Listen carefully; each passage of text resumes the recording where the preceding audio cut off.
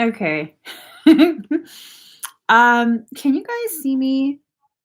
Can you guys hear and see me? I'm having a Pisces moment. I'm so having a Pisces moment, is what it is. Give me 1 second. All right. Hi. Hello. Hello. Welcome to my channel. My name is Emmie from Emmie Evolving. If this is your first time joining, thank you for finding me. If this is not your first time, thank you for coming back. So,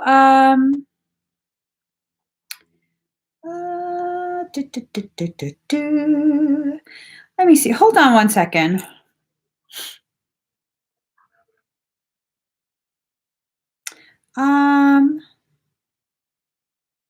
Okay. I'm sorry. I thought someone was starting shit with me again. Woo! We are having a Pisces kind of day today, aren't we? How are you guys doing? Okay, first off, sorry I'm late. Sorry I'm late. Again, I was having a Pisces moment. Full-blown Pisces moment. I'm over it. I'm over it. So, let's get started. Let's get started. What was I going to do? Today we have quite a few different things available. So we always have the bio scan and we always have the Claire Tarot readings available. Today we have Heart of Mother Mary Blessing. This one, it really helps to encourage your heart to heal from past wounds, and it empowers you to work on your spiritual path so that your journey may bear the fruits of enlightenment. This blessing also serves as a clearing of the energies that dampen your efforts to self-heal. A truly beautiful and self-healing expedite for those who've become exhausted by the major purging that's occurred or that started since this Mercury retrograde is approaching. I don't know when it actually goes full blast, but we're already feeling the energies, as is evident by my attitude today. As is evident by my attitude today. Field integrity booster. Our hectic day-to-day lives paired with last year's intense planetary alignments has left many of us severely depleted of energy. This expedite will harness triadic current techniques to boost your energetic reserves and return you back to a state of homeostasis. A lot of us are really just super depleted at this point. A lot of us are just over it. A lot of us. 89% at 444. Shadow shield and armor activation. This is a pretty badass one. This activation gifts you with a shield for shadows and armor to protect you from unnecessary attempts to access your energy. With 44, 444, 89. What's 8. Okay, so many of us are experiencing a pretty intense uptick in attempts to access, attempts to breach your space, attempts to affect your attitude, your mood, all of that. So that would, this one, the shadow shield and armor activation would be a really good way to kind of lessen some of the effects of that. We also have past life trauma release. This is just for past life trauma release. This is not going to include a soul convergence, okay? I go ahead and find the traumas, and I'm not gonna be like analyzing what the trauma is, but I go ahead and find the traumas loaded in your morphogenetic template, and I go ahead and remove it from your template, so that way you can begin the processing of the things that needed to be processed and begin healing from it. We also have the Mercury retrograde enhancement. With the increasing intensity of this Mercury retrograde, so many are struggling to process and purge the shadow energies. This service will help to is my shirt backwards?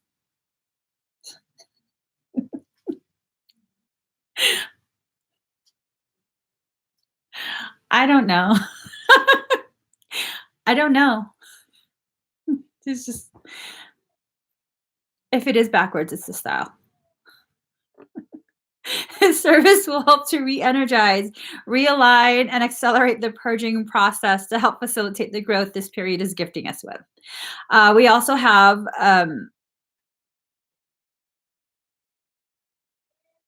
what has happened here? We also have the Mercurial Merkaba reconstruction plus Golden Ray Merkaba activation. This is a pretty intense one as we process what arises during the Mercury RX purging. There's been observed a growing occurrence of Merkaba light body injury, causing individuals to experience chronic or intense physical discomfort or pain, intense sadness, struggles at work, feelings of isolation, sleep pattern disruptions, sensitivity to light, sensations of being pulled or floating, lightheadedness, nausea, an increase in talking to yourself, which the correction of the Merkaba structuring and directional spin being returned to the organic state can greatly improve the symptoms experienced. And then we go ahead and activate the Golden Ray Merkaba. This is your archive of light that contains your unique divine destiny. This Merkaba expands your capacity to abilities and enhance gifts you are working on developing. We also have some serious badassery next. Codes of Aquari level 2. This is not for the faint of heart, okay? The codes of Aquari are seriously potent activation sequences. They help to access your organic aquafarion coding. The aquafarions were part of the host race that helped with seeding Earth. They are hosting our ascension process, very benevolent. And this is an amazing, amazing activation for Aquari, Indigo, Earth races. There are different types of indigos. This is not commonly talked about, but there are different types of indigos. And depending on the type of indigo you are, this can activate a huge, huge portion of your morphogenetic template. Those of us who have already had this done, y'all be knowing this shit ain't no joke. Is no joke. Codes of Aquari level 2. No joke. So we also have, I'm offering the Blu-ray DNA activation. We need more Blu-rays active because I'm just sick of it. I'm just sick of it. We need more of you awake. So the Blu-ray DNA activation is also a very high level, very intense activation. 88% F448. Hell yeah, baby. Hell yeah, I'm in a mood today. I'm sorry, guys. I'm just in a mood. I'm in a mood. So, designed as a high-level morphogenetic recodement for the members of the 144,000 promised to come in service to humanity, Archangel Michael has gifted me with the opportunity to extend this recodement to those it resonates with. This level of activation will harness the lion's heart, Regulus 23. This is the largest star in the Leo constellation and is known as a star and heart of Michael. Are we in Leo right now? Full moon in Leo? I don't know. Let's see. The recipients of this activation will experience a baptism of fire through the sacred heart of Michaela, which is Michael. He hates it when I call him that. Well, yeah, I hate it when you make me go live. So we're even. We're even. All right, guys. Ooh, look at this hot mess ass hair. Let me just tame it. My hair keeps going crazy. All of this snow. Okay. Let's get started. I'm going to pick a number. Let me see. Let me see what we got here.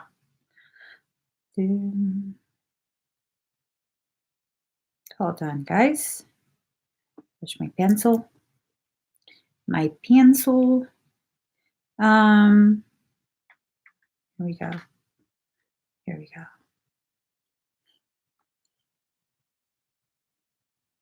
All right. Pick a number from 1 to 100. Excuse me. The first comment that I see that matches the number I have written on my phone will win a Claire Tarot reading from me. So go ahead and pick a number from 1 to 100. promise I'm paying attention.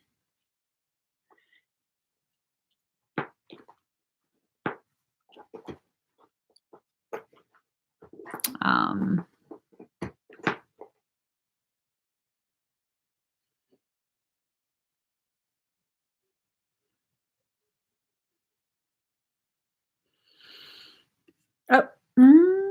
no. So close. It was so close. Nope. You guys, the numbers are going so fast. Daddy, can you come upstairs?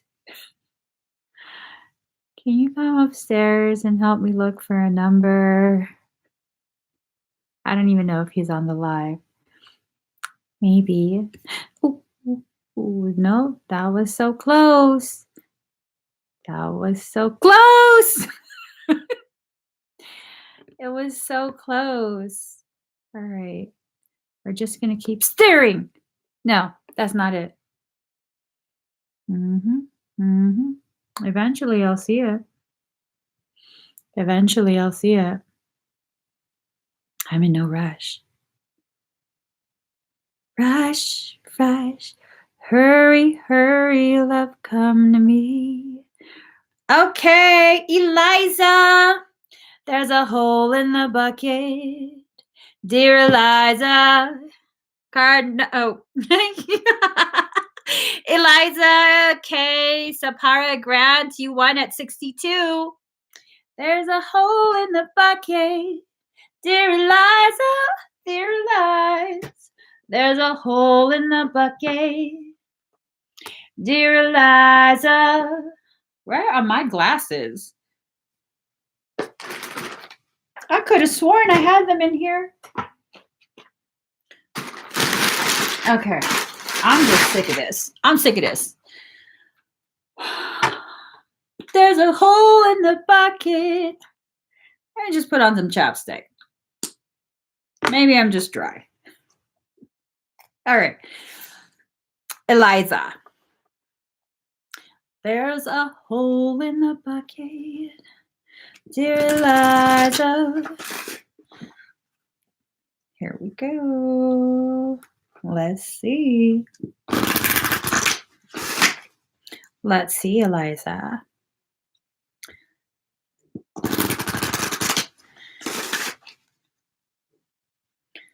All right.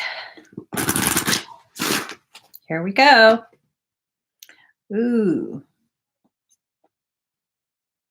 Ooh, you're holding yourself down. Card number 23, Panacea. There's a solution for every problem. So it seems as though you've probably already become aware of what one of the potential solutions are, but it's something that's going to require you to let go of your past, make peace with your past. And I don't know if you're ready to let go of your past. Whatever this thing is that occurred in the past, you've been allowing it to really weigh you down. You've been allowing it, you've been using it as an excuse to not allow yourself to move forward. And you have to allow yourself to move forward. You have to allow yourself to rise. Cut that tether that's keeping you from allowing yourself to go any higher.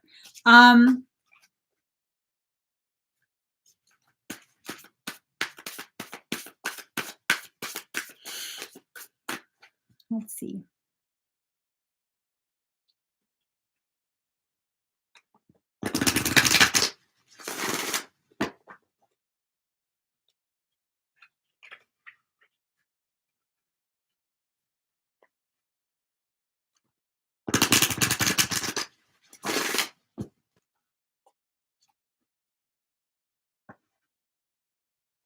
Card number 27, resilience, burn away the past, make peace with the past. There's a solution for every problem. I think the solution is in letting go of the past, letting go of whatever it was that you are so harshly judging yourself for. Or maybe there's this thing, maybe you're not harshly judging yourself. Maybe someone did something to you that you're having a difficult time moving forward from. you need to understand that if you choose to continue to hold on to whatever it is you feel about whatever it is that happened in the past, you are basically tying yourself to that event. Um, and maybe I'm not even reading this right, you know? Maybe. I don't know. That's just kind of the feeling that I'm getting is that there's something in the past that has happened and you're not wanting to let it go. It might have made you feel very much like a mouse, very small, very helpless. Um, hold on.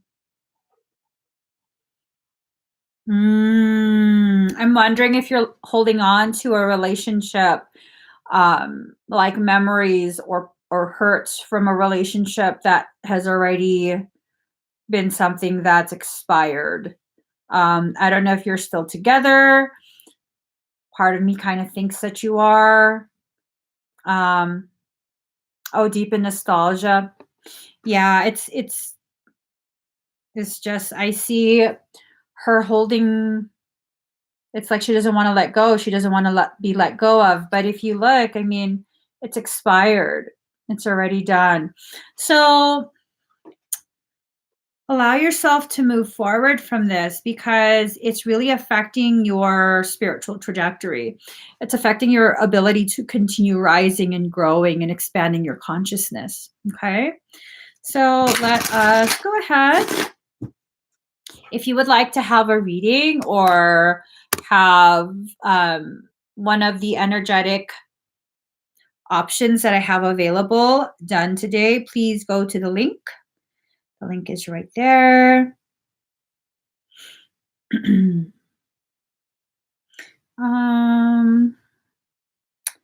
Let's see.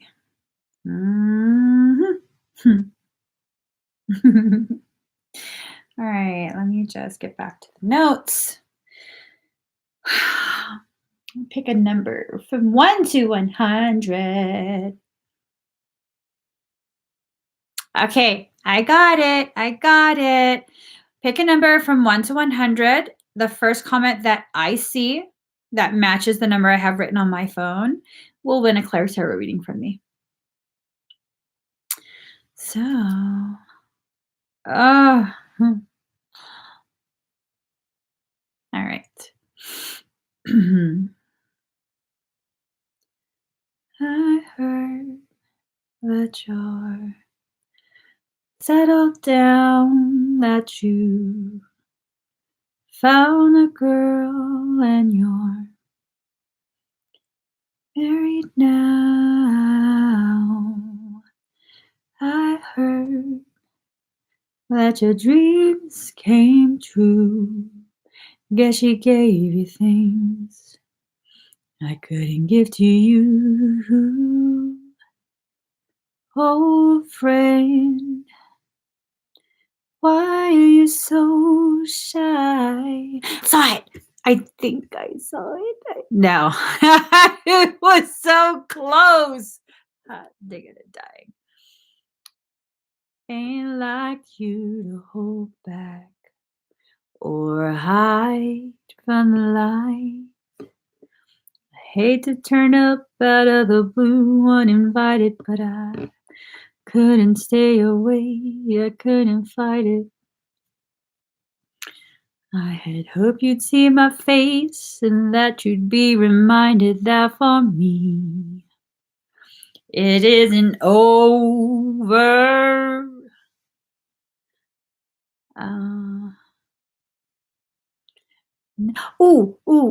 Stop.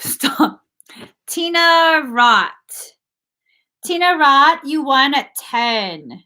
Tina Rott. Never mind, I'll find someone like you. I wish nothing but the best for you. Hold on. Don't forget me, I beg. I'll remember you say. Sometimes it lasts in love, Sometimes it hurts instead. All right, Tina. Sometimes it lights in love. Sometimes it hurts instead. Let us see. Oh! Oh, oh, oh, oh. Oh, oh. Oh, oh, oh, oh. Oh, wait. What is going on? I done flipped them all the way. Did I? Okay. I made a mess of the deck. All right. So there was a separation that occurred. I want to say it wasn't that recent, but it wasn't that long ago either. I want to say maybe like something within the past 6 months. Card number 31, solitude, alone but not lonely. So it's almost as though you've been left to just hug your bed sheets on your own and kind of just let the hurt leak from the eyes. Card number 2, booho, transform the way you see. I don't know if you were blindsided by this or you had an idea and you just didn't want to believe it. Because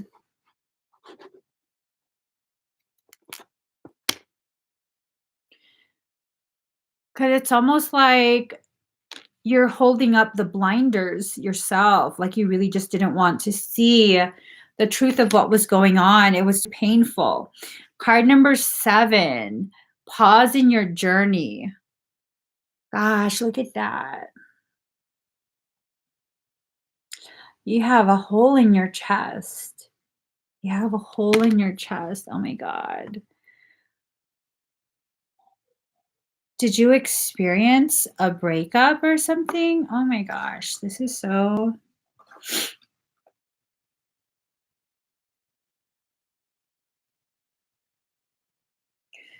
Yeah. It's feeling like there was just some sort of separation. It was a very profound amount of hurt, profound, and it's almost like it just shut you down. Well, okay, if this is accurate, give her something to freaking look forward to, yo. Can't just like call it out like that. What else does she need to know?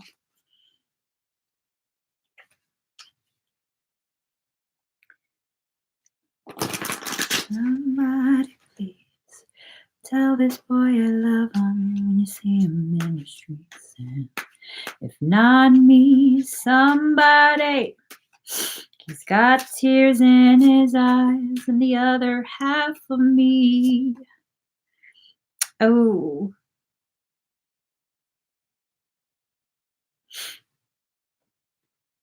What does that even mean, though? You need time. You need time. Girl, it's gonna make me cry. Oh my God. Are you going through something intense? This is just like, okay, just merge with the flow. Merge with the flow. Allow yourself to really just move forward. Even if you don't want to let yourself see things for what they are, at the very least, stumble forward on your path. Like you might trip, you might fall over, get back up and keep going. You don't even have to look where you're going. Just keep going. Know that your higher self is going to give you proper direction and guidance. Know that you're going to end up exactly where you need to be. Girl.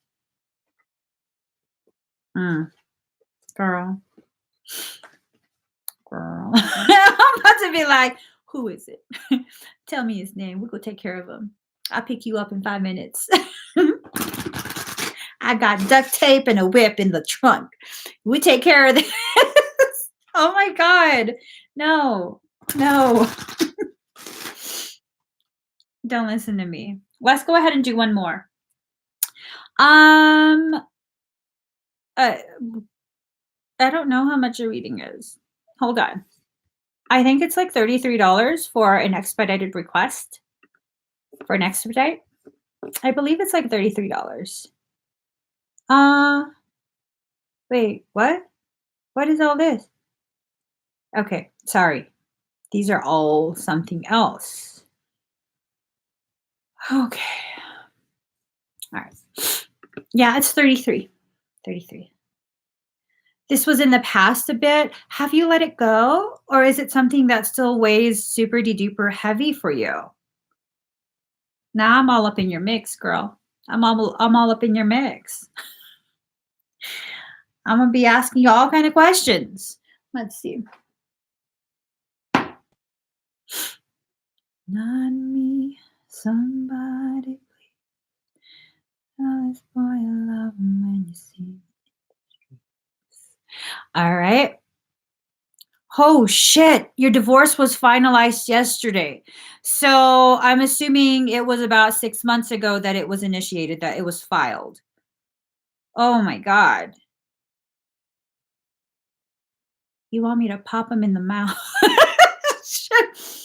Okay, you know what it is? My part is crooked, and maybe that's why I'm acting kind of crooked right now. That's even more crooked. Let's just there. Okay. All right. Maybe that will straighten me out. Maybe that'll straighten me out. I don't know. Maybe I need some Jesus today. I don't know. Fuck you, Mercury. Ah. Oh my God. Let me just stop. Are you guys still there? Stop. Oh my God. Stop, girl. Stop. Act right. Just act right. Just act right. She's fine. Tina's fine. It was finalized yesterday. She's good. Right, Tina? Right, Tina? You're supposed to say yes. You're good. Oh, she says I am good now. Okay. Sorry. Sorry for being demanding. Pick a number from 1 to 100. The first comment that I see that matches the number that I have written on my phone, you will win a Claire Tarot reading. Let me just.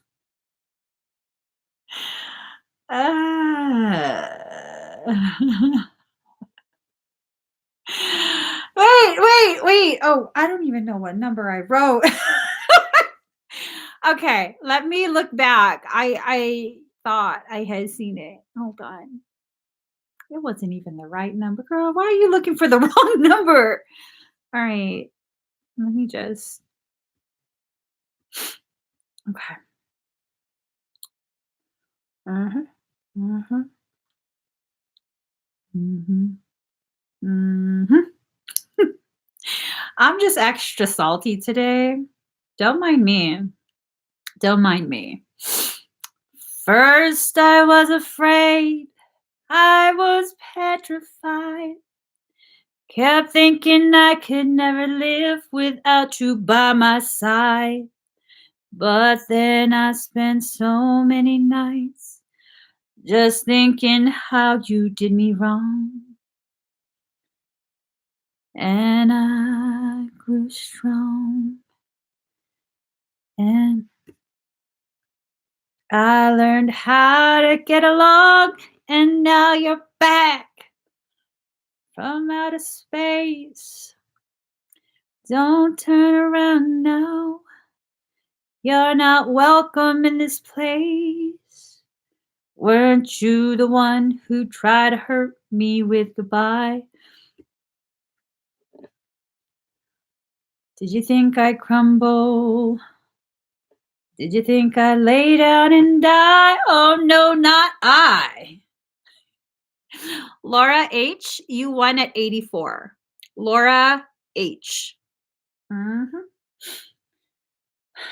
Do the English pronounce H differently? I'm still watching a whole bunch of um, whatever that royal's name is. I forget his name. His wife's name is Megan. Harry and Meghan. Is that what it is? And the announcer, the narrator, he says H-R-H. H-R-H? Is that what that means? I don't know. How do you pronounce H in the United Kingdom? H-R-H. That's what he says.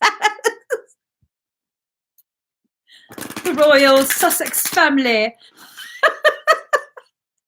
may lose their H-R-H. I'm like, what? It's messing up my ability to understand what the content is about because I'm so focused on the H. All right. Is that how they pronounce it? H-R-H.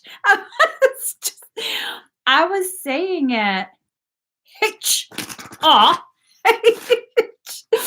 I don't know. I'm not even laughing at United Kingdom stuff. It's that specific person. I keep rewinding it, trying to understand if I'm mishearing. So I was hearing him right. All right. That's all I need to know. They did lose the H. Oh my God. They did. Oh. Mm-hmm. Mm-hmm. Lauren H. I wonder what he looks like. I want to see him as he narrates and just watch. I'll just watch him. Like, talk about whatever you want. I don't even care what you talk about. Just say letters. Go to numbers. Number letter pairings. And just watch him.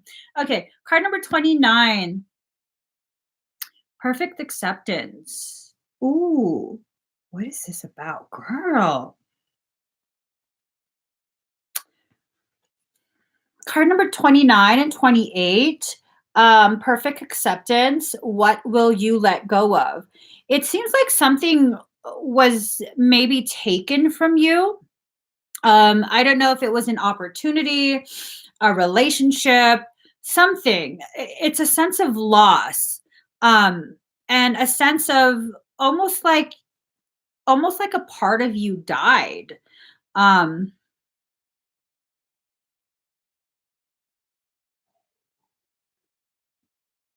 but this is a part of your ascension process. This is definitely a part of your ascension process because you look at these two, it's almost like your environment was taking over.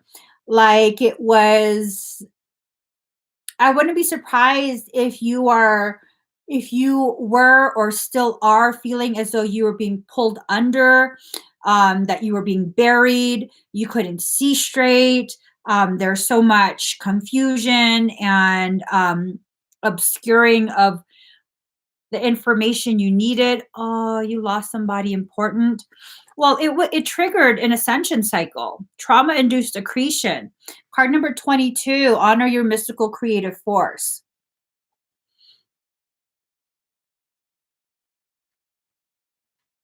Hmm. It's almost, okay, so it's believed by quite a few different cultures that the hair is representative of personal power, your ability to connect with divinity. It feels as though, and it looks as though you've had an uptick in your gifts, in your ability to harness those gifts, access them. And so it's like you're trying to keep that under wraps. And there's this sense that a part of you is afraid. Humans have a tendency, not all, but humans do have a tendency to be afraid of serpents. In some ancient cultures, serpents were basically like indicative of elevated wisdom, intelligence, and all this positive stuff. It was only after we were taught the whole story about Adam and Eve and the serpent that really the serpent became vilified. So don't vilify your personal power. It's like you're letting yourself just bleed out um, from the crown, from the third eye. Like it's almost like you're feeling as though you have to fight this process. You have to reject it as much as possible. That's not really going to get you anywhere except struggling even harder. Okay. So you have to let yourself flow with the process. I know losing someone um, can really hurt, it can be very devastating. Um,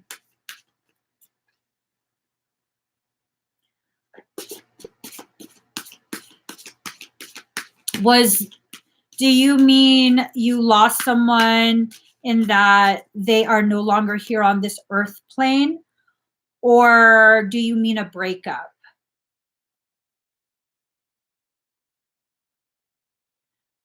Ooh.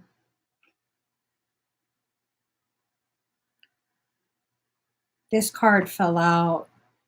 Um, okay. Yeah, because I was feeling like it was more of a breakup than they actually left this earth plane. Do you feel like um, there was dark interference? You got card number 12, Hex, be still and allow the enemy to reveal themselves. Do you feel like there was a dark influence involved? I'm kind of wondering if,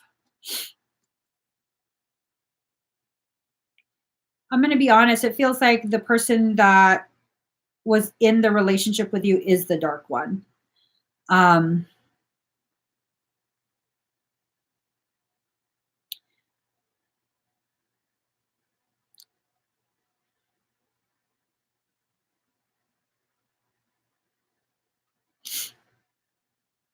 have they been um, have they been kind of mean to you? Or did you guys just kind of separate and that's it? No more contact? Or is it a continued, they continue to degrade and I guess in some ways attack, insinuate ugly things about you, try and ruin your character, things like that? Are they still at it? Because I'm kind of feeling like, in the words of Selena Gomez, you dodged a bullet. I think there was some sort of dark interference. They just suddenly became someone else.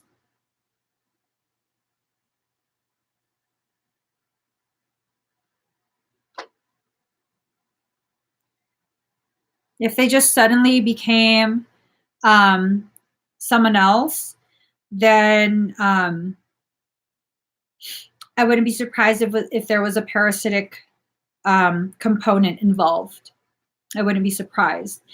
Private consultation is considered a bioscan, a biospiritual scan, and you can find that on my website. Things got complicated. I just kind of get the feeling that something dark was involved. I don't know if this was a third party circumstance and the third party initiated something, or if the reason there was a third party circumstance was because he was already breached. I really don't know, but it feels like there is an influence. Okay. It definitely feels like it's an influence. I'll go ahead and type my website. Oh, there you go. Thank you, Maud. So how many was that? Was that like 3? Should I do one more? Should I do one more? I'm sorry, Laura. I'm really sorry, but you did dodge a bullet. Things would have gotten way, way worse. Okay, way, way worse. It was 3. All right, let's do one last one.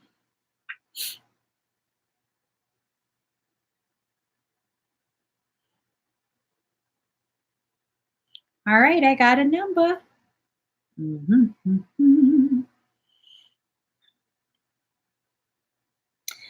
So, pick a number from 1 to 100. Wait, what?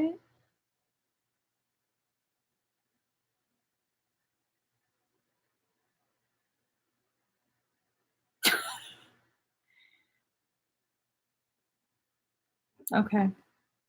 Thank you for sharing. Thank you for sharing your thoughts. Wait, well, what number did I pick? Okay, hold on. Let's see. You're the whisper of a summer breeze.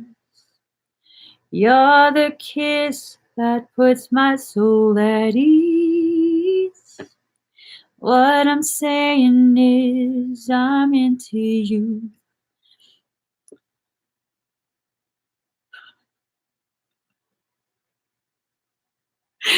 All right, we have a winner. We have a winner. Little Rambo, you won at 22. Little Rambo. How'd you come up with your screen name?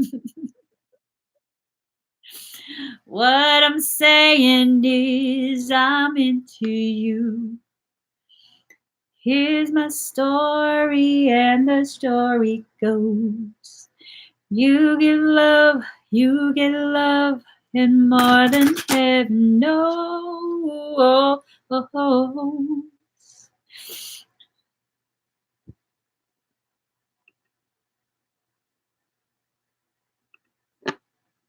You're gonna see, gonna run, gonna try. All right, 22 is your favorite number. So let us see what happens.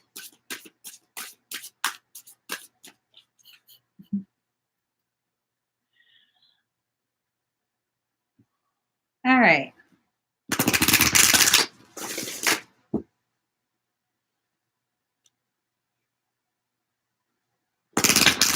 You want a Claire Tarot reading? We're going to pull some cards for you.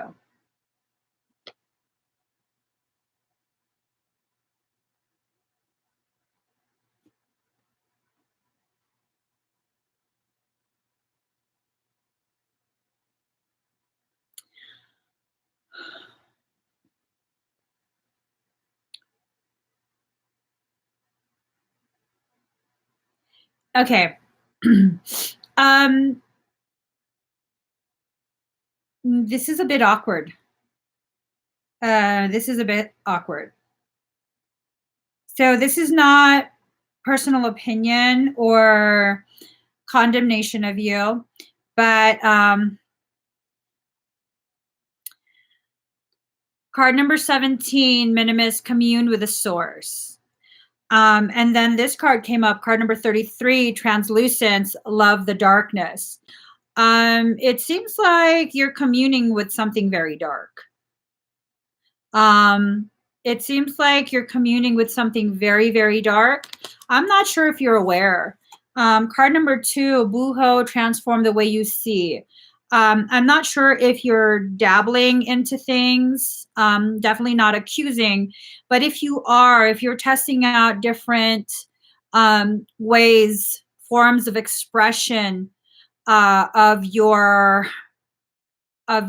spiritual path, you might want to be careful. And to be honest,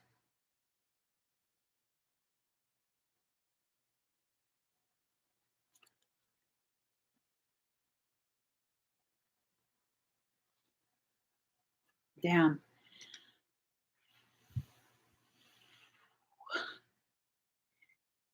Bruh, they're attached to your chest.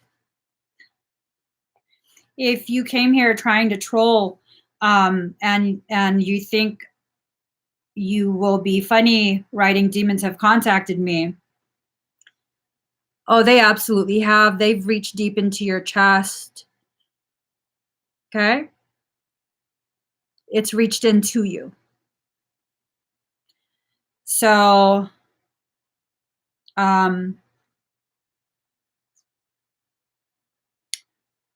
yeah. Not sure what to tell you.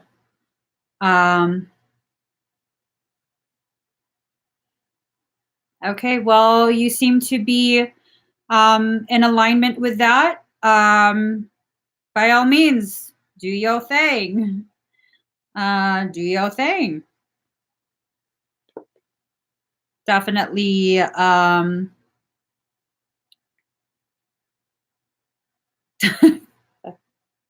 That's up to you.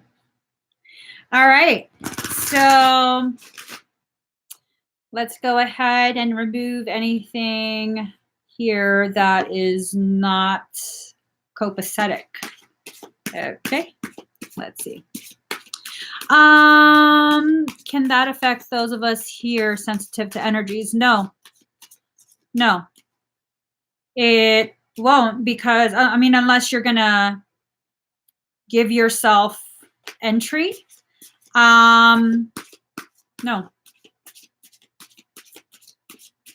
You guys, don't let your fear, don't let your, because see, that's what it wants. That's what it wants. For you to be afraid and then give entry. No.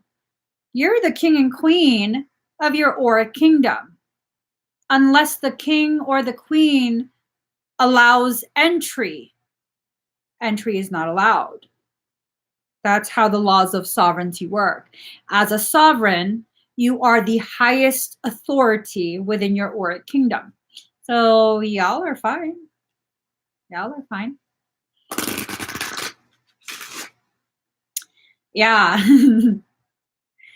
Yeah, she said it. Yep. All right, so let's see. Let's go ahead and begin. If you would like a Claire Tarot reading, or here we go. Hi, Jade. If you'd like a Claire Tarot reading or energy work, please go to that website and pick something. What do? I would go and get a parasitic extraction. You can find that on my website, emmieevolving.com. Yeah, no, I'm just, yeah. Yeah. So let's see. All right. Nicole Plant.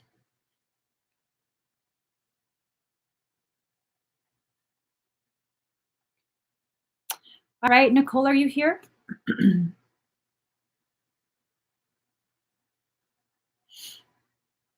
All right, Nicole is here. Let's just mark this.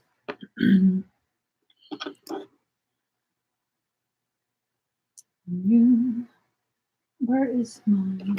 Never know this. Never know pain. Never know the way I feel for you.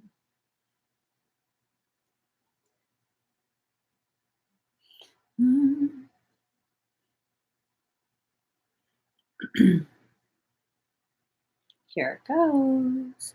Nicole, breathe very deep and very slow. Way I feel for you. Yeah.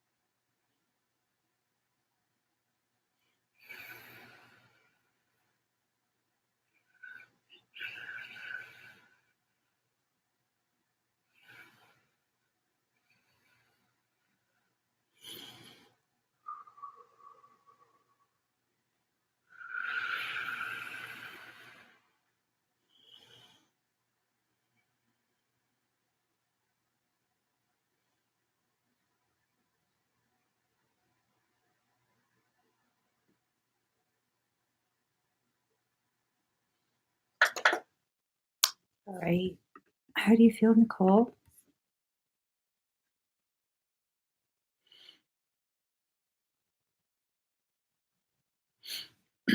Oh, thank you. She said it.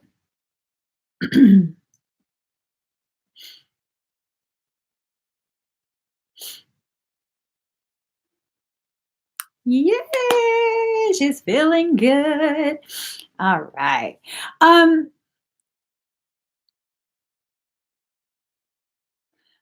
Nicole, something about magnesium. Um, I'm not sure if the diet that you're eating right now is depleting your magnesium levels, but you need a little bit more magnesium. I believe magnesium, my memory is so faulty. I'm not a doctor, so I'm not offering medical advice. But I believe magnesium is needed for, excuse me, to facilitate bioelectricity within your body. If you're finding yourself, I guess, maybe having some twitching, like muscle spasming and things like that, you might want to look at, how about this way? Put it this way. Um, Make sure you look up, Google, symptoms of magnesium deficiency and see if those symptoms fit in. Now I'm all curious. I just heard magnesium. Okay.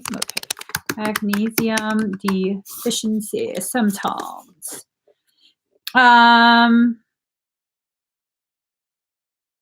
Muscle twitches and cramps, mental disorders, osteoporosis, fatigue and muscle weakness, high blood pressure, asthma, irregular heartbeat. Um, You might also feel numbness, tingling, muscle cramp, seizure, muscle spasticity, personality changes, abnormal heart rhythm. So, if those are symptoms that you're struggling through, um, make sure that you talk to your doctor and see if you need to begin supplementing or if there's something an underlying causation. It might just be dietary. It might be something else. It's important to be thorough and make sure that an actual medical professional diagnoses, at the very least, does some sort of physical. But I did feel like a bit of a magnesium deficiency. Um, I don't feel like it's very pronounced, but I think it's something that's worth, at the very least, exploring the symptoms online. And if it's something that concerns you, definitely go see the doctor. Okay. So let's see. Melissa Bernard. Ooh, Codes of Aquari level 2. All right, let's see. Ooh. Okay, let's pull some cards. Let's pull some cards. Ooh, ooh, ooh. Which deck?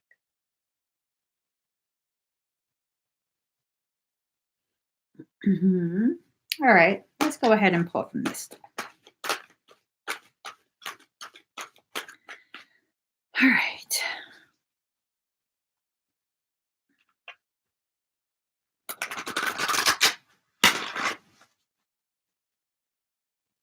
So what your higher self wants you to know about this. Um, Food. Okay, Queen.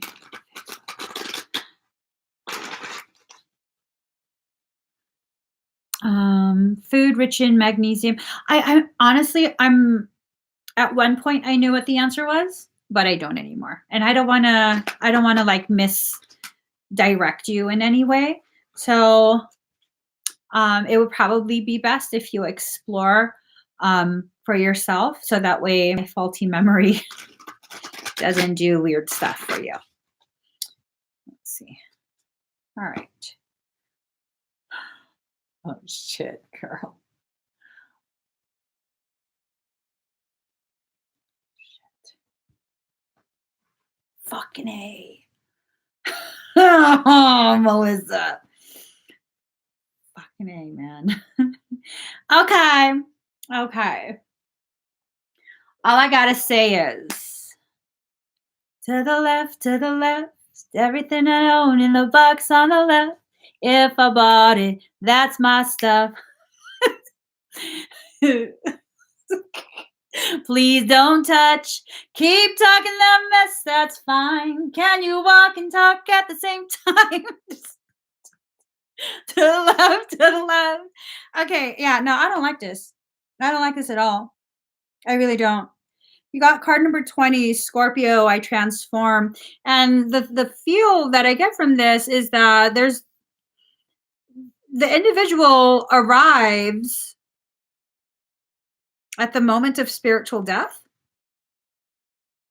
Who dying? First off, who dying? You dying? He dying? Who dying? This got me all kind of triggered. Who dying? It better be him dying. Okay, no, ain't nobody got to die. It's a spiritual death. But this is what's going to transform you. This is what's going to level you up to a whole nother level of playing field. But then at the same time, you got card number 10, Neptune sacrifice. Let me just pull out the book because I want to make sure I'm not misremembering. The whole idea of compassion is based on a keen awareness of the interdependence of all these living things, which are all part of one another and all involved in one another. Interdependence, and I'm kind of, as soon as I read that word, I think careful of codependency. You are being directed into an area which may feel like it's unknowable. Surrendering to the mystery may work best now.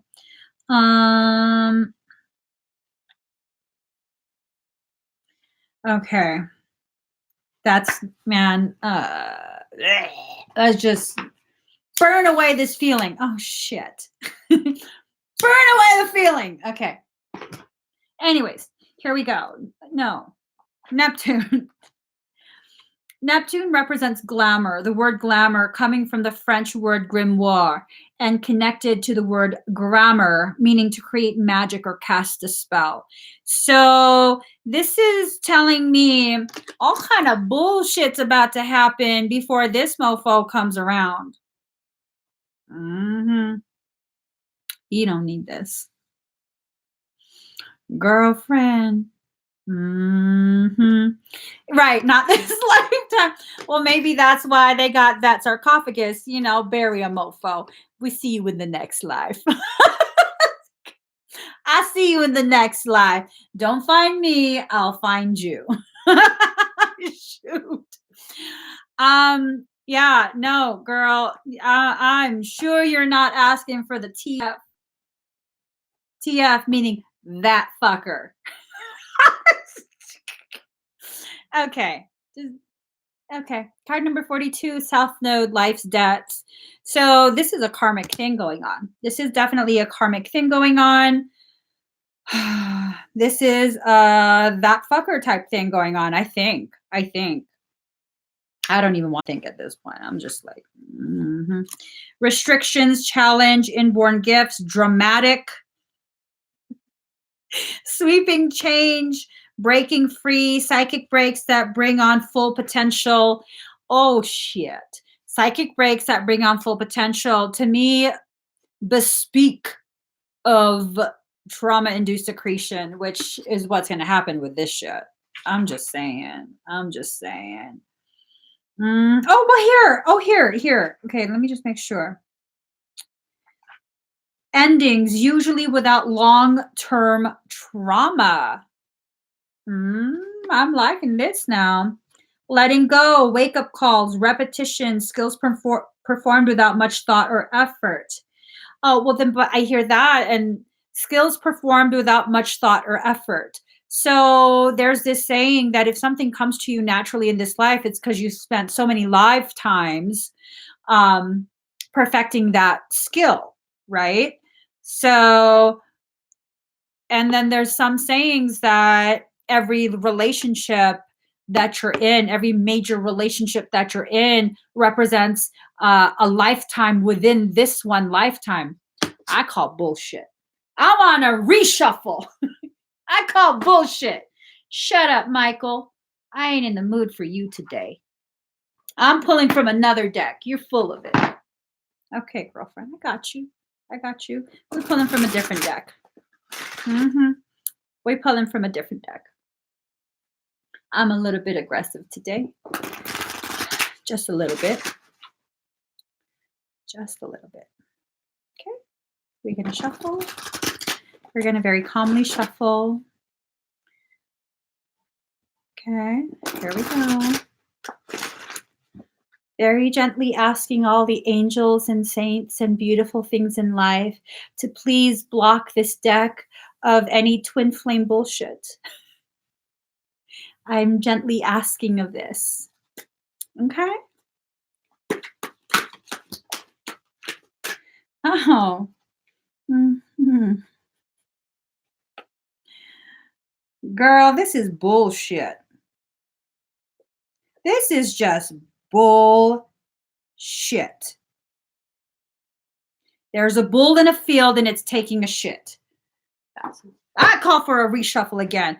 Card number 9, assessing. And I was like, ha ha ha, look at him watching you from afar like a freaking weirdo.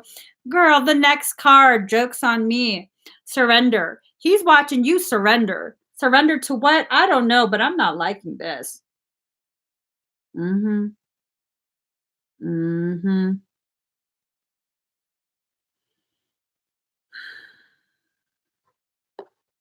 not liking this.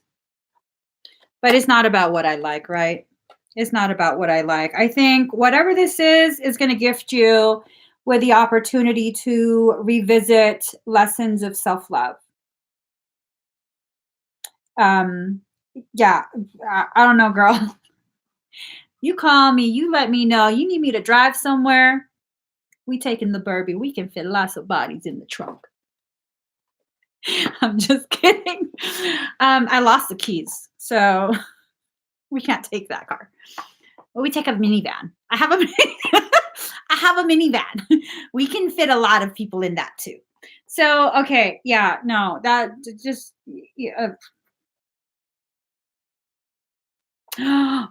here we go.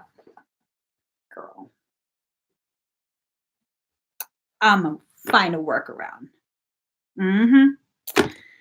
They can't fuck with the kitty cards. Okay, we're going full kitten on this. We're going full kitten. Let's see what happens. We're going full kitty. Let us know, higher self, a message that doesn't involve that kind of BS. Okay. Girlfriend want to know some truths. Some truths. Let's see. Pulling out the kitty cards. There we go. Huh.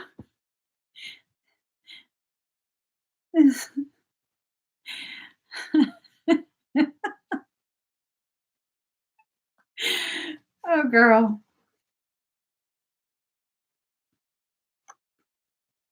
Girl. This cat is full of shit. I'm just saying, this cat's full of shit. Joker. You think I'm joking? You think I'm joking? Okay. It's just letting out some air. It's letting out some gas. It thinks I'm joking. I said I wanted you to have information that will help you navigate this. Girl. Baby, can't you see? Calling. A guy like you should wear a warning. He's dangerous. She's falling. The cards told you to go prep. Go prep yourself, get all nice and moisturized, and go to a spa, eat a meal so you ain't hangry, and get ready for that date, girl. Someone trying to make you a queen of their heart. This is all bullshit. Melissa, seriously, this is all bullshit. This is all bullshit. It ties back to the same energy, which is toxic. Don't take a sip from that devil's cup. I'm just telling you. Mhm. That card can go back in its black bag. It can go back in its black bag. I feel like Okay, so this is another little mini deck that was in the black bag with a kitty deck, and I was about to say, I feel like even if I pull out another deck, it's gonna still talk about this same topic, and this card fuck you, Mercury and Michael. Listen to your intuition.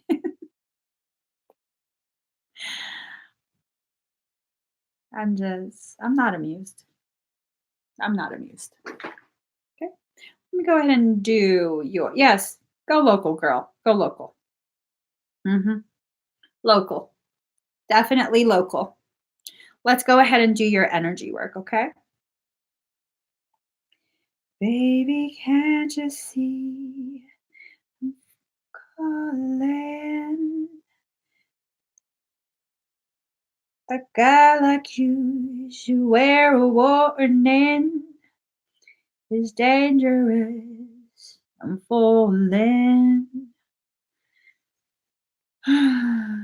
Just trying to find a song.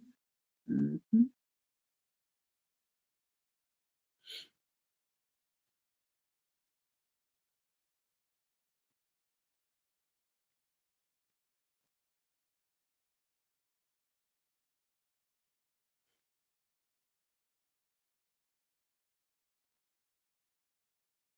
All right.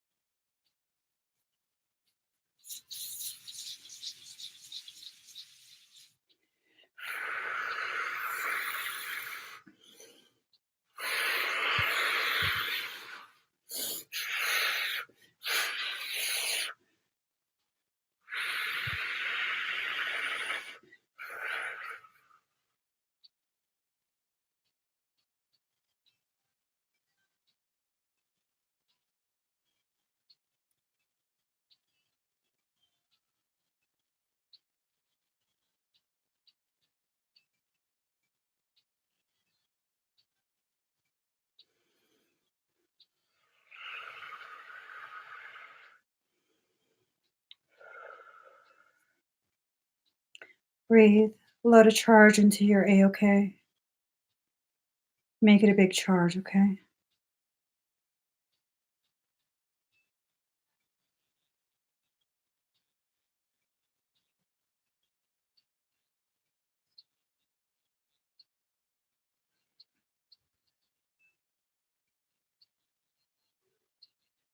Just breathe. I have to get the right frequency.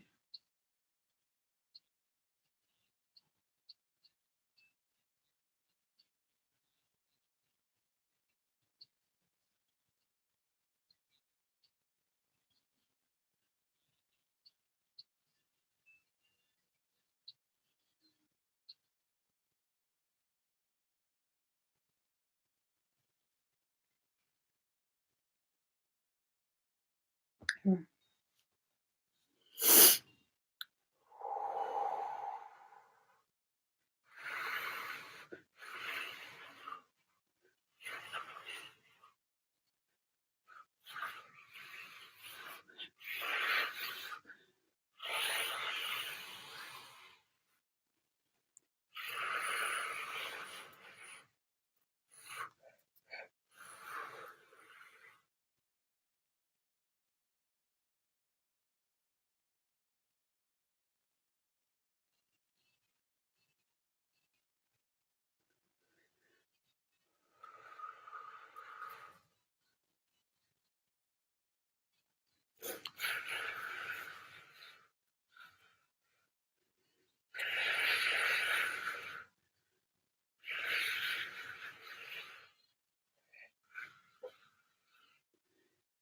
Breathe.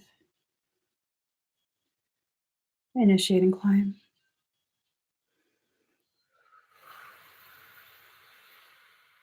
Exiting matrix. 75. Jumping. 250. Jumping. Entering Eka.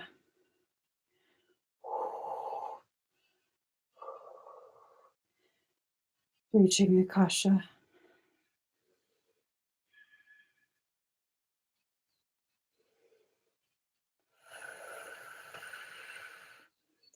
Approaching ceiling. Reaching ceiling.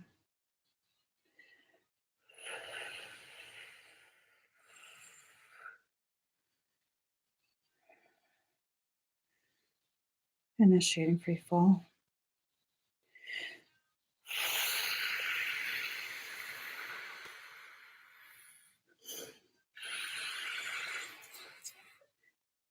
Anchored.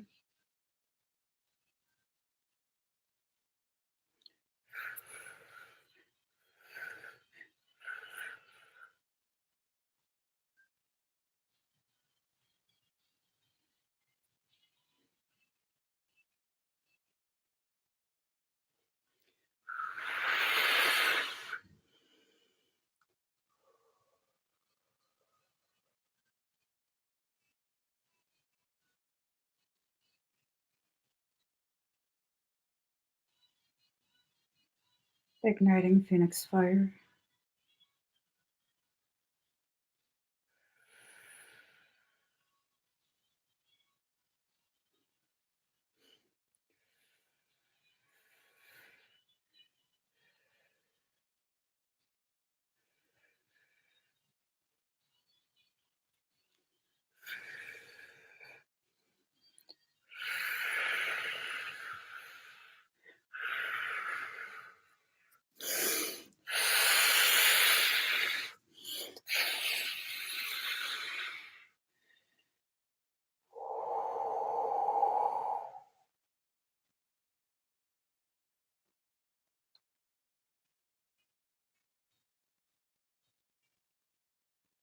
How do you feel?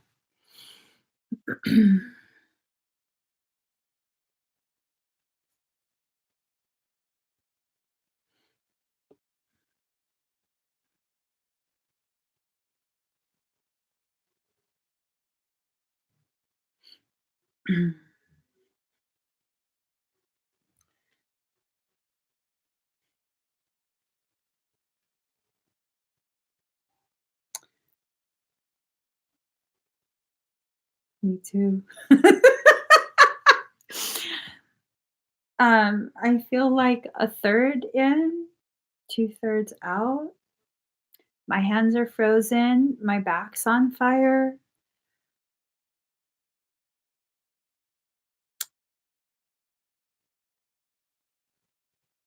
It feels like I've been sipping on clove water. Mm.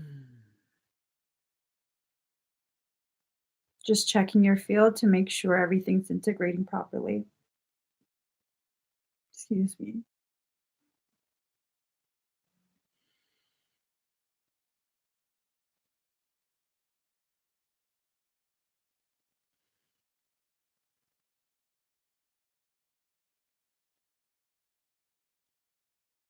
All right. Everything's good. You feel okay?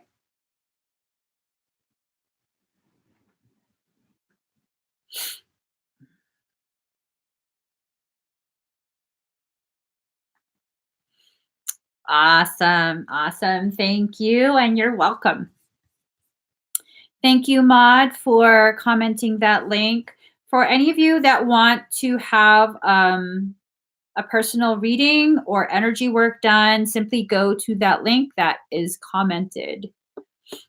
Jennifer O'Neill. Jennifer O'Neill, are you here?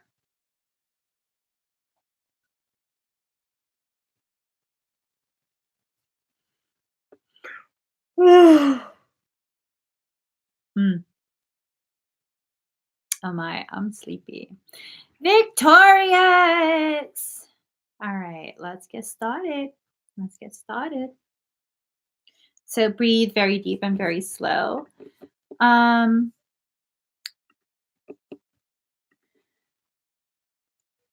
Let me get a song.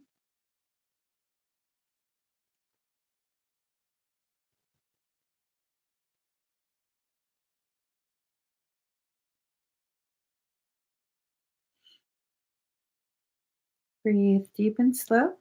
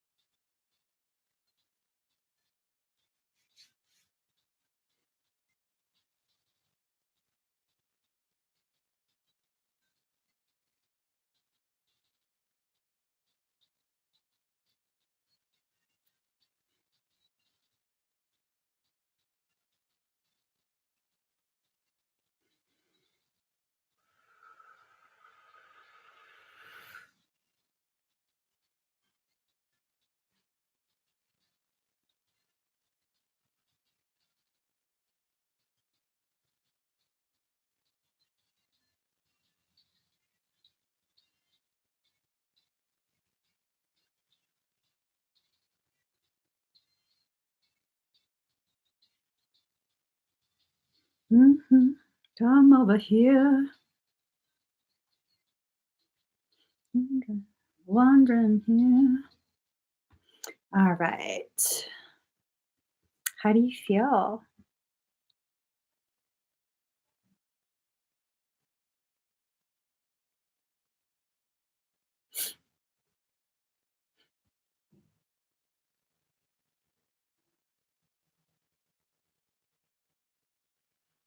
Shakina is a goddess. Um, you wonder what I'm listening to. It's called On the Low by J Boog. J Boogie. There was golden oil involved. There was. That is the Christ chrism. Um, Mary, the mother, she has access to that. It's an amazing song. It's poly rock. So, all right. Next we have Christina Avigila. I don't know my glasses. Avigliano. Christina Avigliano. Christina, are you here? Keep it on the low.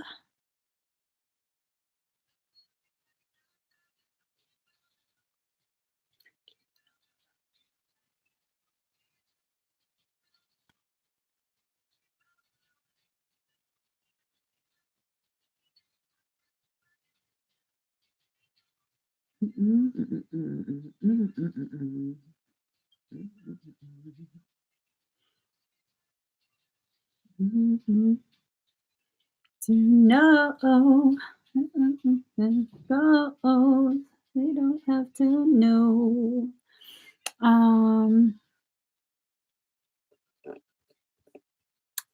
All right, maybe she's not here. Let's go ahead and mark this pending. Alicia Hatchfield. I love dogs. Okay. I love dogs. Are you here?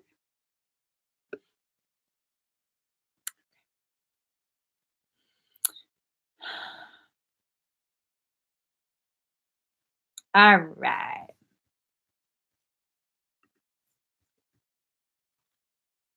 So you want me to expand? Okay. Let's see what the cards say about that question. Da-da-da. They don't have to know.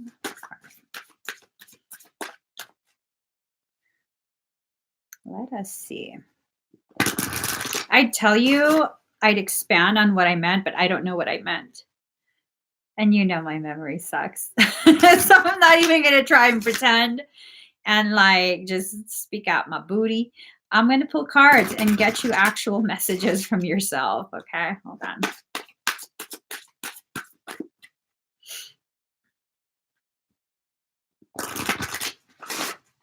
Let's see. I like that.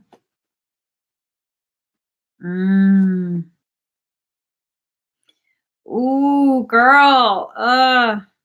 Okay. Oh, this is hard. This is hard.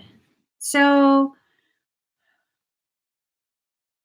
I'm going to pull a couple more cards, okay? I want clarification because I do now kind of remember some of your circumstance, and I want to make sure that I have full clarity with what this message is.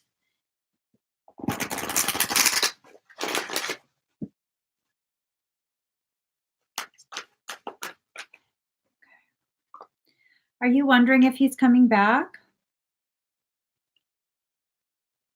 Okay, your ex took over your last reading, but still have stuff to process, but you said I wouldn't be alone. Shit. Okay. You're not going to be alone for sure. All right. I'm glad I pulled this deck. That was a good suggestion, Michael. That was a good suggestion. Thank you. Now go away. I'm in full Pisces mode. Go away. I don't want to hear you. So card number 32, tangibility, make your dreams real. So, there's definitely that potentiality that you are going to have someone coming through, someone coming forward and sharing of this journey with you. But here's the thing, card number 28, sacrifice. What can you let go of? Have you actually fully let go of the ex?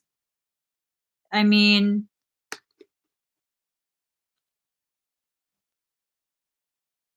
can you let go? Because it's a sense that you guys probably are the T word. Okay. You guys probably are. I think maybe there's this part that hasn't yet fully. It's this sense that for you, because of the way the wounds occurred and the severity of the wounding, what's happened is you've come to this conclusion very naturally. This is a conclusion pretty much everyone else would come to, that in order to move forward, you have to completely cut them out. You have to be like, they have to be completely extracted, no trace of them as though they never existed. But is that really letting go? Or is that avoidance of the lessons that that individual uh, was brought into your life to help you begin? Does that make sense? So it's almost like this sense of um, you let go, but you didn't let go. Your way of letting go wasn't actually releasing, it was avoidance. Okay. Um, what does that mean? I don't really know. I don't really know. So does that mean um, you're supposed to still have contact, or um, have you made a stipulation for yourself where no matter what you feel, no matter what kind of intuitive blip comes forward, you're not going to reach out. I'm not doing contact. That's the problem. That's the problem. I'm not going to tell you not to. I'm not going to tell you not to go with what you've decided, but just know that's going to be a problem for your process, because it's going to cause you to very, very quietly and secretively fixate, because you're going to get blips from him. And your heart is not the kind of heart that's like, well, F you. I feel like you're laying in a ditch. Oh, well, you know what I mean? Yeah, he doesn't respect you, but you're not him. See what I'm saying? That's why it's a problem. It's creating a callus where you're supposed to be cultivating softness. That's the problem. Are you needing to be in touch with him every day, all day, keeping tabs, making sure that you see each other once a week? No, not at all. Not at all. So if you did get blips and you felt the need to reach out, then that would be the time you reach out.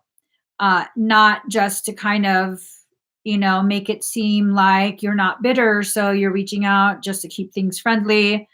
You don't have to do that either. So it's like the way in which you're coping is not necessarily wrong, but it's also creating more struggle for you. You know what I mean? It's not wrong, but it is creating more struggle for you. Everything in perfect balance. That's your next card. So you haven't gotten blips, but you've been reaching out without blips.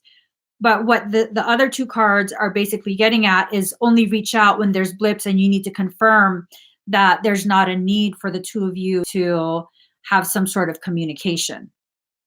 See how it's been flipped?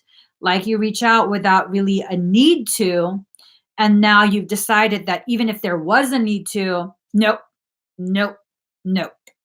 So just it's something that you have to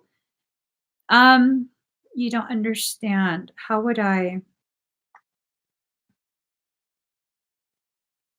It's not all or nothing. It's not all or nothing. Um as of right now, I don't foresee a need, but I don't see everything. You know what I mean? I don't see everything. I'm not there to tell you when to or when not to. Um we'll just leave it at what you decided. And if at some point you feel within yourself that you need to check up and you choose not to, then you don't. Then don't check up. Don't reach out. Don't check up. Do what you feel is right for you. And then deal with whatever comes from that afterwards. Whatever you have to face, then you're going to face it. That's fine, but I don't need to reach out, and he hasn't made an effort. That's coming from ego. And that's fine. That's fine. I have no condemnations towards you personally about what you've decided. You've decided something for yourself that you feel is what's best for yourself. You posed a question. The cards are giving you the answer, because the stance that you're taking blocks everything that you're waiting from coming in. It's a realization. You're standing in the way of the key. The masculine is sitting there waiting for you while you're over here still fixated on whether you're conscious of that fixation or not. And it's not that you're obsessed with him, it's that you haven't resolved this. So until you resolve this, you can't move forward. But if you don't want to have contact, you don't want to have contact, and that's fine. But you're going to wait a lot longer, and you're going to need to be patient, because until you come to this conclusion on your own, and there's no other way for me to figure out how to help you understand this.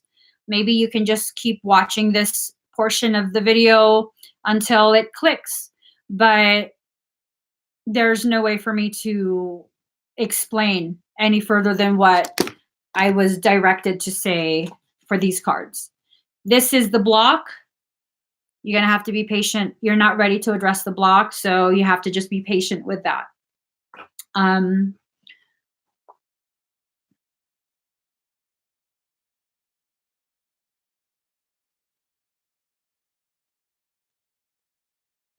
ooh. Okay. Um, this is not coming from me, okay? This is not coming from me. Um, I was simply moving forward because I don't want you to feel like I'm trying to force you into agreement with something that clearly you need time to process. And then I was asking your higher self just now if she could select another deck to maybe give you an additional message. This is not for me, okay? She said to me, "You're in a phase of stubbornness and you're going to teach yourself what the results are when you enter this type of mindset." And no, there are no other decks. So you're about to go through a process. You'll definitely get through it. It's going to challenge you. And the likelihood of you having another fulfilling relationship is diminished as long as this is an issue, because what ends up happening, all of this, it becomes like emotional baggage and it takes up space within your field, and that blocks the way of something new entering.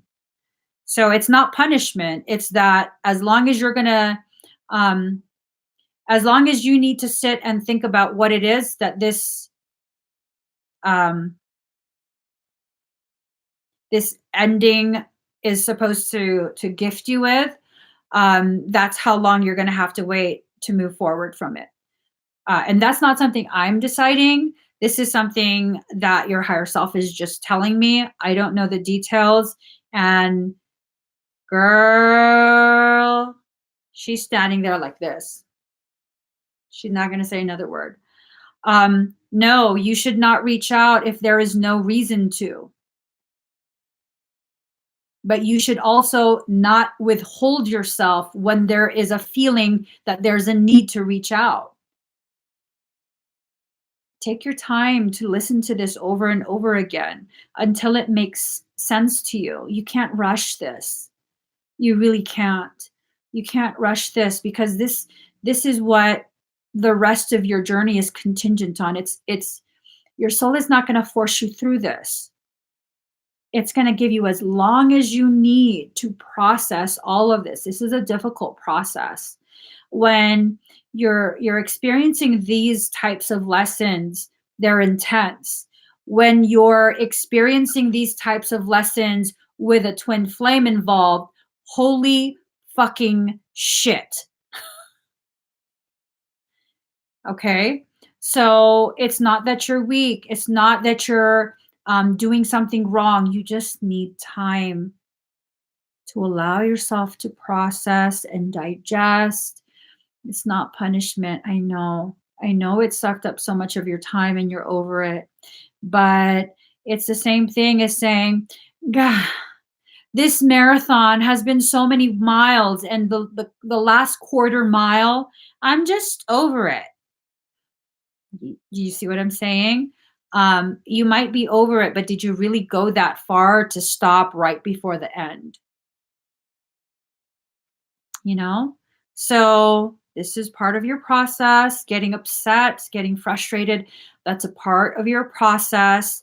You're allowed to feel upset. You're allowed to get frustrated. You're allowed to have, a full on tantrum, stomp your feet, and be like, I'm not doing this anymore. And that's fine. That's fine. And then you're going to realize what you're doing and you're going to keep going. Okay. But just be patient with yourself. Definitely be patient with yourself. Um, See, that's the thing. That's the problem. You say, I want to move forward. He gets to. You don't know that. You don't know that. Ooh,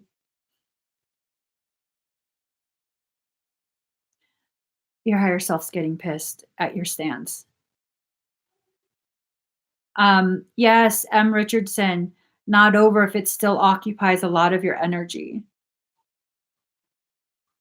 It's not over. You want to be done hurting, but you're not finished. It's going to hurt for as long as it's needing to teach you something. And it's not punishment. Stop comparing yourself to him. It's hard not to compare yourself to him because in your eyes, he's moved forward. He's having an amazing life without you, that a life he was supposed to have with you. How is that fair? You didn't do anything wrong. And, you know, I'm not in disagreement with it, but I'm also not your higher self and have a say in how long this process will take. I'm actually in full agreement with you. So you have to allow this process to unfold as it unfolds. No one can rush this, not even you. You can do as much energy work, self help work, or whatever else type of work. But until you allow yourself to sit in that, puddle of emotion, um, your forward movement is going to be slowed. It's not stopped, it's just slowed, very slowed, okay? It's slowed down quite a bit. Um, Damn, your higher self's so pissed. I'm not understanding why you're so pissed when you know this is her process. Like, you want her to process shit, and if you're not gonna give her the space and the freedom to be fucking pissed and stubborn, then she's just gonna reflect your shit. Maybe you're the issue, higher self. Maybe you need to just chill the fuck out and give her some time. I'm just saying, this shit's triggering me now. Um, Let me go ahead and do your energy work, okay?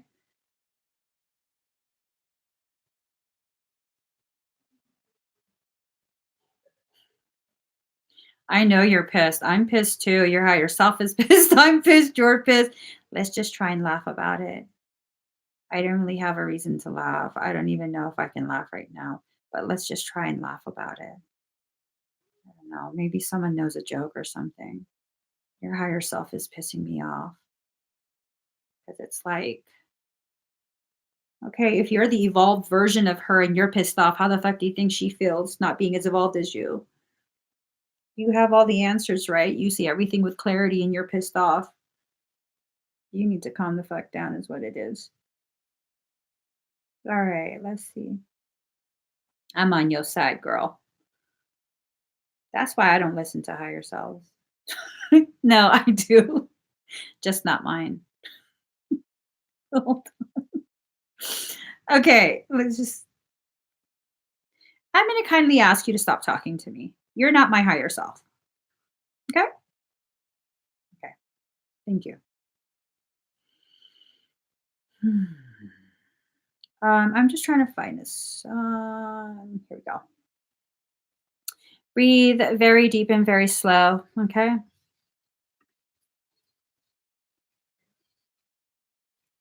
Ooh wee.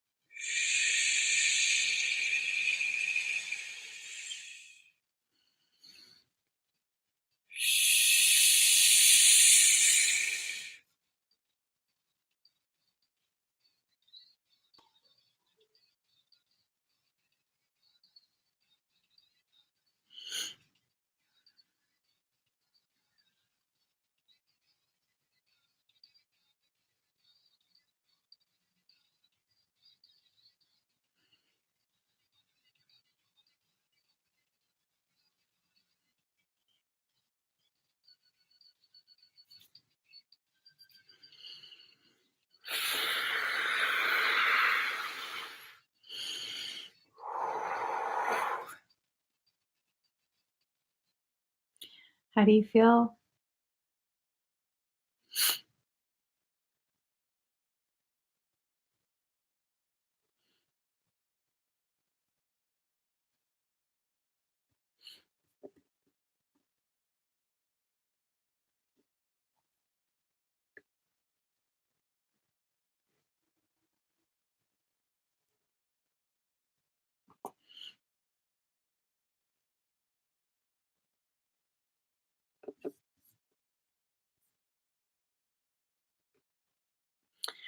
Crying is the release. It's a part of your release. Hey, you know what? You have a right to be pissed off. You have a right to feel as though you got the shit end of the stick. You have a right to feel as though this is not fair. Why the hell does he get to be happy while you're there by yourself? You have a right to feel all of these things that you feel. So feel them and then let it go. Feel them and then let it go. There's nothing you need to do different than what you're doing right now. And if you need to be in this space of being very pissed off and feeling as though you've been cheated for a year, 2 years, 3 years, you have to be okay with it. You have to, because that's how much time you need to process. He's already taken enough from you. He's already taken enough from you. Don't let him take away your ability to process your life by rushing you through pain that's supposed to teach you. So then what? So you can rush into another relationship and repeat this again? I don't think so. You deserve more than that shit. Fuck him. Fuck his happy life. Fuck his stupid ass girlfriend. If you need 3, 4, 5 years, if you need 2 weeks, it doesn't matter. You take as long as you need to feel pissed off so you can begin releasing all the fucked up feelings that you have regarding all the fucked up shit that he's done. And no one gets to tell you, well, you need to do this, you need to do that. No, do what you want to do. If you want to be fucking bitter for 5 years, then be bitter for 5 years. But that's 5 years. You could have been booming with someone else. I'm just saying.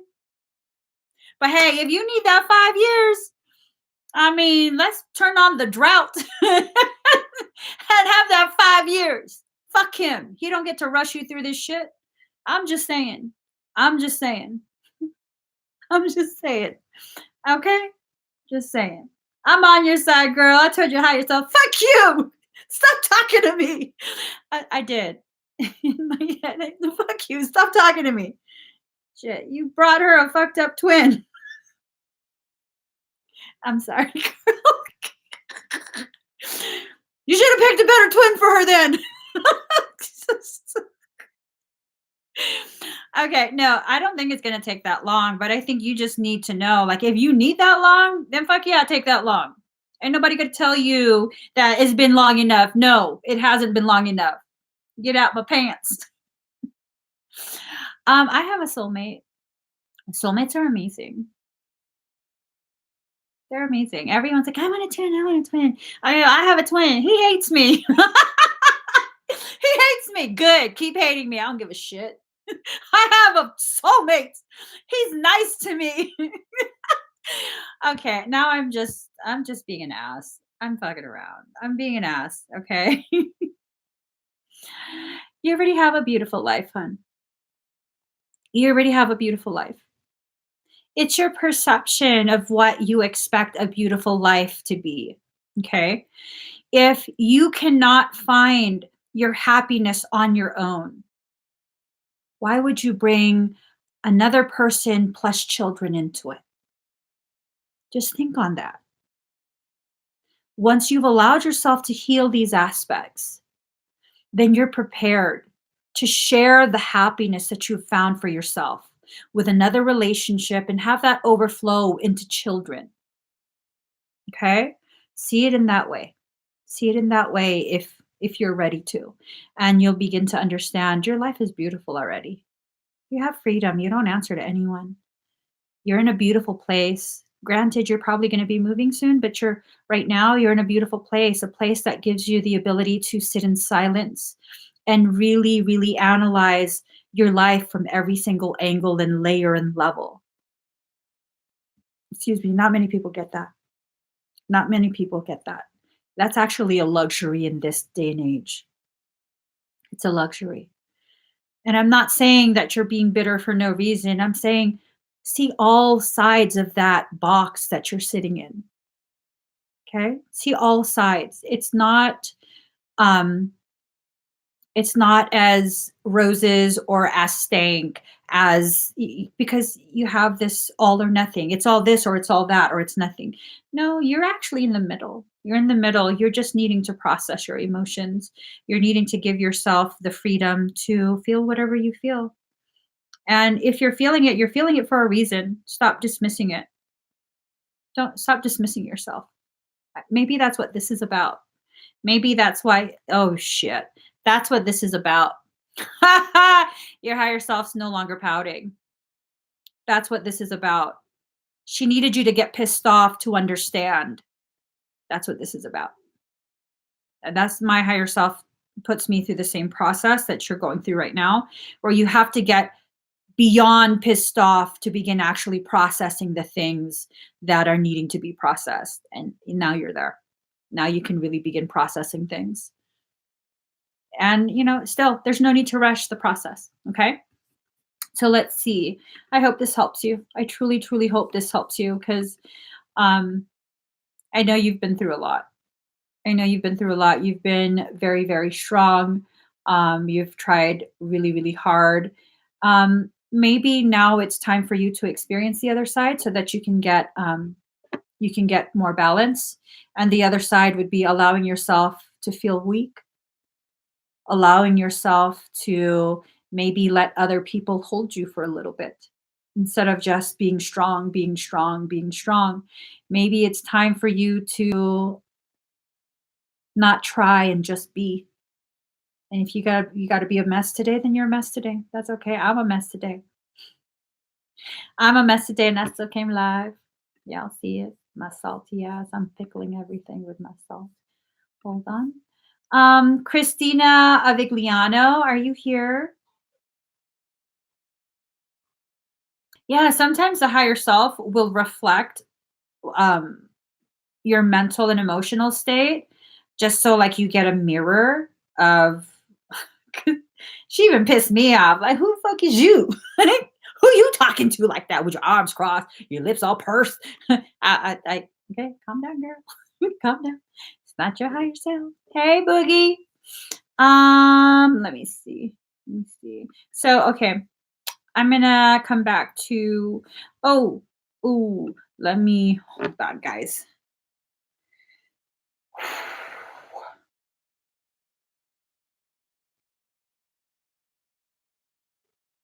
Mm.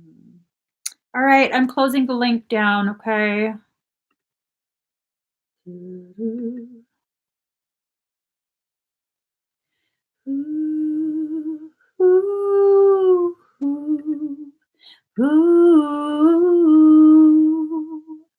ooh, ooh, ooh. Mm, oh, mhm. Suze Mackey. Suze, are you here?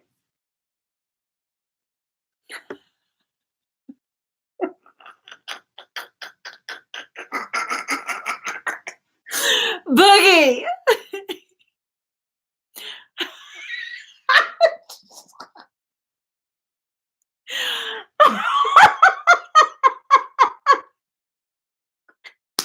High five. High five on that shit. You my girl. You savage. You are a savage. I tell you, you go on. I haven't deleted it. You go on that. My last Scorpio video, the comment's still up. Okay, let me just stop. Girl, just stop it. Oh, okay, Christina, stanky Jew. Let's see. Thank you, Juju. Okay.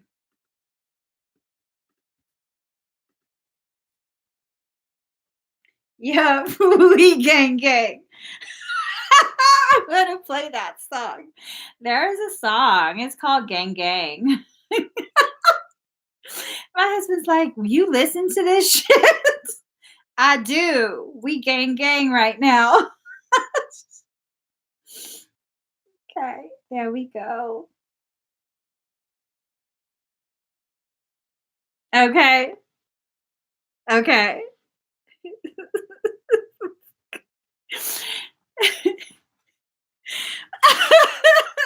We just, yeah. All right. Thank you, Juju. Uh, yeah.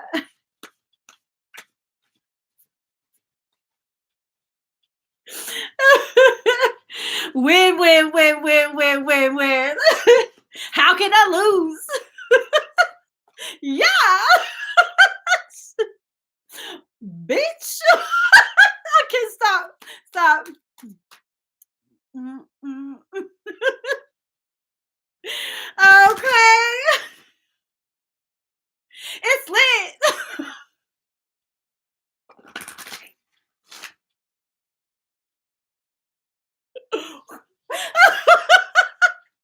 Okay. Okay, I can't. I'm getting too ratchet. I'm getting too ratchet. I'm losing my breath and everything. Stop. Calm it down, girl. Listen to some Mariah Carey or something. Okay. As I said, we're going to be singing a Mariah Carey song. Get the fuck out. Why don't you get the fuck out? Twerk something. Yo, mama can twerk something. Oh, shit. I'm sorry. It was Boogie. I'm sorry. I'm sorry. I thought it was someone else. I was like, yo, mama can twerk something. Yo, mama's a Pisces. Yes, she is. I did. I tried to dab. I'm supposed to look the other way, not look at it. Just damn. All right. So Juju. Woo wee.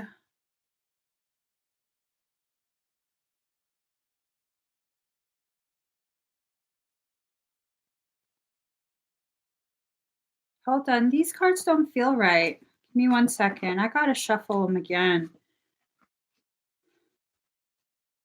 It feels manufactured. I don't know if that makes sense. Like the messages you're supposed to get aren't being allowed through, and instead, some sort of manipulation. Hold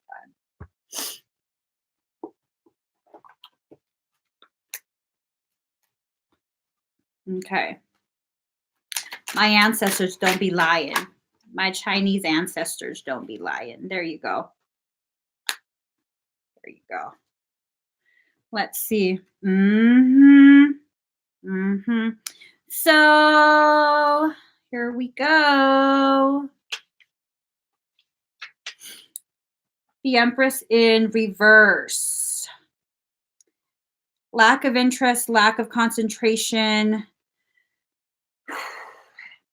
It's this sense that at some point you will be Empress type energy, but something keeps telling me that everything keeps being flipped on its head for you.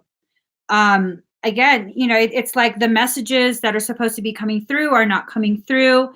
There's a constant attempt to try and distort and interfere. Four of Swords, rest after illness, replenishment, solitude, retreat.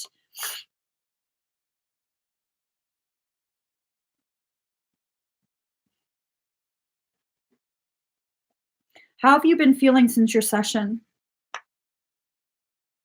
Have you had any return of your symptoms?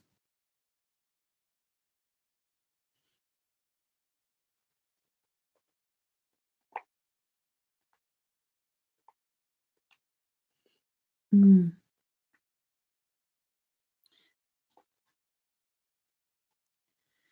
Okay. So you had the Four of Swords. you had a chance to rest after. Um, we went ahead and replenished you. The energies retreated. But then at the same time, I mean, not at the same time, but then after that, you got the Sun card, which devotion, achievement, they got back in.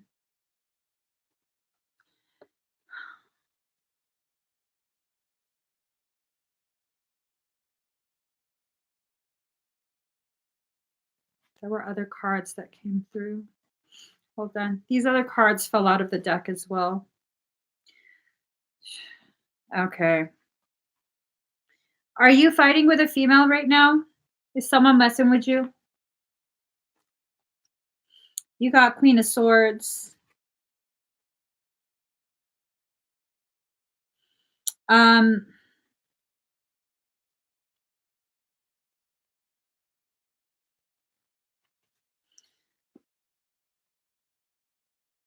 Even my head is feeling very confused.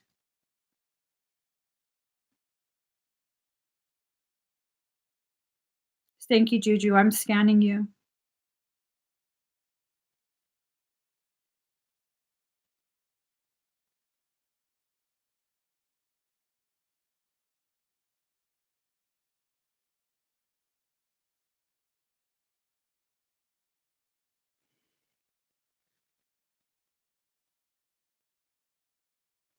It's back in. Um, it's back in. This card pops up, and I kind of get the feeling that a female is kind of in a very subtle way making you question yourself, making you feel some kind of way about yourself. And I'm no longer going to be looking at the book. I'm just going to go by what the cards are telling me because it seems as though you're latching. It's back in your field. Um, it's it's anticipating me reading from the book to reassure myself that I've gotten the actual tarot meaning correct. So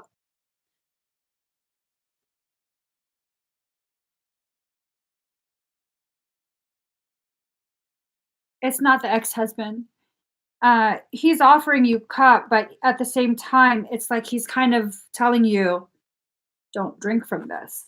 I don't think it's him. I think something is trying to make you look at him and blame him for some. It's a female. There's a female. Um, it's a female energy that is trying to create a lot of confusion and havoc within you. It's trying to turn you upside down on your own head and fight yourself.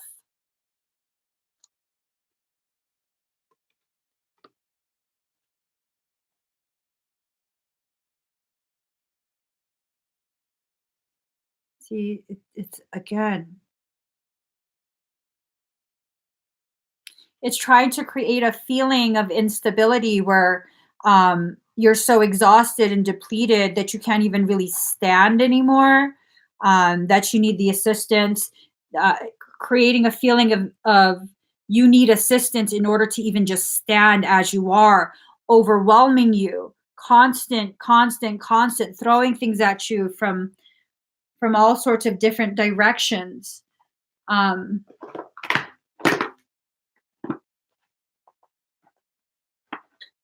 Hold on. I want to see what this deck tells us.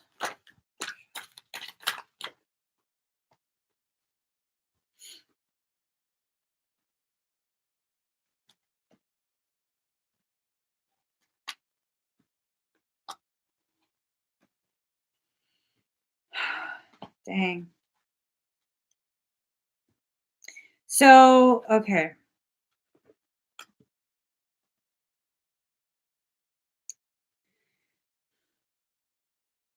Again, upside down, pulling you down.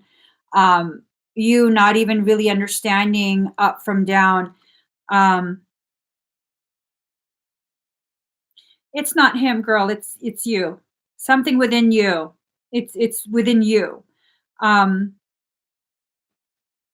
see, it's like this thing is parading as though it is something something divine, something high frequency, something benevolent, and that it's telling you like, no, your hands are clean. This is it's everyone else. And I'm not saying you're trying to play victim. I'm trying to bring your attention to the fact that it's trying to cause you to think it's everyone else, so that you don't uncover the root causation, which is in you. It's in you. And this is, it's not to say it's your fault. It's to say that you're being bamboozled. It's trying to do a bait and switch, like it'll cause a circumstance, and then it's very quick to try and turn your head like it's them. It's not over here. It's not over here, because it's in you. You know what I mean? Um, and then you've closed your eyes to what's actually in front of you. Notice how it's the same color, right? This is what you're dealing with, and it's creating an illusion that it's something divine. Do you work with like, ascended masters, galactic things, galactic beings, guardians and guides? Do you channel? Do you listen to messages from other beings? Yes, like an attachment.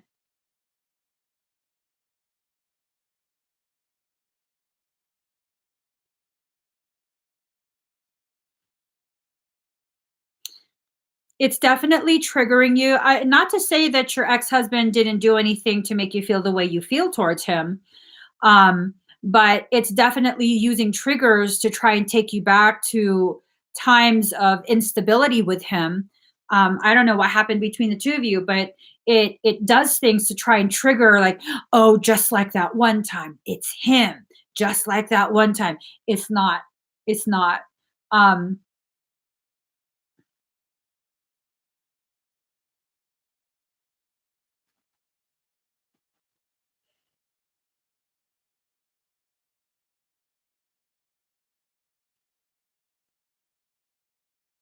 See, as you're unfolding, it's on you. It's on you. It happens on its own. Not surprised. I'm not surprised. It's consistently on you, and it's like it spies on you too. It's like it spies on you, and it hides behind your fears of not surviving, not being grounded in this reality in life. It plays a lot of games with you, a lot. Okay. Um,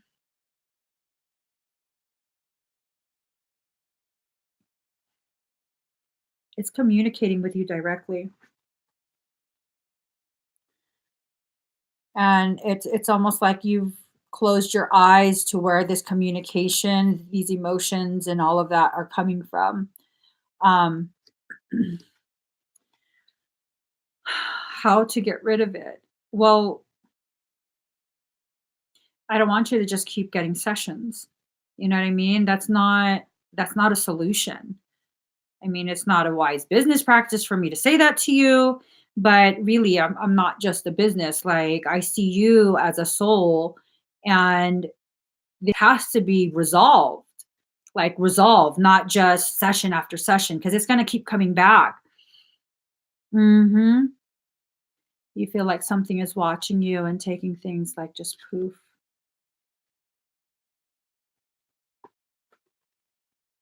It's trying to make you think it's a mirror of you. And they're holding your hand like it's got your back. It's going to help. It's going to take care of you. I don't think it's going to.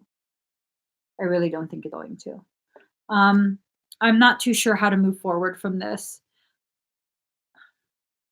Obviously, the quick fix would be a parasitic extraction again. Um, I don't want a quick fix for you. I want this resolved. I want this resolved.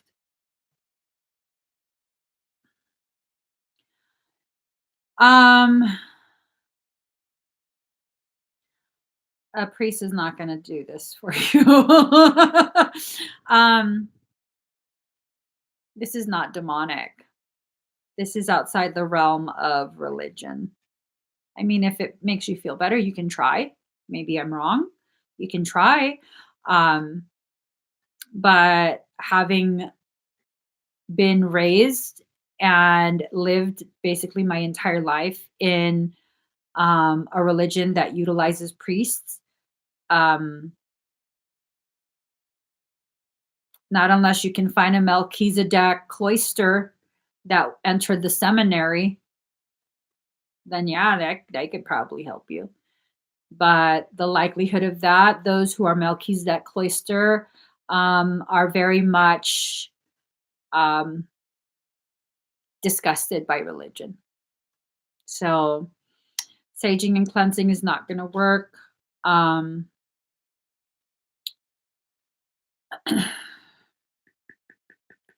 you can consider a private mentorship that would include a parasitic extraction again, and it would be one-on-one instruction, me and you together, just me and you, and I would be giving you the tools.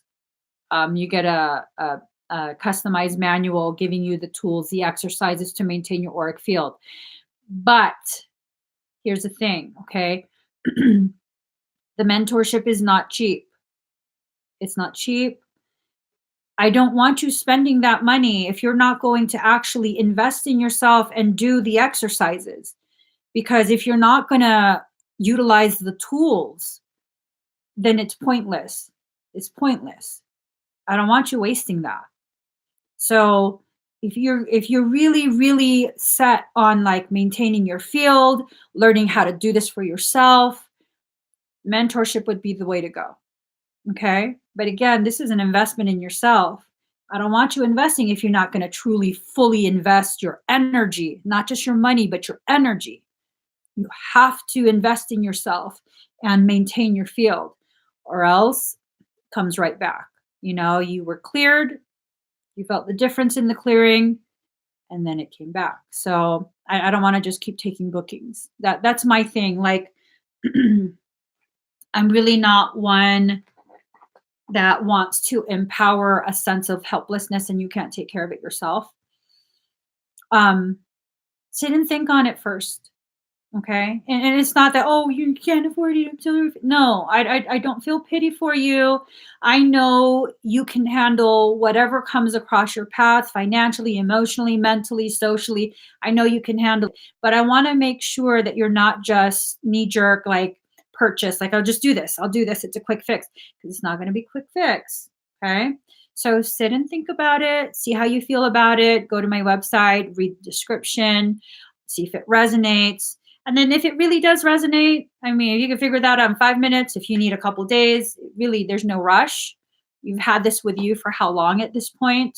Um, Waiting a little bit longer just to make sure that this purchase really resonates and feels like a viable solution, long-term solution, is not going to make much difference.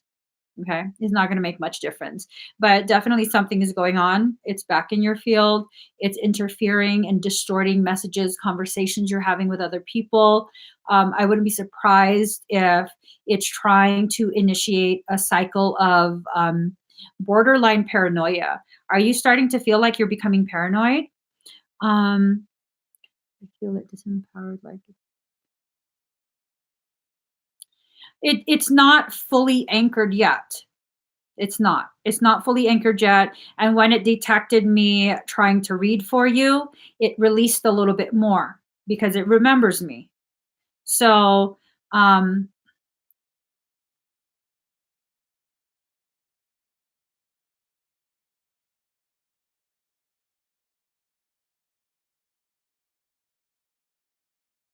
yes and no. It became aware of you when you re entered your body at 6, but it didn't fully infiltrate until around 7 years old. So, yes and no. It first became aware of you when you re-entered at 6, your body when you had the near death experience at 6, but it didn't fully infiltrate your field and anchor in and create a residency within your field until you were around 7 years old. Did things kind of go bonkers for you when you were around 7?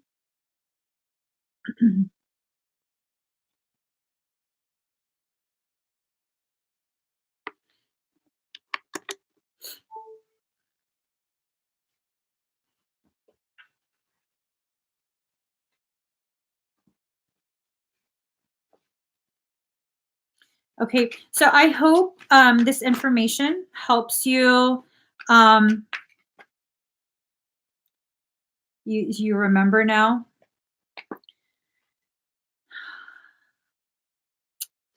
I'm sorry you've been going through this for so long.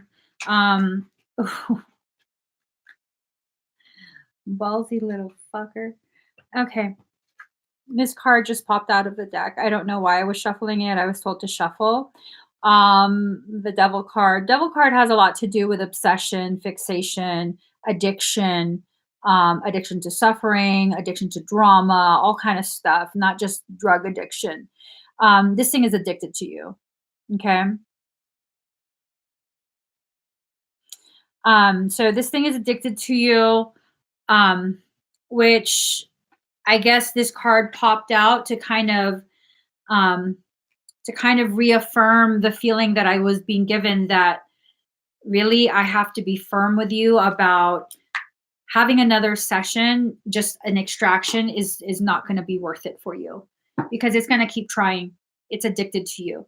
Um, Oftentimes, parasitic things, if it's been with you for a while, it can become addicted to you, which is not really a big deal. It just means you're going to have to make sure you know how to maintain your field once it's removed, because if you don't, it's just going to come right back in. And that's going to be a waste of your funds. So definitely consider it. Okay. Let's see. Suze Mackey. Suze, are you here?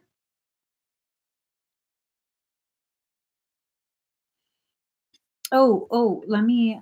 uh, Did I already close the link? Yes, I did. Good job, girl. Good job. Suze, are you here, Suze? All right, she's here. Oops.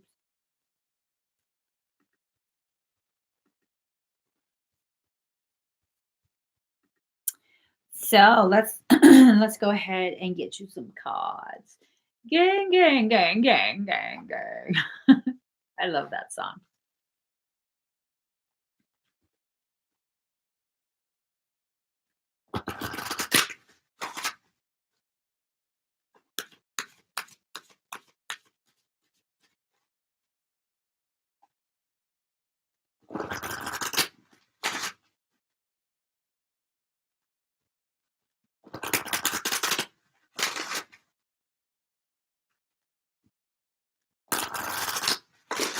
All right, general reading. Oh, beautiful. Beautiful. You're going through something ridiculously beautiful right now. It's something that's challenging. Um, it's definitely it's this feeling that you've been going through this process for a very long time. I want to say years. That it's been maybe quite a few years that you've been experiencing a sense of struggle, a sense of God,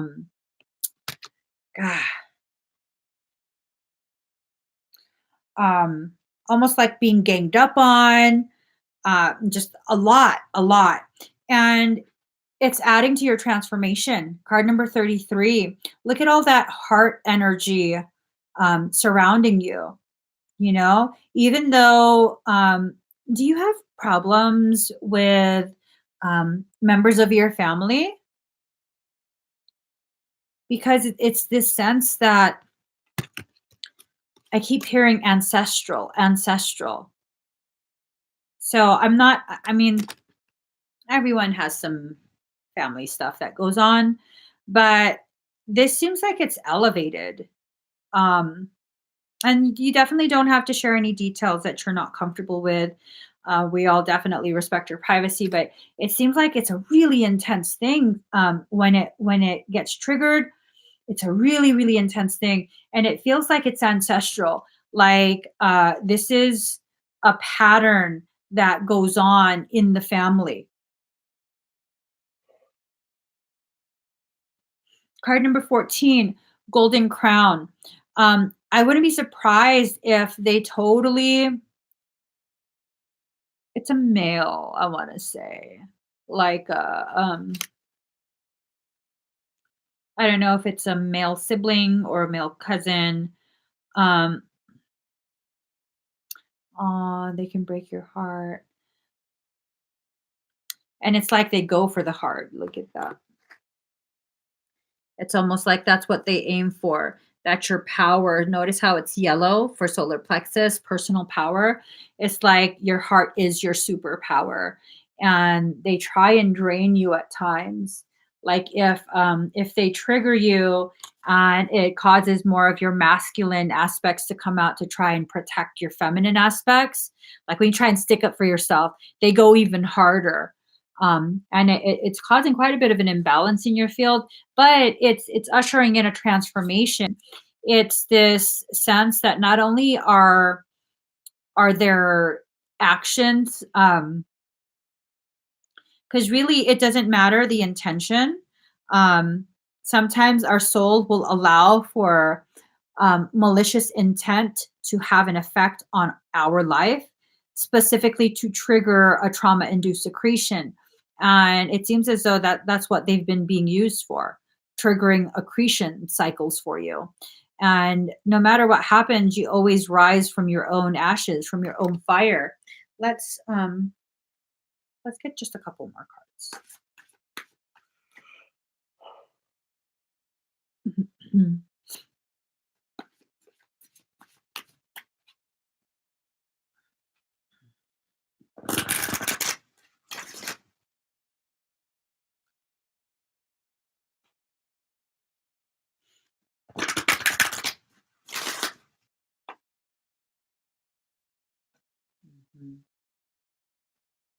mhm. Reiteration. So card number 34, Ubuntu, compassion for others. Your compassion for others is what blinds you. It helps to empower the cycles of the ancestral stuff going on. Okay. Um, the most important form of compassion is compassion for self. I know you know. I know you know. Um, the thing is, you know, yet you still struggle with it, which is normal for someone with a very evolved heart space, which you have. Again, your heart is like your superpower. So yeah, you have to be careful about your compassion for others being used against you. Excuse me. Card number 9, Euphoria, honor yourself. You're learning to detach more. Good, good. And it's all about a process. The importance, um, the focus should be on the process, not the end result. The process is the most important part. So honoring yourself, your higher self is letting keep honoring yourself. Become a loving mirror. All right. Become a loving mirror. Sometimes you have to mirror back unto them the things.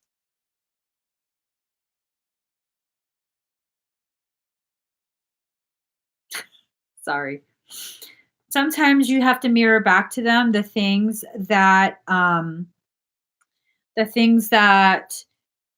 they're saying, just so they can understand how it feels. Not to teach them a lesson, but for them to really understand the gravity of their behavior. Um, and sometimes it doesn't happen right as you're reflecting back what they're doing. Um, but you have to do it if it feels like it's necessary, um, for you to defend yourself, like reflecting it back, then you have to allow yourself. um, so I hope that helps you. Excuse me, I really hope that helps you. Oh my god, what is going on with me? All this yawning and burping. Hold on, guys. Hold on really quick. I hope.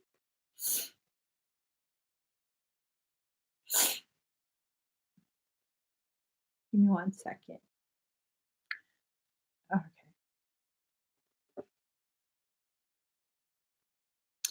I don't think so either. I don't think so either, but it becomes this, um, "Hey, babe, I'm sorry, can you make me a cup of coffee? Because 'Cause I'm still live." I love you. Bye. Um, I know it's very hard for them. Um, it's very, very hard for them to see beyond what they're doing, but sometimes if you reflect it, then they'll hesitate. They won't be so, nonchalant about how they treat you. That's one of the things that people learned when I was much younger. I'm not going to willingly be an easy target for you. You're going to target me. I'm gonna make you earn it. I'm going to make you earn it. You're going to work. It's not going to be worth it.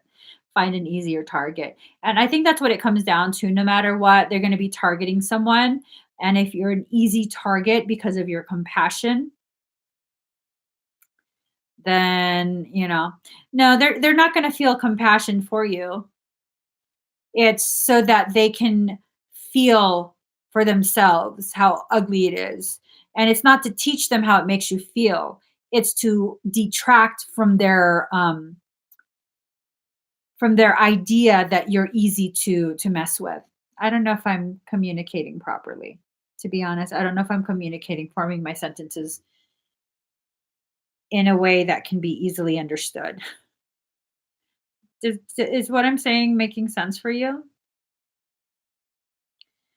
Yeah, no, it seems like it's a structural issue in the brain. It affects their empathy and their sympathy. Like it's not necessarily that they don't care. It's like they never developed the part of the brain that would give them the ability to care about someone else. That's why if you reflect it back, they feel it for themselves, like they're being victimized. So then it's like, I don't, ew. You know what I mean? And then that would make them kind of stop um, fixating on you. It still won't teach them. I don't think they have the ability to process that type of mental process. I just, I don't know what it is. I don't know what it is. Yeah. People have a tendency to be a product of their environment. I don't believe in the concept of good person, bad person. I believe all of us are intrinsically good. And it's just a matter of a culmination of the things we've experienced, whether we can cope, the effects of those experiences, especially in early life. I don't know if you guys know this, but certain types of experiences, certain types of lacking as a child affects your brain development. It truly, truly does. Children who are left alone, untouched, unnurtured, all of that, like extreme cases of neglect and abuse, their brain doesn't form the folds that are necessary. I believe it's something about their brain mass is not as much as a healthy, normal child. And then their ability to process emotions, that disconnect occurs, and that's not really something you can heal. That is um that's a part of their development. I don't think they ever get that back. And this is the very reason why for the first 2 years, anytime I have a child, for the first 2 years I am absolutely 100% devoted to that child. My cousin made she used to make fun of me so bad. I wear my children from the time they are born up until they tell me at 2 years old, I want down. Okay, boo boo, I'll take you down. But I put them in a tribal carrier. It's just a long piece of fabric and I tie them to me, wrap it all around, make sure they can't fall out. And they're constantly, all they hear for the first 2 years is the beat of my heart and the sound of my breath and me humming to them, singing to them, constantly touching them, stimulating. My children are fucking ridiculously intelligent. Ridiculously intelligent. Every time a child is stimulated, it creates more folds, more opportunity for folds to form in their brain. More folds in the brain create more more surface matter, surface area to develop. So it really creates much more intelligent, more connected children. And I'm not saying this to say my children are superior. I'm saying this to let you know, like, you can't hold that kind of shit against other people. Not everyone has that type of childhood where they can be held for 2 years. I had the luxury of doing this because my husband worked the whole time. So it's, not everyone can do that. And do you hold it against someone? No. But do you hold them accountable for how they're choosing to act, how they're choosing to treat you? Yes, keeping that in mind. You know what I'm saying? So definitely, um, she said it. It's it's not weird that you feel compassion. It's because you were able to develop in that way. You know, you were able to develop in that way, and that's why you understand. You understand it. Um, I think you just needed validation. You already know all this stuff. I think you probably just needed validation. What's going on? Stanky Juju, I can't allow you into the Kokoro classes. I try my best to keep the Kokoro classes a sterile environment from parasitic. And because we've identified that there is a significant parasitic circumstance, um, I won't be able to allow you in. So I don't want you to waste a membership and not be able to fully utilize the system. Um, with a parasitic circumstance, you'd only be able to watch the recordings and the PDFs. And, I don't want you to feel cheated out of having live instruction with me. I want you to be able to be present for that if that's what you're going to pay for. Mentorship is better because you would still be able to interact with me um, live, and it's a contained environment, so we don't have to worry about it affecting other students or anything like that. Mentorship for now would be the best option for you. Okay. Let's see. um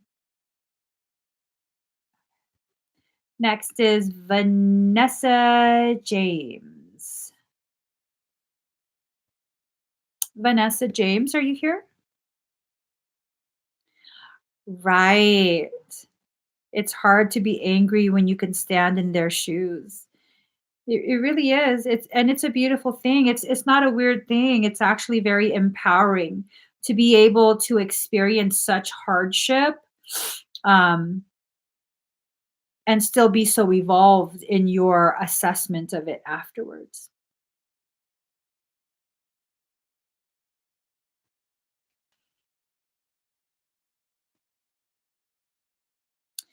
Okay, Nessa, hold on.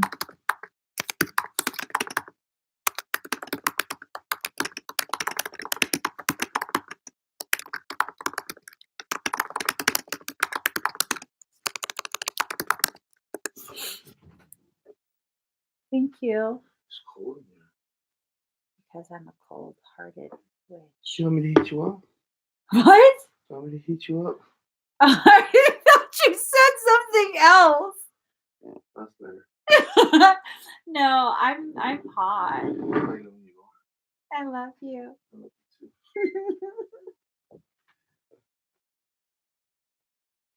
too. I thought he said something. I was like, wow. Okay, Nessa. Is there something in particular that you want me to scan? You heard it too. He said, "Do you want me to heat you up?" He was looking at this heater, my trusty bestie right here, my little heater. He probably thought it wasn't plugged in. I was like, that's a bit much, even for me. Like saying that live, that's a bit much, Daddy. Nessa, do you want me to scan something in particular?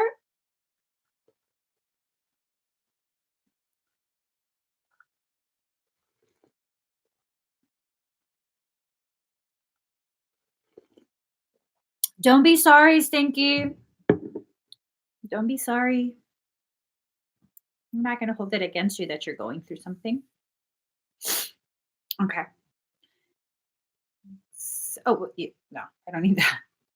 Yeah, that's the thing. I'll just say it, and maybe you guys can. Um, I hope she hears it.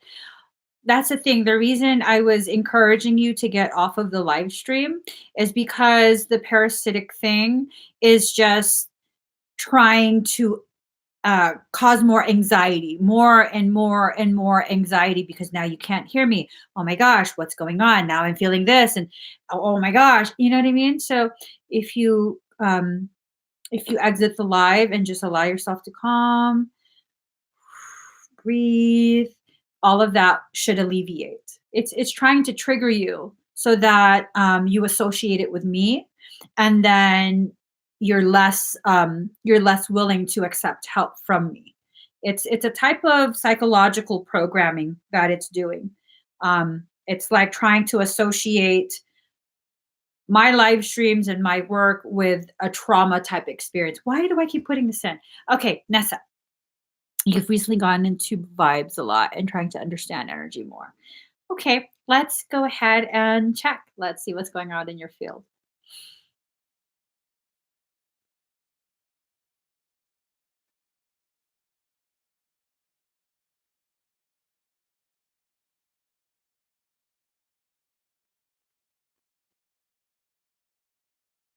Interesting. I see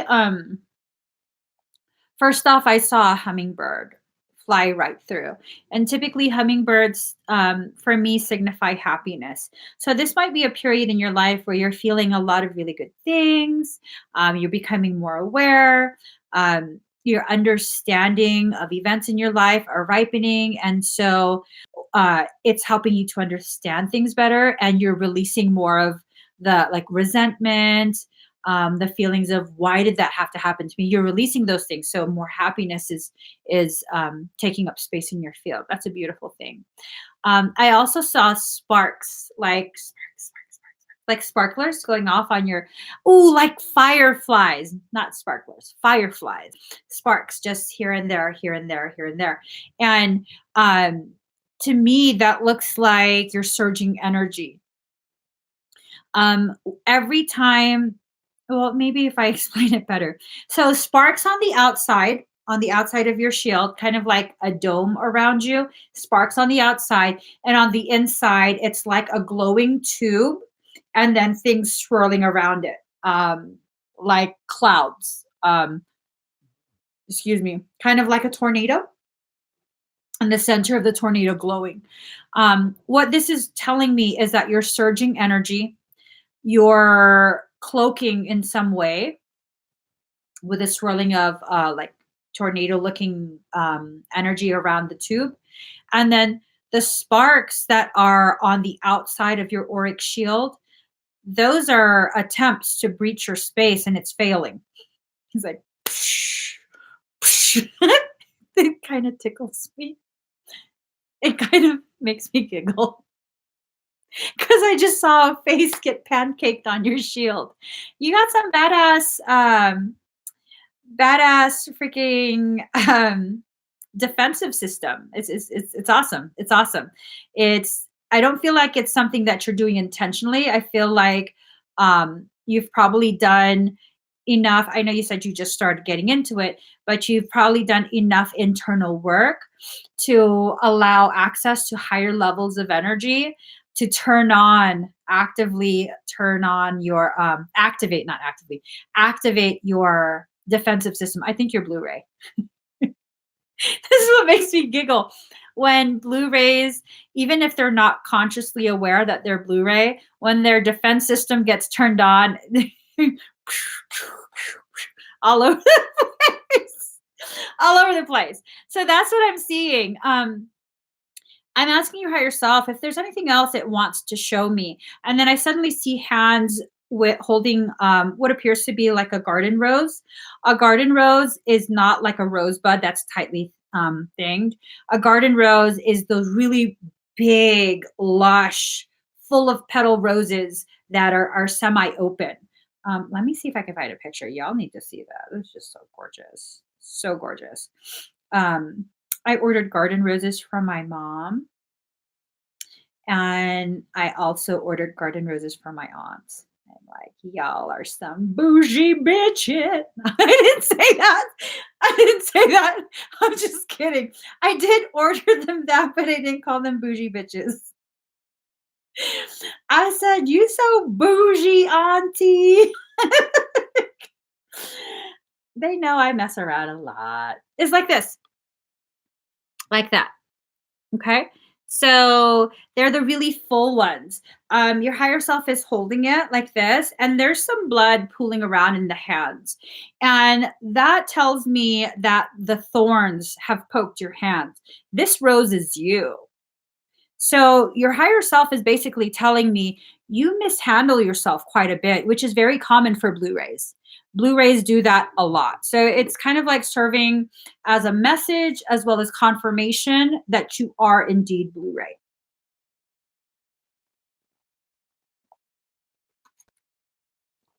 So you are Blu-ray. Um, you have to make sure you stop being so overly critical of yourself. Okay. It lowers your frequency when you really get on a roll about being pissed at yourself for whatever you feel like you didn't do right or that you messed up. Um, your frequency will plummet temporarily, but that very quick plummet gives opportunity for parasites to breach your shield. So you have to make sure, and it's not about always staying positive. It's about recognizing when certain aspects of you and your natural process are being exploited by something parasitic. So once you, the way to deal with this is not to expect yourself to become someone different. You're going to always be critical of yourself. That's who you are. Okay. This is not about you needing to be someone else. This is about you recognizing. So something got messed up and now you're starting all of this like, oh God, I mess everything up. And whatever it is you say to yourself, and you can get really harsh with yourself. As soon as you notice you're doing that, all right, look, girl, as much as I want to cuss you out right now because you being stupid, that one girl online said parasites utilize this as an opportunity to enter our field. So let's just stop it right here. Let's just stop it right here. Having conversations like that with yourself will really, really help. Really, really help. Because the moment you become reminded, the moment you become aware, it surges energy to places that you are thinking might be susceptible to attack. So this is not even something you have to try. Blu-rays are programmed like this. This is how we are hardwired. So say I'm like, pissed off at myself and I'm like, girl, don't even start that. You know what happens when you do that? And suddenly I think of the back of my head. Okay, energy surging there now. It's surging. Shield is thickening. Bloop. Okay, bounced off my shield. Something was going to try and breach the back of my head. But because I thought of it, energy surged immediately. So everything is very much calibrated for you to successfully travel this human journey. You just have to be aware. You have to use discernment because things will continue to try, but you'll continue to juke them. We're good at juking. I'm just saying. You tell yourself, bitch, though you're. I tell myself, pump your bitch brakes. Pump your brakes, girlfriend. You ain't got that kind of insurance coverage. I'm just saying, you ain't got that kind of insurance coverage to be driving all crazy down your own path. I talk so much shit to myself. It's ridiculous. It's funny though. I'm just saying.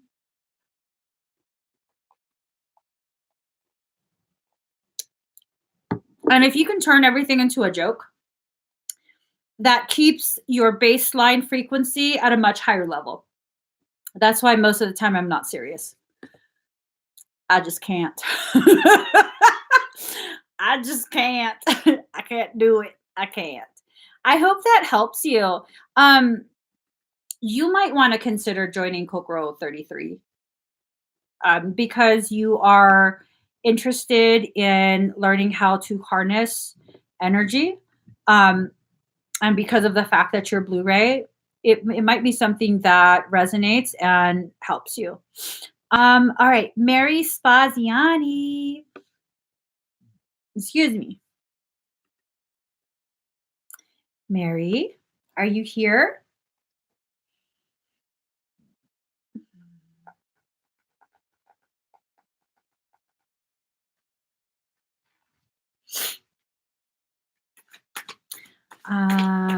All right, there you are, Mary.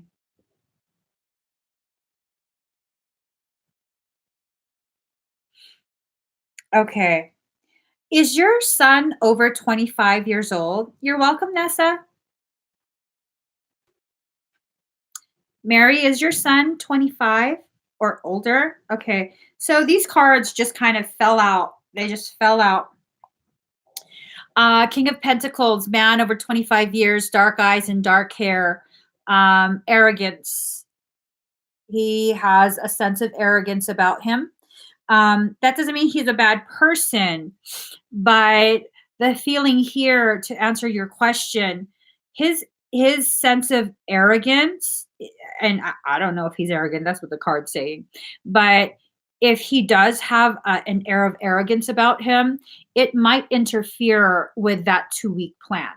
Okay, if you can get this message to him in some way, that might help, but I think he might dismiss it anyways because he knows everything.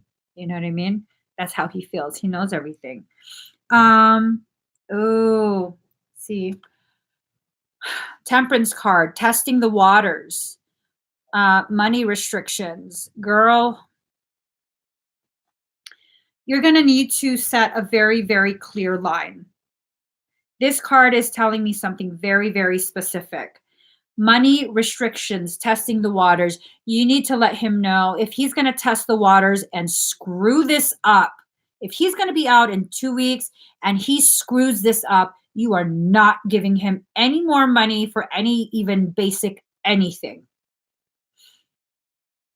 You have to have that conversation with him, and you have to actually mean it. You have to actually mean it, because it seems as though at this point you already told him that. Well, if you can get him this recording and let him know and let him watch it or whatever, I don't know if they get Wi-Fi where he's at. Let me just calm down. I'm like, I don't know if he get Wi-Fi. Girl, calm down. 10 of Swords.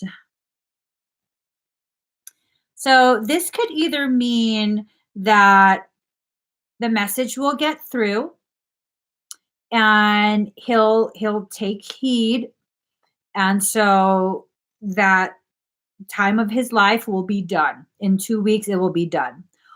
Or, and I'll pull, well, more cards fell out as clarifiers. I've set those aside. Or it could mean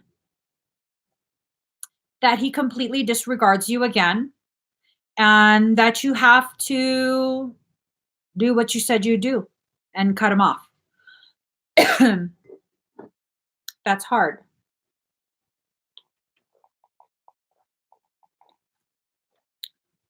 That's hard. But that's something he's choosing.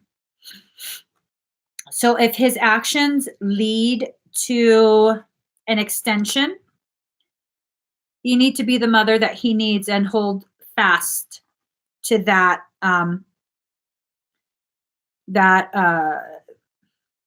promise of not providing any more financial sustenance. Okay, so you got the Two of Swords in reverse. So upright, it means peace and harmony, needing to take the blindfold off, keep reassessing the situation at hand. In reverse, it means the opposite. It means disharmony. It means you've already assessed this as much as you need to assess it, and you just don't want to see what's actually going on, which I think you do see what's actually going on. But as a mother, it's hard to accept.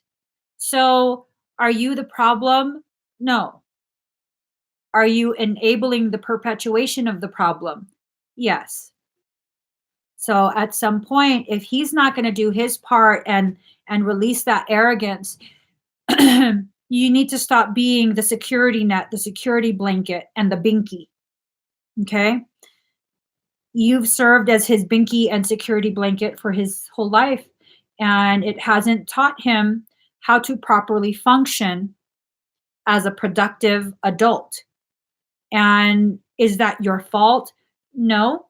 Um, you did the best that you could. You're still trying. You need to release that guilt that you have of not being able to provide the best childhood, because you provided the best childhood you possibly could. It's getting to a point, the energies are starting to feel as though that's constantly being put over your head, um, in some way. I don't know if he's actually saying it or if it's just, there's a potentiality that his parasitic circumstance, I don't know if I've told you that he has one. His parasitic circumstance is triggering that insecurity within you, that you didn't provide the kind of childhood he needed. And that's why it's your fault that all of this is, it's not your fault. It's not. He picked you to be his mother so he could experience the things that he experienced in his childhood. These are all choices he's now making as an adult. After a certain point, um, I don't care what kind of childhood you had. If you continue to make the choices that you continue to make, you need to be held accountable for the consequences. Cause and effect. Cause and effect. So, okay. Well, he has a parasitic circumstance. It really affects the way he processes his life. It really affects it. Um, he does need some help, but he also needs to fully complete this whatever cycle he's in right now. And you have to be very firm. And it's not that you're an empty threat, because he has abilities. He's very empathic. So he can tell when it's an empty threat. You have to really be willing to stick to it. And if it means you sitting in front of him crying, like, please don't force me to do that. Because if you fuck this up, I'm gonna do that.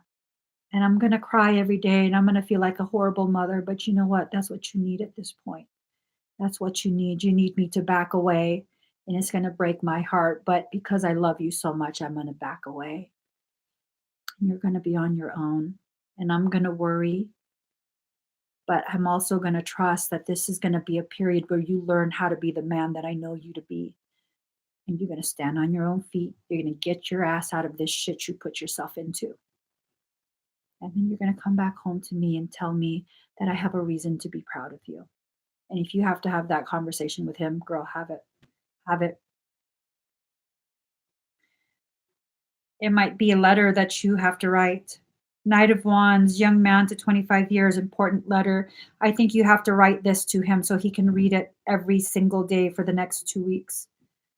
I think you have to write all of this down because he hasn't grown beyond 25 years. His consciousness, it's almost as though he's a perpetual 16-year-old, a naughty 16-year-old. Does he act like he's still 16? Thank you, Jay Williams. Does he act like he's still 16, like he's a teenager, like he's running the streets? And yeah, he, like, some people, when they experience some kind of trauma, if they have PTSD, there's sometimes this thing where they don't progress beyond that. Like if you look at Michael Jackson, he continues to act, he continued to act and kind of portray himself as though he was still like a 14-year-old, like an innocent, virginal 14-year-old, because he experienced so much trauma and he didn't go beyond that. He does have PTSD. So I've said in the past, you can't hold it against people when they have conditions that make it difficult for them to function in a way that's productive. Um, but Mary, you are not a trained, licensed mental health professional. You are not going to help him fix this. Okay? If you want to help him fix this, you get him the trained, licensed medical professional that he needs. That's how he fixes this. That's how you support him. You encourage him to go. You encourage him to take his medication if he needs medication. You encourage him to talk about things that need to be talked about.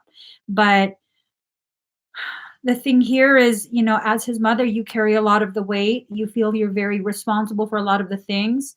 Um, if you're not willing to allow yourself to heal beyond whatever this is, it's not fair of you to expect him to heal beyond it either. Okay? So you can only expect from other people what you yourself can deliver. And if he can see you doing the process of healing and moving forward in life, he will mirror that.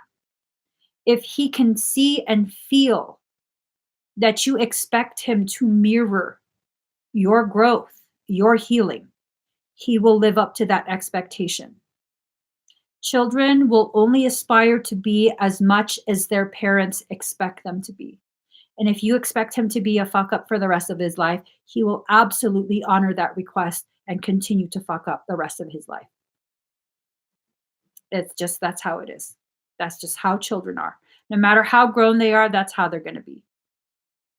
A lot of the things for me, my parents always expected me to solve everything, clean everything, organize everything, take care of everything, be strong, be a smart ass, not be held down, just like a total pain in the ass. You can't tell me what to do. And I lived up to that. I lived up to that. I live up to whatever people expect me to be. And if you expect me to be a bitch to you, eventually I will. Eventually I will. But, if you expect me to always be nice to you, it's very, very difficult for me to not be. Very, very difficult. I'm only whatever it is you expect me to be. Whether I'm consciously aware of it or not, I do recognize, oh, that's what they expected me to be. That's probably why I act like that. I mean, I'm still taking ownership of my decision to act like that, but it helps me to understand why I felt like I had to act like that. So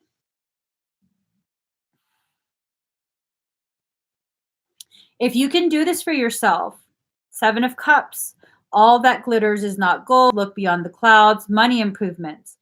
So this is about him and you, both of you, finally seeing through to the truth, to the core of the truth of the matter.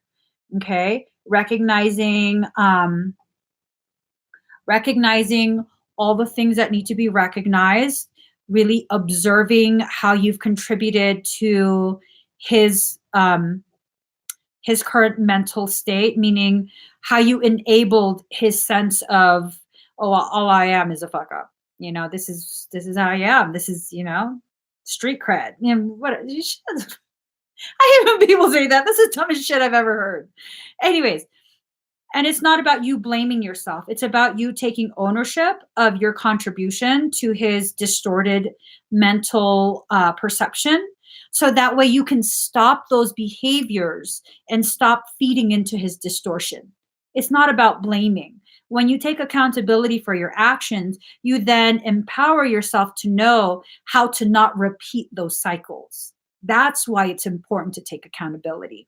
And then you have 2 of Cups. 2 of Cups in reverse.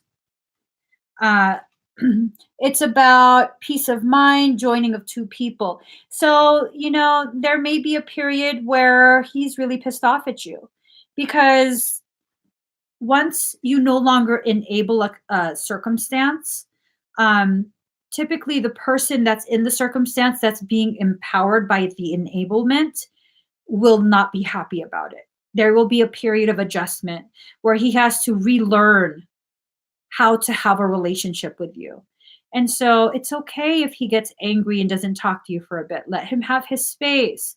Let him sort himself out. Let him know, listen, the change in me has nothing to do with the depth of my love for you. But you can only come around here when you can treat me with a proper level of respect. That means I expect you to conduct yourself as an honorable man.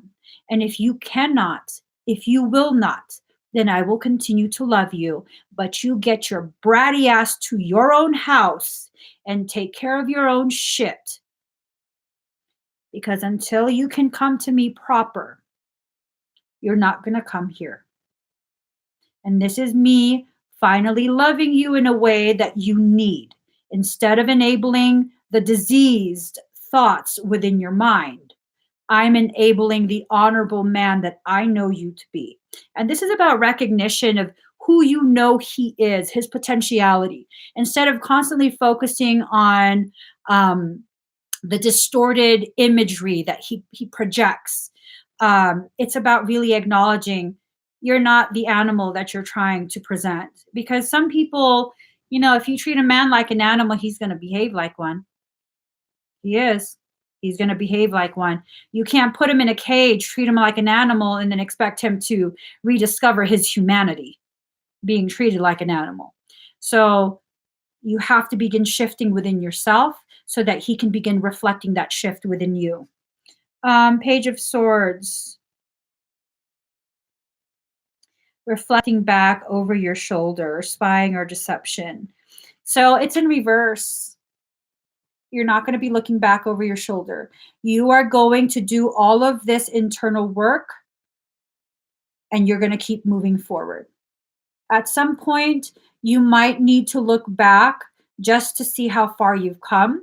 The point where you feel like this is going nowhere. Look back real quick. Look how far you've come. Okay, keep going forward. You're not going to keep looking back to see if he's following you. Because when you do that, that's not a strong pack leader. Humans are animals. Okay? We're animals.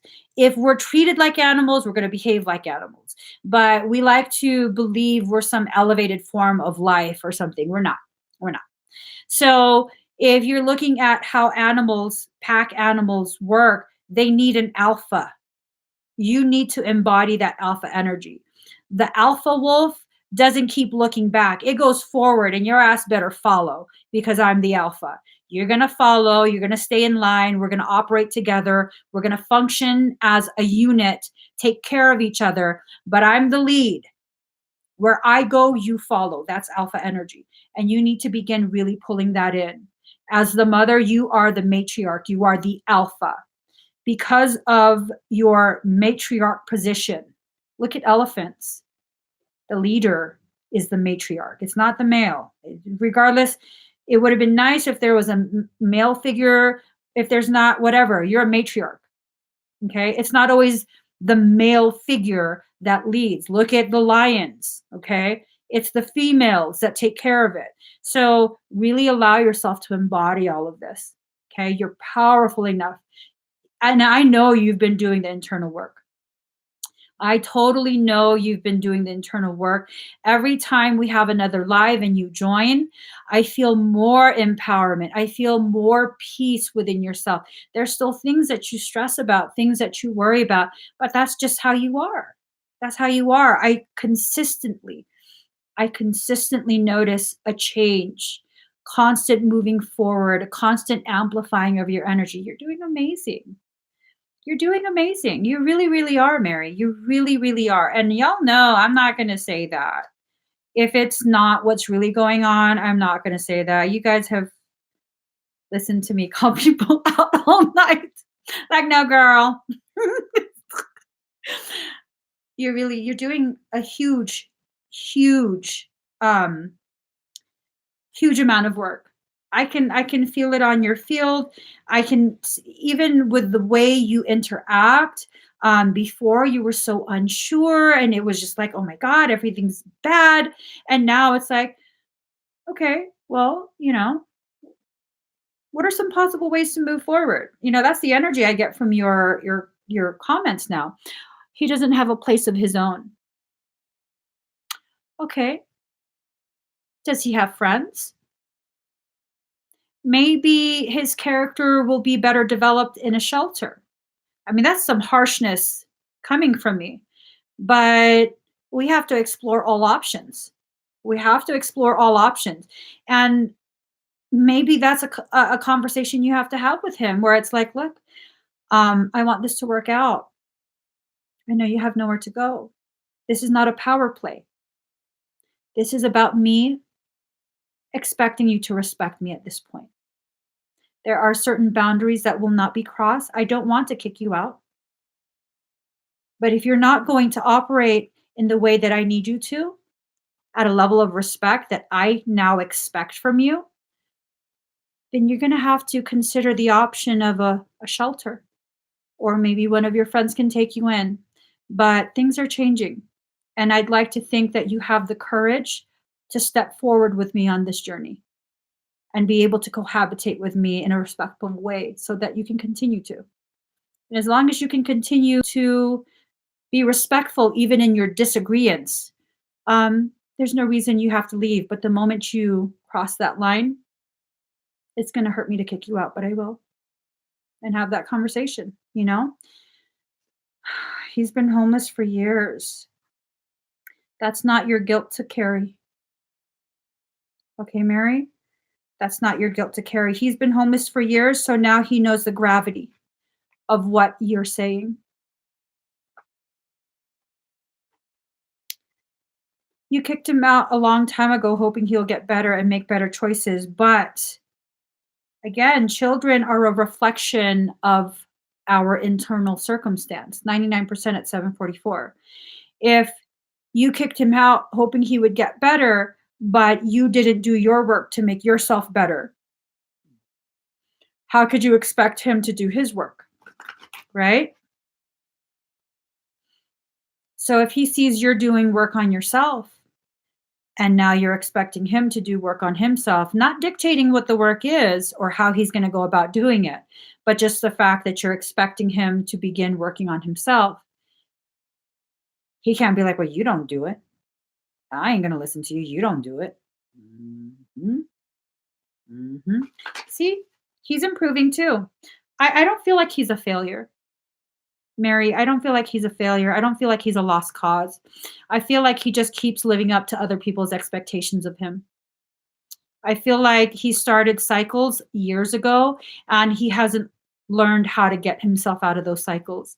And what he needs from you as his mother, as his leader, as his matriarch is to stick a stick in that wheel and trip that wheel from spinning. You're going to have to. You're going to have to be that stick, girl. You're going to have to stop the cycle and be like, look, we're not going through these cycles anymore.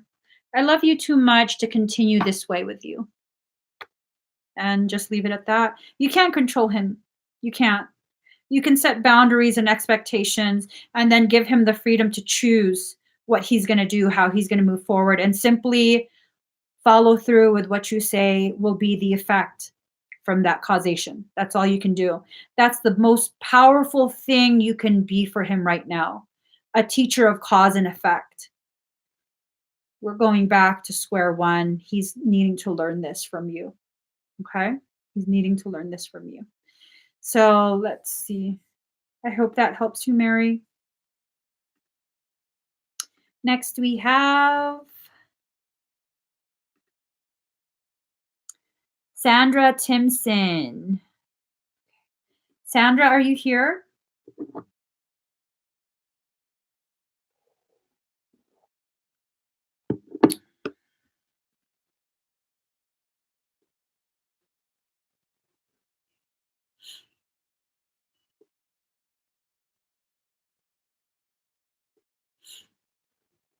All right, Sandra.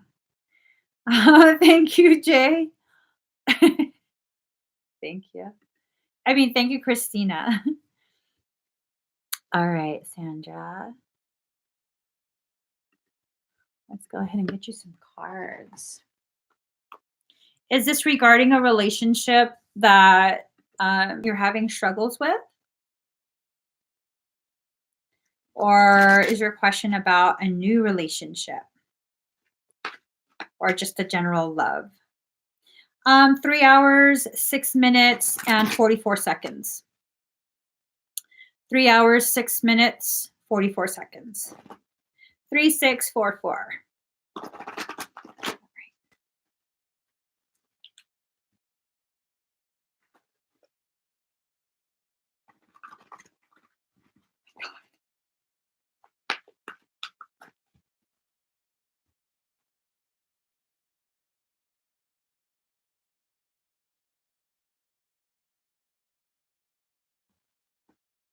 All right.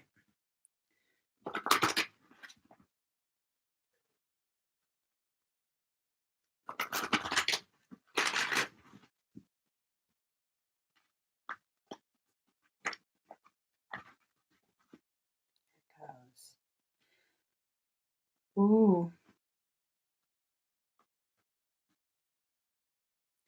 Um, it kind of feels like a relationship is very, very rocky right now. And it's like you're weighing your options. I don't know if you're having a relationship that is on its way to ending and you've met someone else, or the reason the relationship is being so heavily questioned is because you've met someone that treats you better.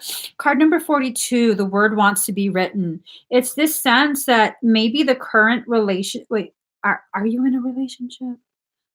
Oh, okay. Both. Wait, I don't know. I'm not sure what I asked. Okay. I'm just going to read the cards and then let me know if it resonates. So that's kind of the sense that I'm getting, is that you're in a relationship that's kind of like, I don't even know if I want to be here anymore. He makes me cry. He doesn't really listen to me. I don't even feel like it's worth my time to say anything anymore. I'm coming to realizations about a lot of things. There's a lot of crown energy, crown expansion. So you're realizing a lot of things about your needs, about how your needs are not being fulfilled. Um, how you're feeling kind of just dismissed. And then card number 37, focus on the light. So it's like you feel as though you've been repeating this over and over and over. It's probably the same argument that you've been having, same issues. There's no real resolution. And it's like there's this part of you that's like, what am I doing here? And then something kind of just fell into your lap. I don't know if you met someone. The sense that I got is kind of that you met someone, and I don't necessarily feel like um there was an intention for some sort of like extra, excuse me, um extra side activity, but it kind of developed into that because you're more in alignment with this individual, the new individual, and you feel heard. It's like a bright spot in your life when you've been feeling kind of like left in the shadows. Ooh, oh, I I was thinking left in the shadows, and then I heard left in the shadows to rot. I hope that's not what's going on. Where you feel as though you've been left in the shadows to rot. That hurts my heart for real. Wow. Card number 29, seeing the true you. Um,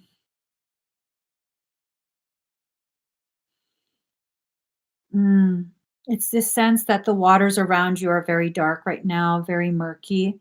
Um, here's the thing, when that water is all black, um, that better reflects your image, the truth of you. So take a good look. Take a good look at who you are, what you deserve. You're on a very comfortable green couch. That means you are seated inside your heart space. You're really looking at who you are. And there's no tea to spill. You're not a bad person. You're not a bad person, okay? Um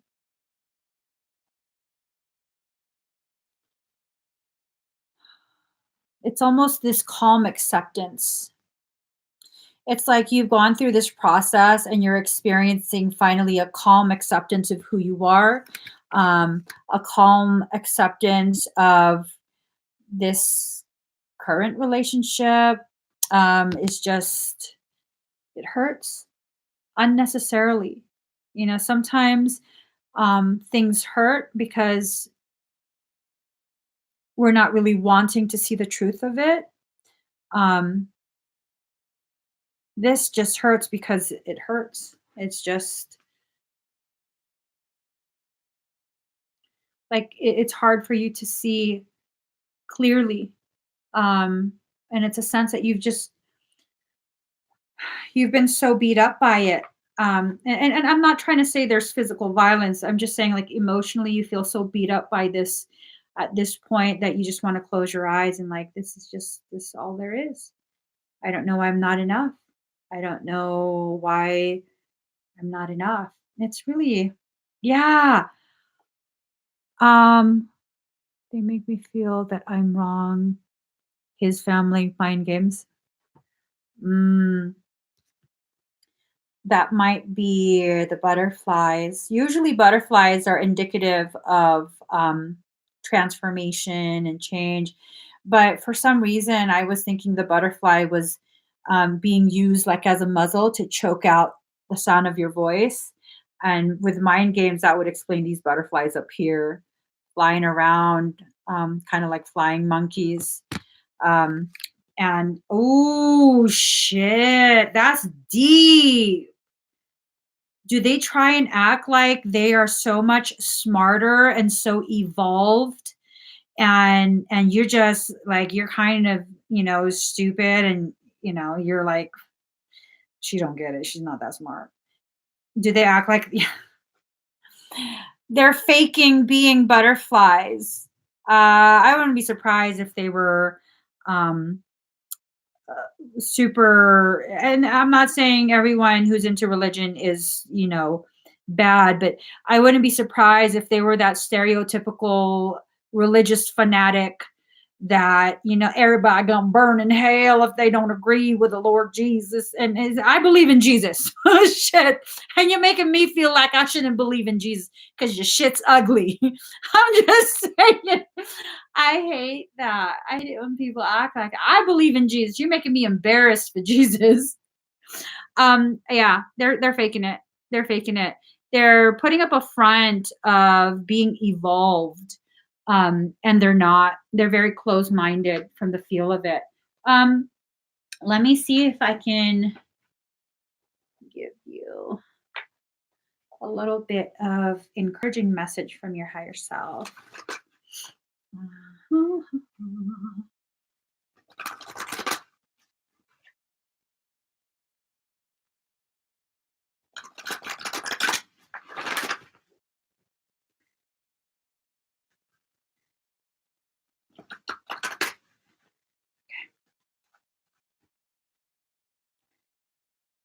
Oh,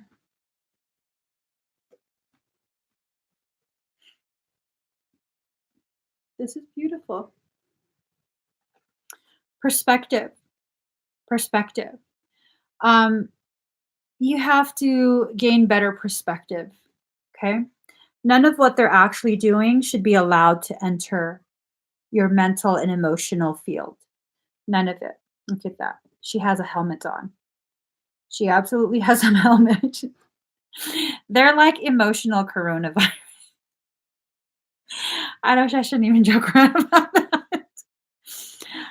Their their logic is diseased. It legit is diseased. It's a manufactured disease that they're suffering from, which is what coronavirus is. It's a manufactured disease. And it's meant to infect you in such a way that would rot you from the inside out. But it can't do that without your permission. And this tells me, um, for the most part, you've been doing what you need to do to block it out. Okay. So, perspective, look what's in your hand. This is a process of you rebirthing yourself as well. Look what's in your hand. What are you going to focus on? Something that you know you're already protected from, or what's in your hand. Now, as you shift your perspective, you want to make sure you stay centered in your truth, centered in the knowing of who you actually are, because they're trying to manipulate the way you see yourself. Okay? Don't allow that. Do not give permission for that to occur.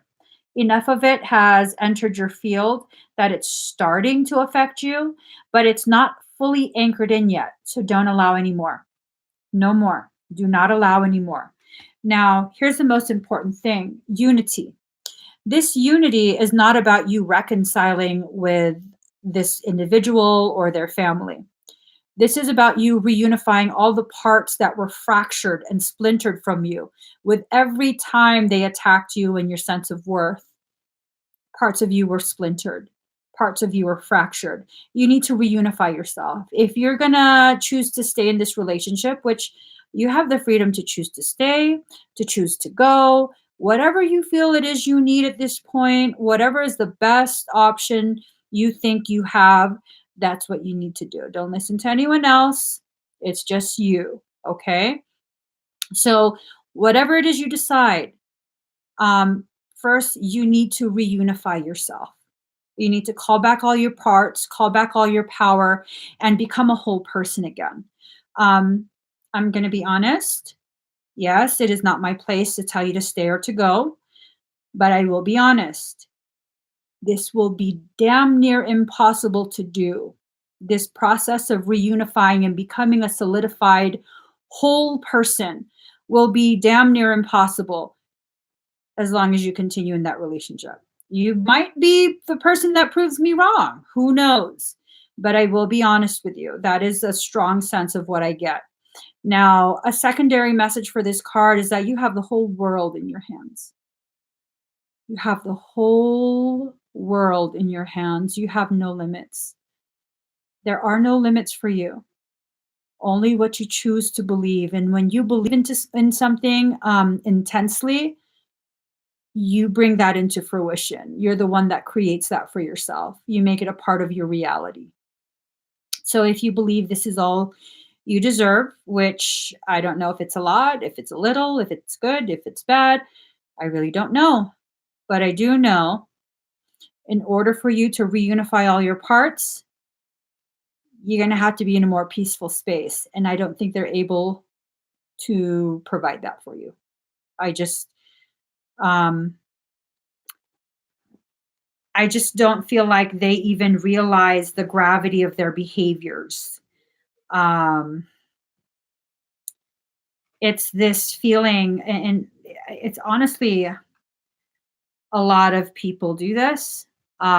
It's this feeling like they really believe their beliefs are the beliefs, and anyone who doesn't agree has gotten the world all wrong and is just not even worth their time, not even worth their breath. So they dismiss everyone else. Quite a few people do this. It's not uncommon. Does that make them bad people? Not necessarily. Does that make them capable of understanding and respecting your needs as a human being and as a soul? No, they're not capable.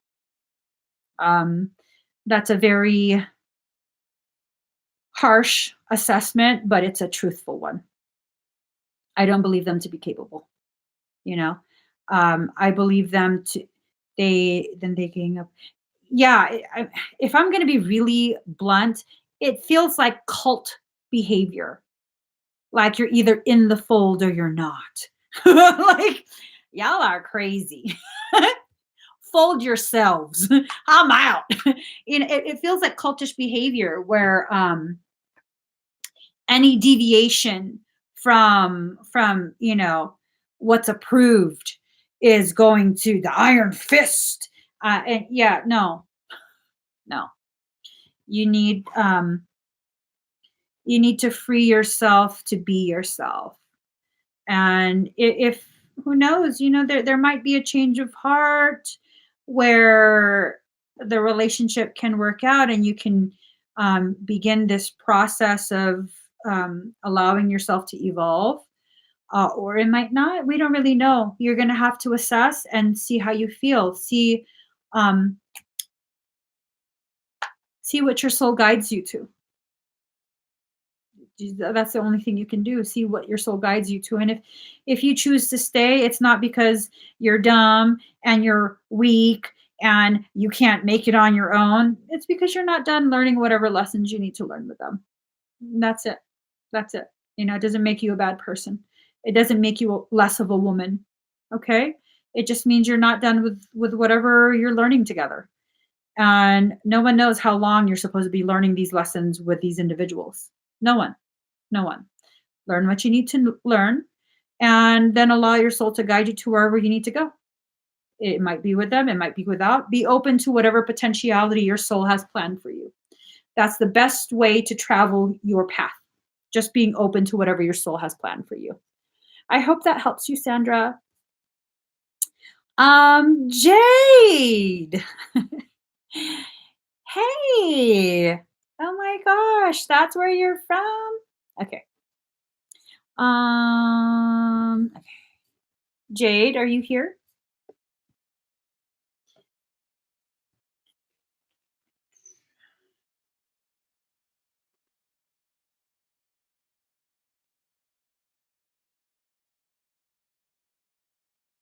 There she is.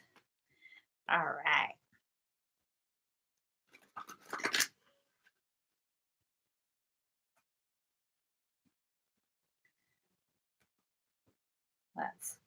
Let's shuffle the cards.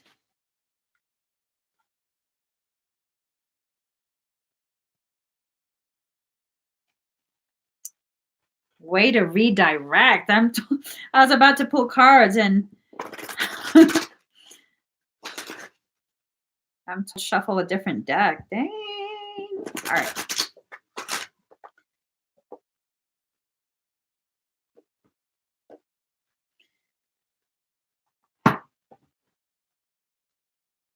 Oh.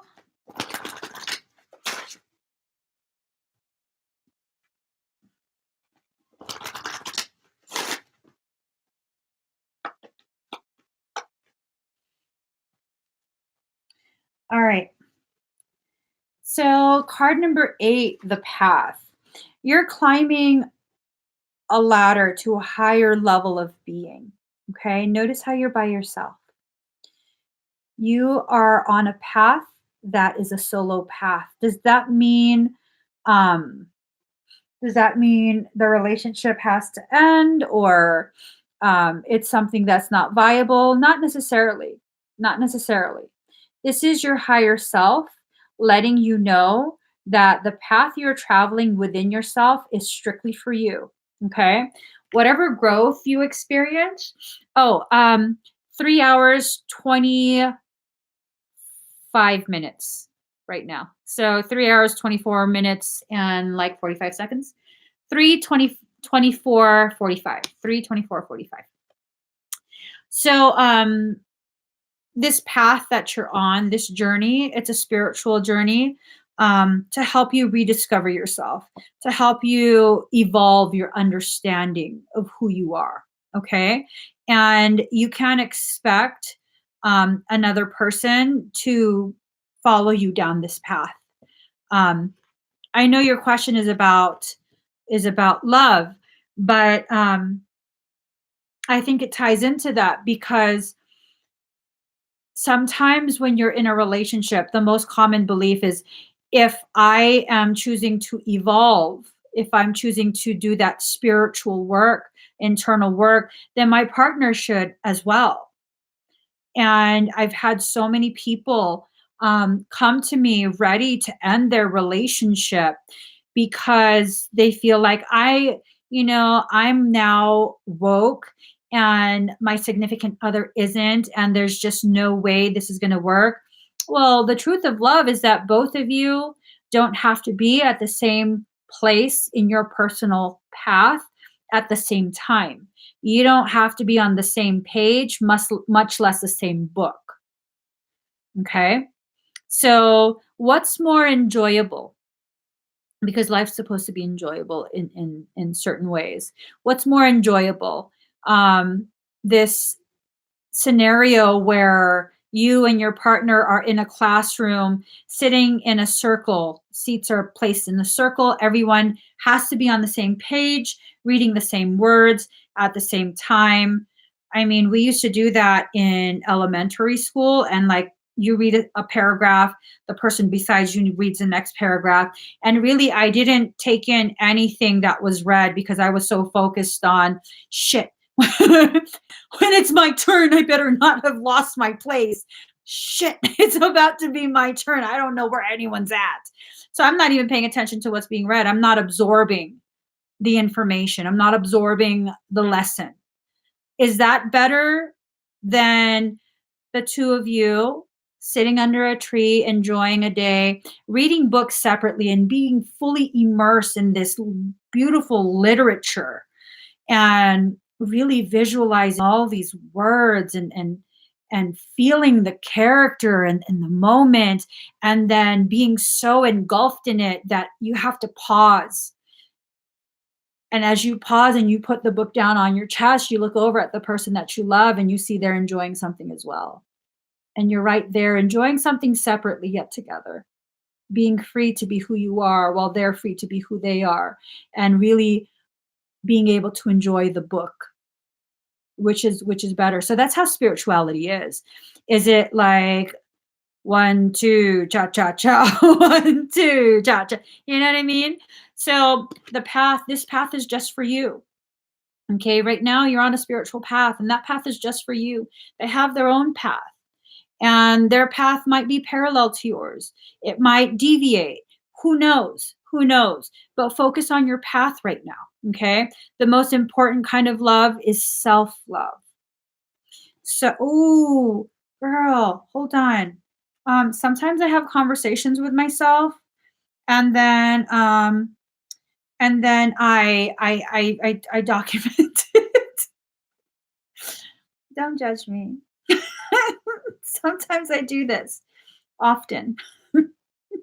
Hold on. I happened to see it the other day and I was like, who said that shit? That's deep. It was me. Hold on. Um let's see.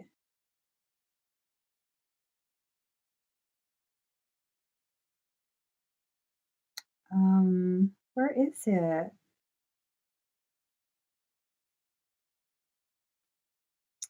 Hold on.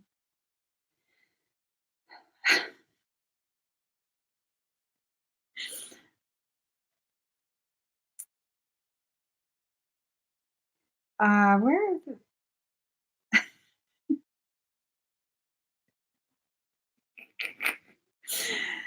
Hold on, you guys. Self-love sets the tone for all other loves. Self-love sets the tone for all other loves. That's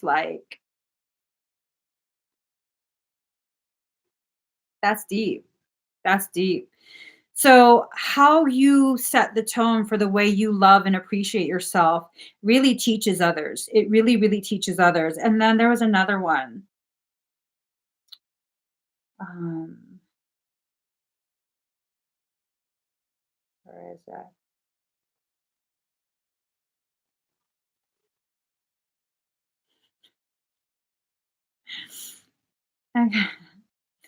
I love you, but not at the cost of not loving me. So you have to make sure you're paying a price for everything. Every exchange you have with someone, um, you're paying a price. You're paying a price. Is the price worth it? Is it worth it? Or are you overpaying? So let yourself kind of assess that, okay? The path, it's yours. It's just you. Um, oh my gosh. I'm told this one is for you too. My phone, it just flashed a light and I was like, what is that? Um, this is from your higher self. My heart sits quietly with you in the spaces within your mind where you feel the most misunderstood and alone. Oh. I really should finish that book. My heart sits quietly with you in the spaces within your mind where you feel the most misunderstood and alone. So, really, you aren't alone. You have yourself with you. So many different aspects and fractals of yourself living simultaneously in different multiverses. You've never really been alone. Your fear of being alone is an unfounded fear. What you're afraid of is being alone and realizing the greatness that you are. Because once you become fully aware of the greatness, the potentiality of your greatness, you then become obligated to reclaim it. And that's a scary prospect because what if you fail? And what's even more scary is what if you really are that great? That's scary. That's very scary. So now, oh girl, action. You needing to jump into it. That leap of faith. Jump through the hole, girl. Jump. Just jump through the hole. That hole leads you back to you. It leads you back to you. And it's important for you to recognize that you're leading yourself back to yourself. And it's also okay for you to curl up into a ball and feel as though you need to be protected. Um, you don't always have to be a badass. I know you're a badass, but you don't always have to be. Sometimes you can allow yourself to be naked and vulnerable and need someone else to fly you through the night. Sometimes you just have to. And that's okay. That's okay. You are a totality, not a duality, not one aspect of a duality. In order for you to be whole, you need to allow yourself to experience existing as a badass that doesn't need anybody. You got this, and all of that good stuff, good empowering stuff, but also allow yourself to exist in this state where you're curled up, naked in your truth, in the nest of your heart, allowing your heart to fly you through the dark night. It's okay. You need to allow yourself to exist in whatever way it is you need to exist because these are the experiences you need in this life. Card number 34, compassion for others. Most importantly, you need compassion for yourself. Just like with, she said, um, don't allow your compassion for others to blind you. Okay. It's like you're poking out your own eye, trying to be more compassionate than you should be, trying to be more patient than you should be.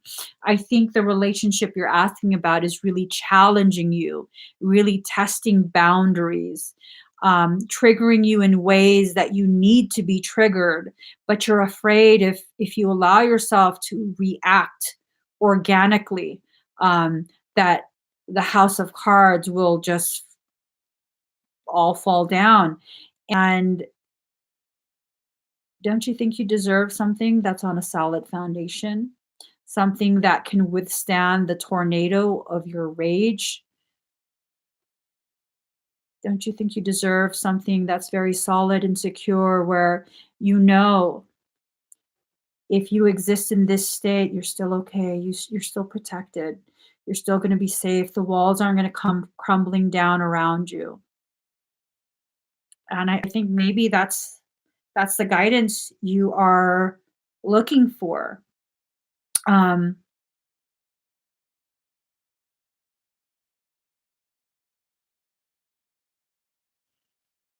have I told you that you have a parasitic circumstance going on? Because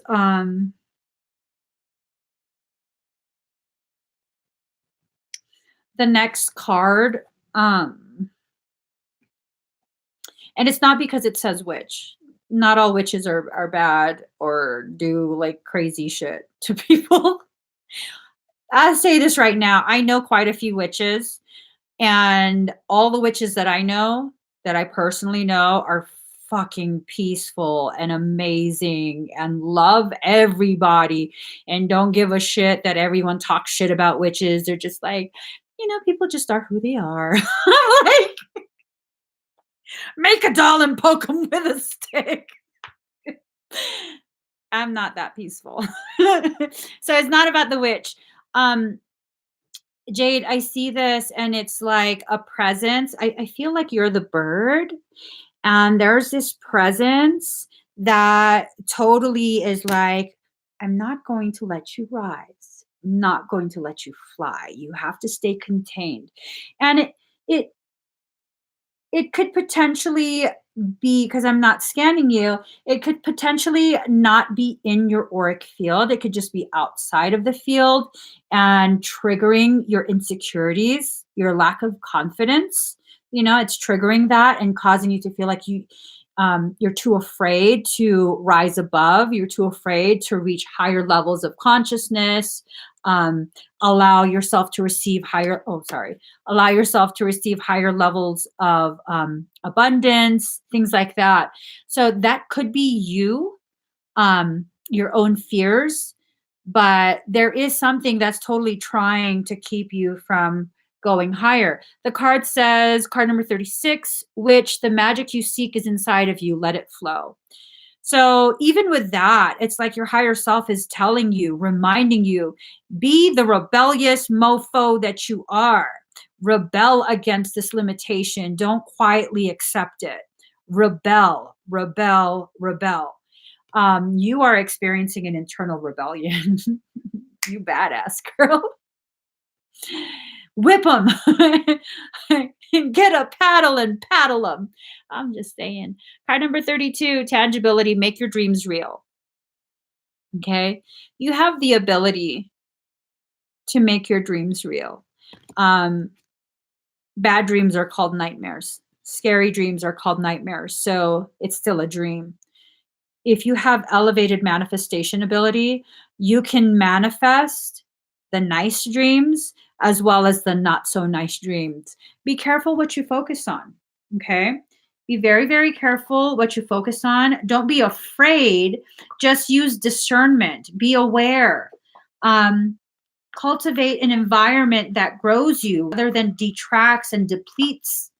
You totally got this, though. You totally got this. I think you just needed a little bit of, um, confirmation, because you're a highly sensitive empath, and you're the kind of empath that feels very, very guilty when you put yourself first, when you put your focus on you, when you invest in you. You're constantly giving so much to everyone else. Let's see. You had a bad dream of your significant other. Oh, shit.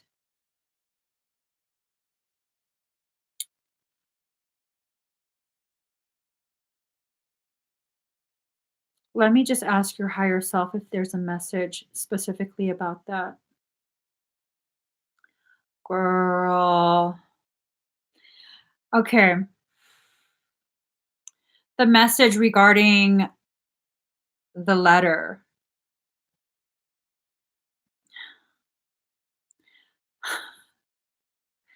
I don't want to make you cry. I don't want to hurt your feelings. Your higher self said those are your walking papers.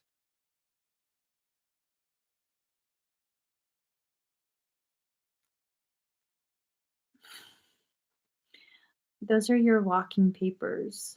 I don't know what that means, but I'm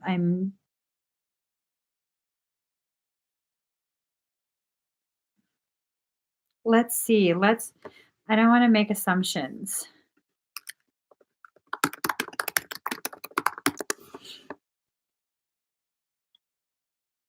Walking papers is defined as a notice of dismissal.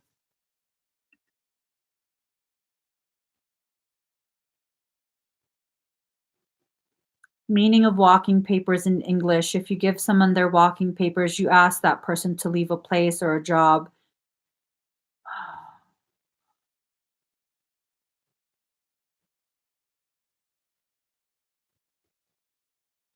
Oh man.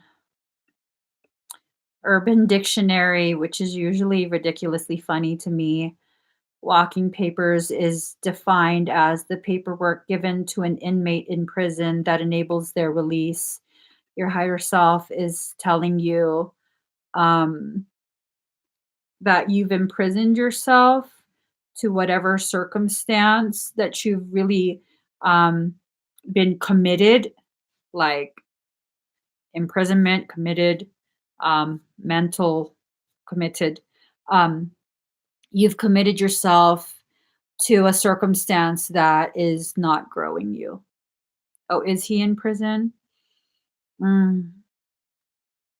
Yeah, like walking away. I'm sorry. I'm sure that's not what you wanted to hear. I don't.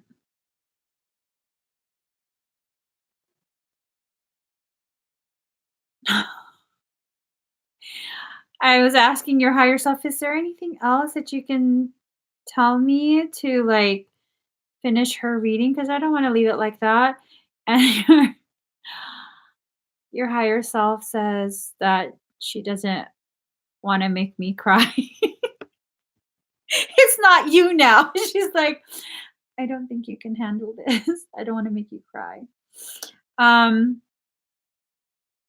yeah, it's time to walk away. I don't know if that time to walk away is right now or soon. Um, but that's basically the message your higher self is giving, that the time to walk away is approaching. So, I mean, do with that information whatever you feel is most appropriate for you. Okay. Um, I don't know what you should do. I really don't. I don't know what you should do. But that's your higher self says you've been issued walking papers. I hope at least his letter that arrived yesterday um, was a sweet one. I don't know. Sorry, Jade. I hope that helps you though.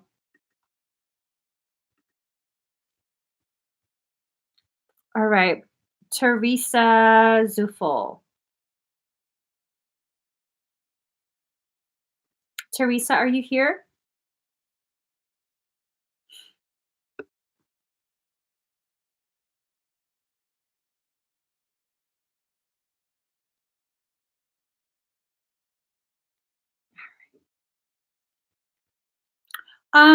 Karen, the link has been closed for the night, but I should be live again tomorrow. Oh, you're welcome, Jade.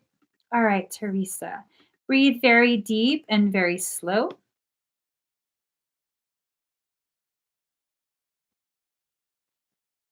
Let me just. And Jade, thank you for your reading because I totally forgot about all of this poetry that I put in my phone. That's one of my most favorites. My heart sits quietly with you in the spaces within your mind where you feel the most misunderstood and alone. All right, let me just get a song. No more gang gang. No gang gang. Go away, gang gang. Um,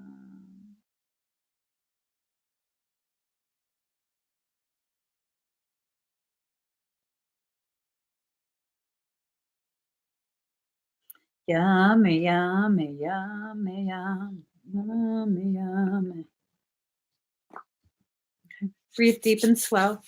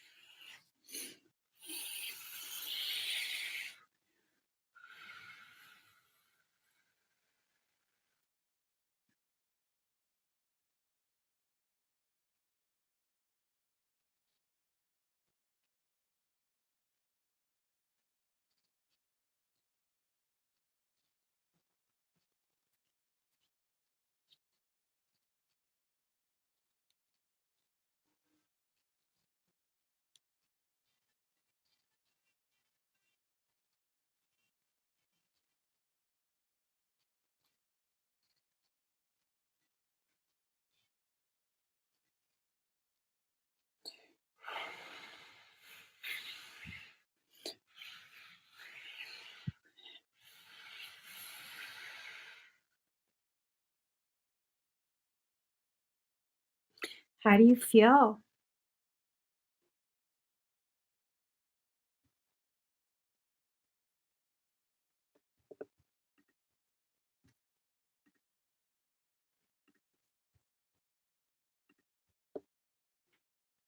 Was it the walking girl?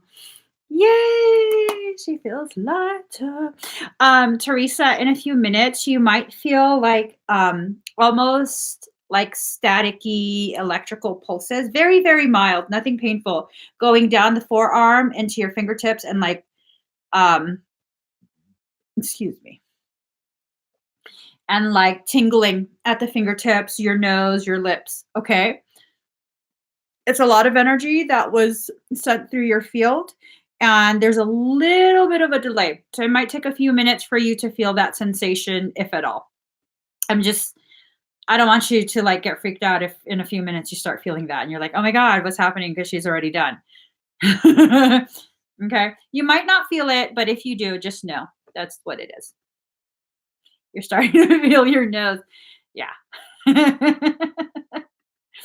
All right. Brianna Shepherd.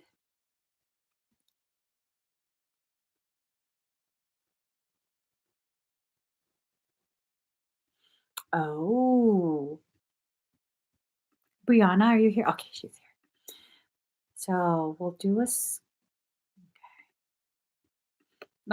pull some cards for that.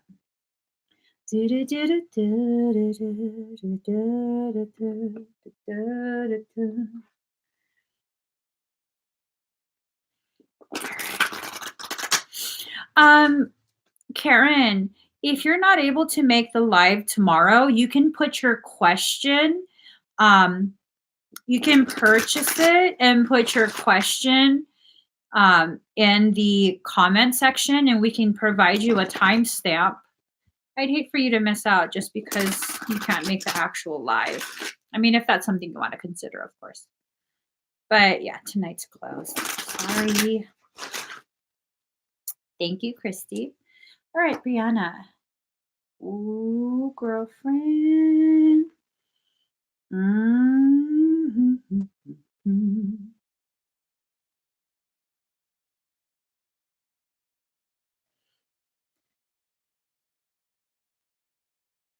All right.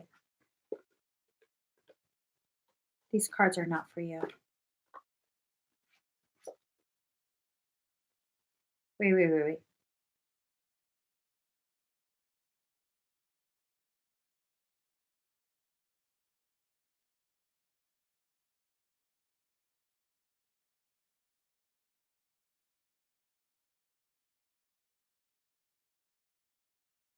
I can't discern if that's your energy or someone else's.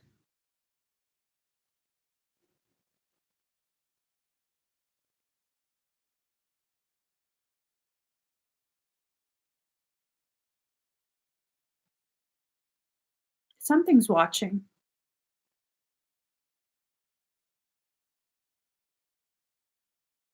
Something's watching and it feels nervous.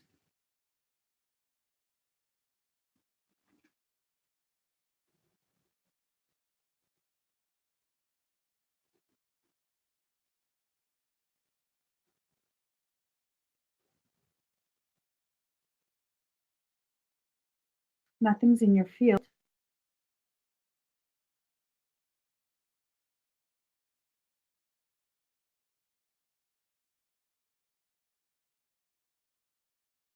Is your heart starting to beat a little bit faster?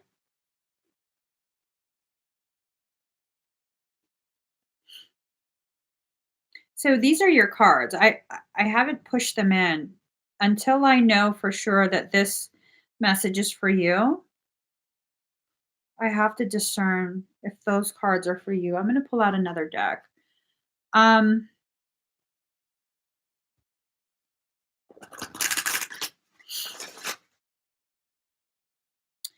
I don't do future readings. Sorry.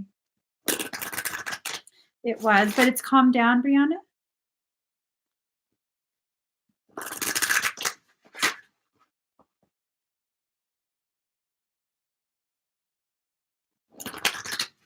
No, those are your cards. It's trying to convince me those are not your cards. They're your cards. They're your cards. I was gonna push it in, because it was sticking halfway out. I was gonna push it in. I was like, push it in, push it in, push it in. And I was like, yeah, I'm gonna push it in. I'm gonna come because I started shuffling a different deck and I felt a sigh of relief. F you, these are her cards, and I'll show you why. So, card number 16, power. You're coming into your power. The question about the individual, um, it's almost like they represent a phase in your life, in your journey, where you are forced to do, not to do, to go through things that really made it impossible for you to not understand just how strong you actually are, just how much courage you have. And so it's almost like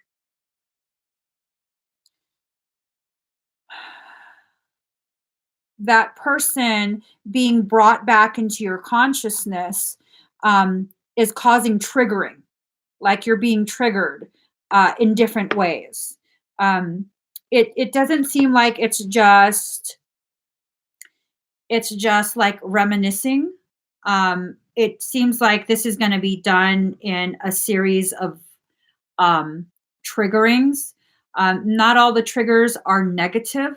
Not all of them are meant to make you feel angry and think about all of the hardships you experienced in that connection. Um, some of this will be reminiscing about good times, a feeling of missing. That person has a soul connection with you. Do I want to go so far as to call them like a twin flame? I don't think so. But it was a very deep connection on a soul level. Um,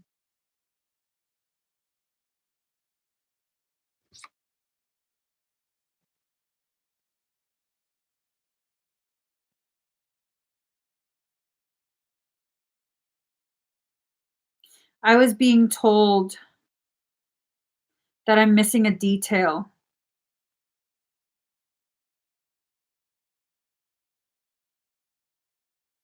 Okay, well, if I see the detail later, I'll look again later. I don't see it right now. So your next card, card number 19, balance. There might be a lot of confusion that occurs. Um, you kind of have to be blinded a little bit. I'm not too sure why. I think maybe it has more to do with the fact that you have a very elevated level of intelligence and you have a bit of rebelliousness in you. And so if you see something coming, you're probably going to do whatever you can to avoid it.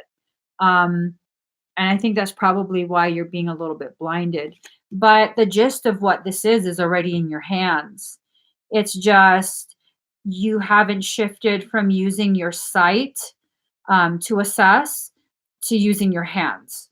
And that might be what what this is about, where instead of using your eyes, um, instead of just using your ability to visualize, your higher self is trying to get you to develop your sense of feel, your sense of touch. Because there's a lot of, oh, that was the detail. Your hands are obscured, your hands are covered. Um, Okay, I don't want you to be offended, but I do have to give you the message. Higher self, your higher self is giving a message of you've been a little bit more hands off um, on your life than you should be. Um, it's kind of like you don't just have walls up, and it's not. How would I explain this? You don't just have walls up. It's almost like people have to go through a maze to reach the wall. You have a lot of things that you have in place that make it a challenge for people, even people who you know are trustworthy for them to reach the core of you. Um, but at the same time, that's not necessarily a bad thing because now I'm being given that this is for a reason. Well, why are you having me bring it up if it shouldn't be taken down?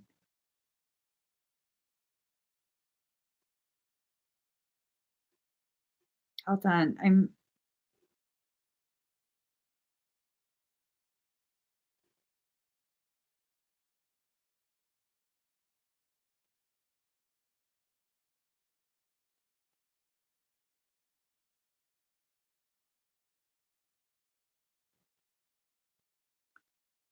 I'm being shown a lot of snippets of visuals, but it's like just flash, flash, flash, flash, flash, all different things, and it's not left open long enough for me to make conscious sense of anything.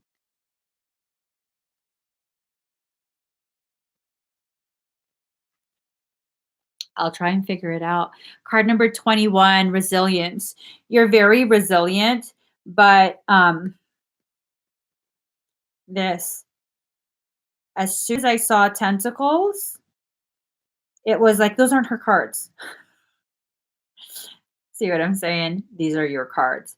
You don't have it in your field, but this thing is trying real hard to affect your trajectory. Um, it's not in your field. I scanned you earlier. Nothing in your field. Your field is clear. That's why you have a maze.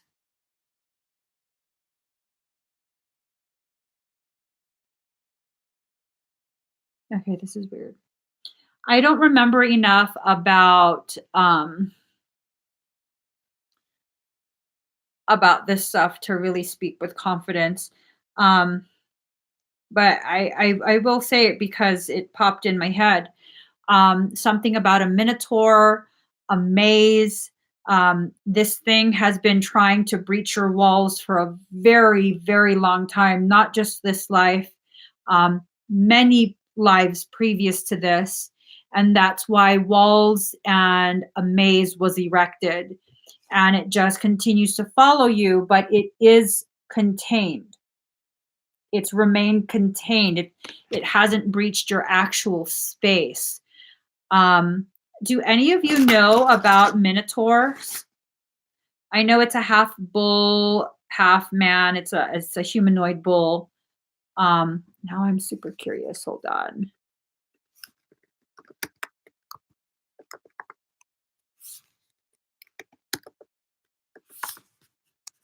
Minotaur maze myth.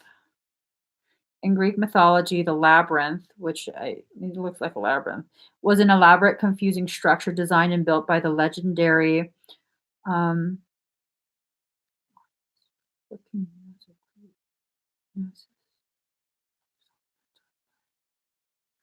um,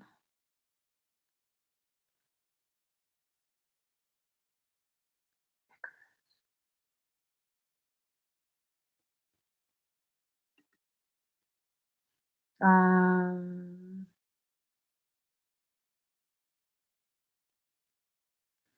why was the Minotaur put in the labyrinth?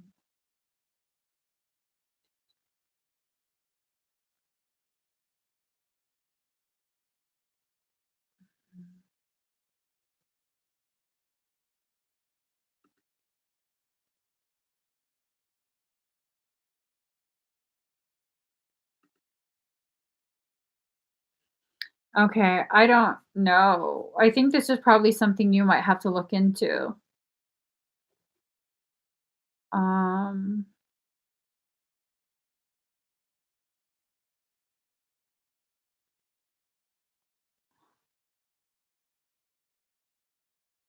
I don't know. I think there's too much information for me to try and process while I'm live. But something about a minotaur. Um, that's what this is. It continues to try and affect your spiritual path, your trajectory. Um, Let me pull cards from the other deck. You have power, you have balance, you have resilience. I mean, I don't think this is going to get in your field. It had been. It had affected you, but it's out and it's still out. And I think maybe the recognition of it still kind of hanging around is going to affect you emotionally and mentally in such a way that will cause you to accrete higher levels of frequency that will lead to further consciousness expansion. But let me just, let's see. Become a loving mirror. Love the darkness. Wait, whoa, what?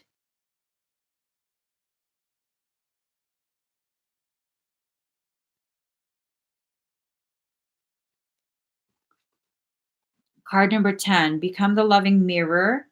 Card number 33, love the darkness. And card number 13, free yourself. I see this and my initial thought is you are the Minotaur.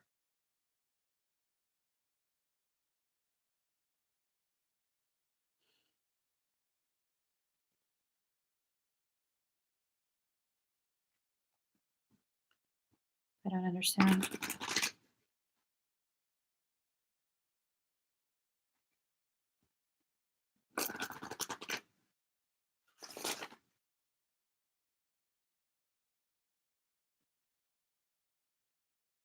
So you're a reflection of the Minotaur outside your walls, but inside your walls. The Minotaur's trapped outside while you're trapped inside.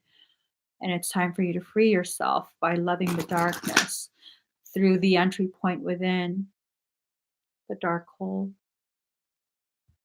internal abyss. Through that internal abyss,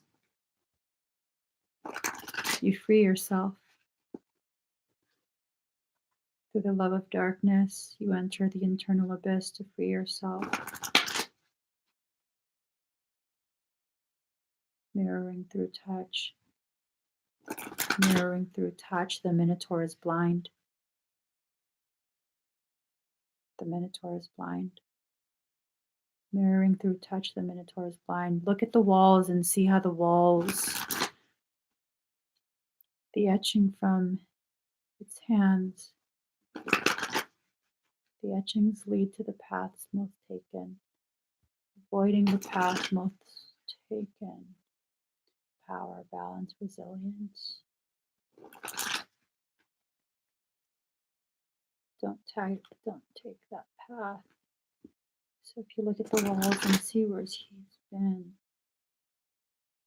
there's a mirroring inside and out. Icarus.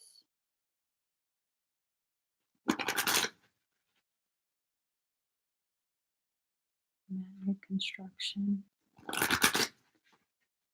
Hold a creature of divinity. Let's see.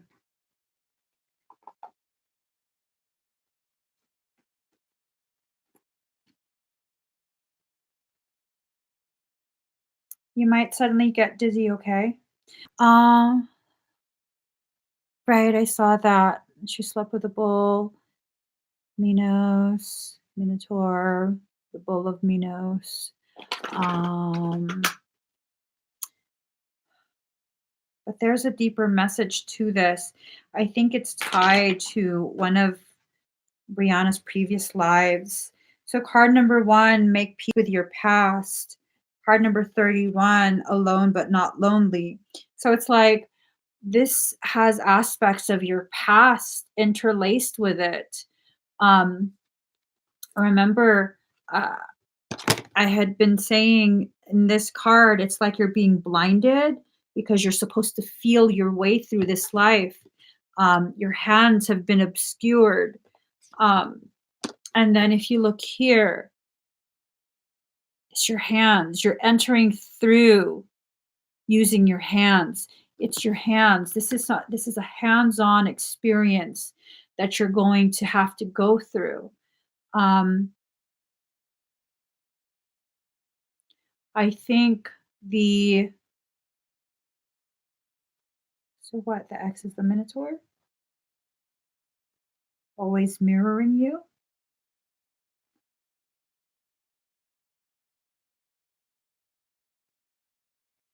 Card number 31, solitude, alone but not lonely. Card number 35, whatever you choose will be correct. You don't even need the key. The door is unlocked. You're trying to find the door. That's what it is. You're trying to find the door through touch. The door is in your past.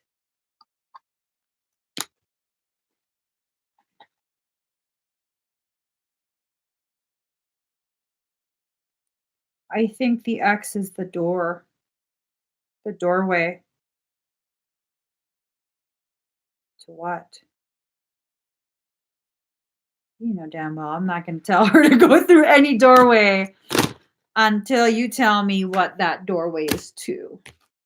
Hold on, girl. Now I'm really curious.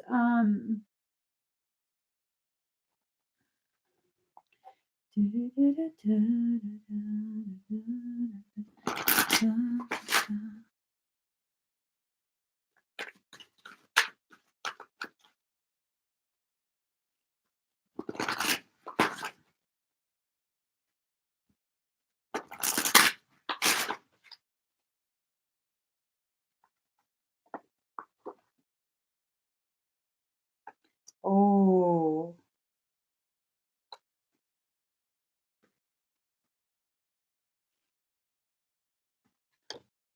He's a doorway to limitless power and integrity. The doorway to power, balance, resilience, and integrity. Are you still in contact? You said you moved on. You said that you had moved on, and I think no contact, right? Um, but is it still like friendly? No, there's no contact. Uh, how would I phrase this question? Um, do you just have no contact, but it's okay? Like you guys are okay. You don't hate each other. You just there's no point in having contact. You're not interested in being friends, but there's no active resentment, I guess is what I'm asking. I think you need to reach out because look at your choice of words. You want to reach out, to touch, to connect. And it's not necessarily reach out to try and reestablish a romantic connection, but the reaching out is really about feeling, exploring those feelings. I think that's what the blockage is. So basically, it's this sense that he is the Minotaur, and you're kind of caged up inside. Like the center of the labyrinth. And this is just basically like haunting you. It's round and round and round. You're trapped. He can't escape either. Yeah. You don't have to be friends. You don't have to be friends. I think what's going on is he's the doorway to you freeing yourself from um, the weight. Here it is. The weight is self contained, remember? So if you're very stubborn and you're feeling like you should reach out, and this reading is all about touch, touching, reaching out, touching, because you have to reach out in order to touch, right? Then that's how you're going to make peace with your past. It's burning you, it's consuming you from the inside out. It's consuming you. And I think maybe this is a show um, of how much you've grown. Um, if you've grown past the toxicity, and you can't really have any expectations of how he's going to receive it. It's not that you're going to reach out and then you two are going to be friends. No. Maybe this is just an exercise in your ability to move beyond that wound and finally truly carry on with your life. If you reach out and he doesn't want to have anything to do with you, perfect. Perfect. But now you get that off your chest excuse me, where you're wanting and needing to reconnect, simply to heal old wounds and give each of you permission to move forward. Because I think honestly, he's reflecting everything you're experiencing. I don't think it's just you that's wanting to reach out. I think he hasn't attempted to reach out and talk because he knows you're stubborn. He knows that it could potentially lead to more arguing, and maybe he's just waiting around, waiting for you to open the door because you are the key. He's the door, you're the key. And unless the two of you work together, unless you reach out, unless you reconnect in some way, shape, or form, both of you are locked in there. Both of you. I'm hoping that makes sense. I also want to pull from here.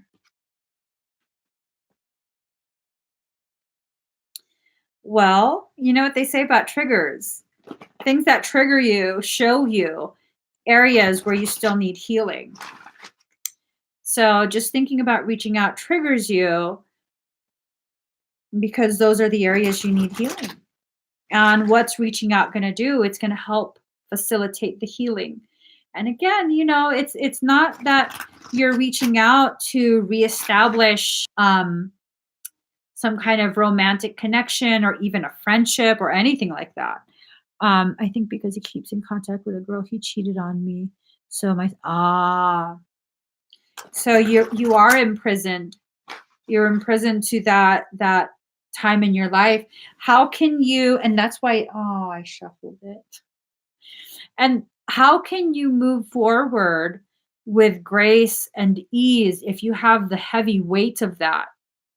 If you're going to choose to continue to carry that, remember there's tentacles. Tentacles tend to mean parasitic, right? Nothing in your field right now, but I would hate to think that this is your higher self letting you know there's going to be an attempt to breach your space again.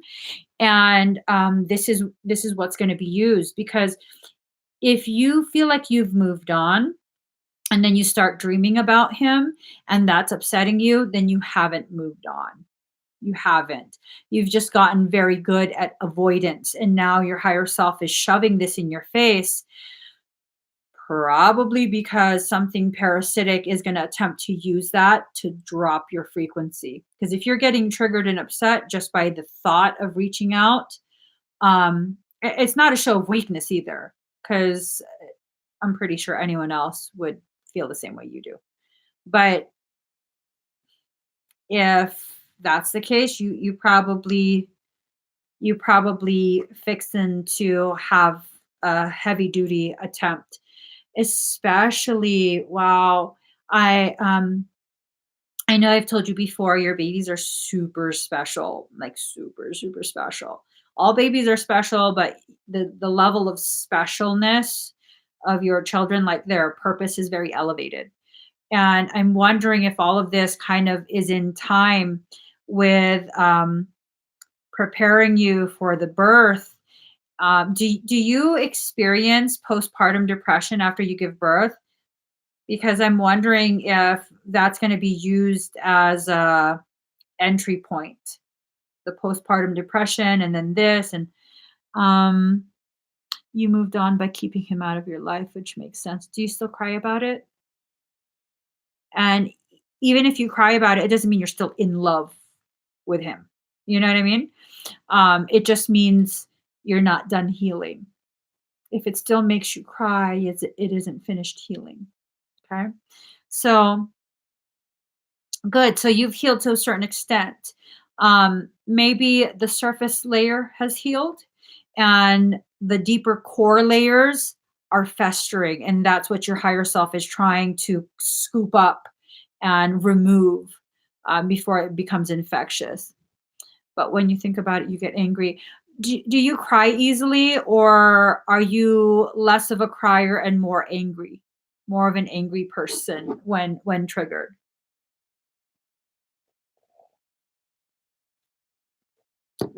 For a period of my life when I was still very much struggling with control, um, and I needed to really control things, what would happen is instead of crying, I would be more my my tears would be expressed as anger, as rage. Oh.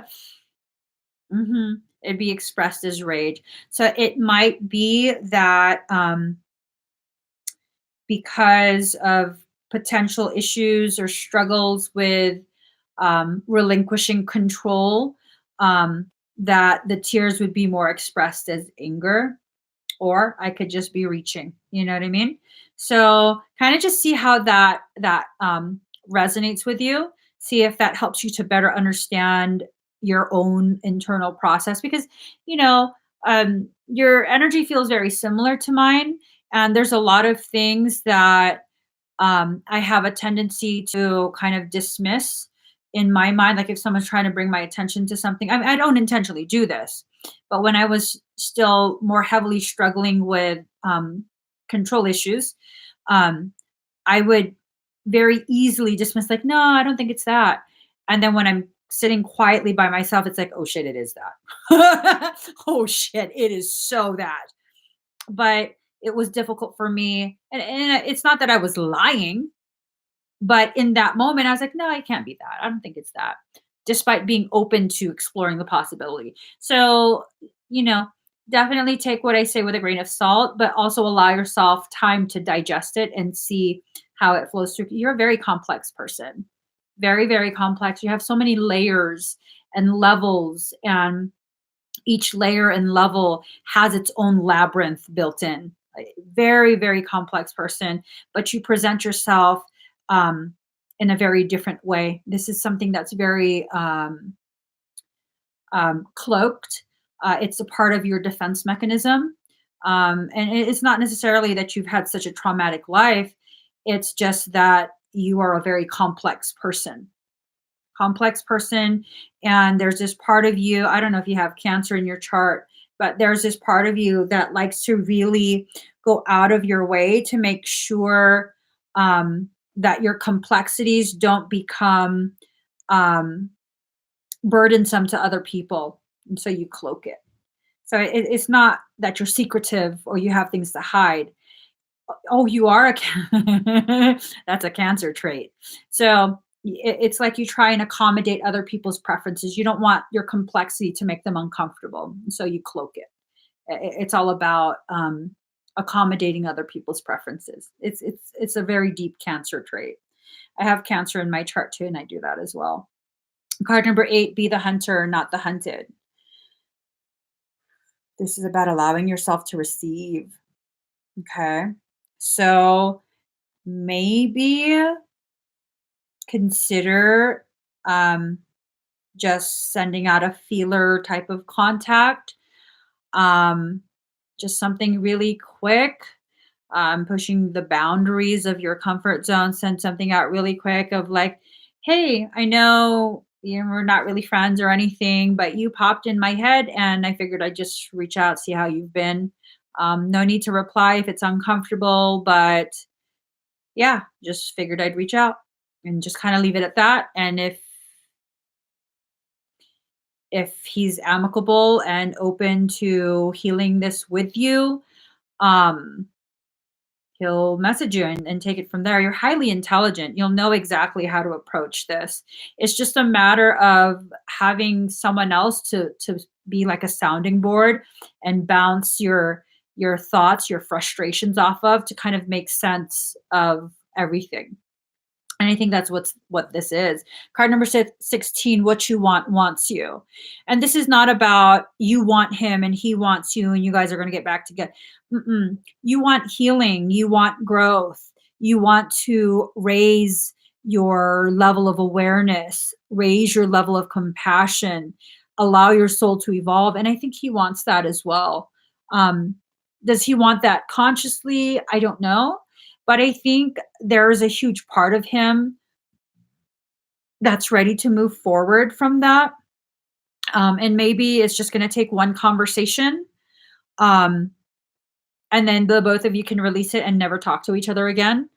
Or maybe a couple conversations, or maybe you can be friends, or, we just don't know. But I think you need to have at least that one conversation so you can let this go because it's going to keep eating away at you. It's going to keep eating away at you.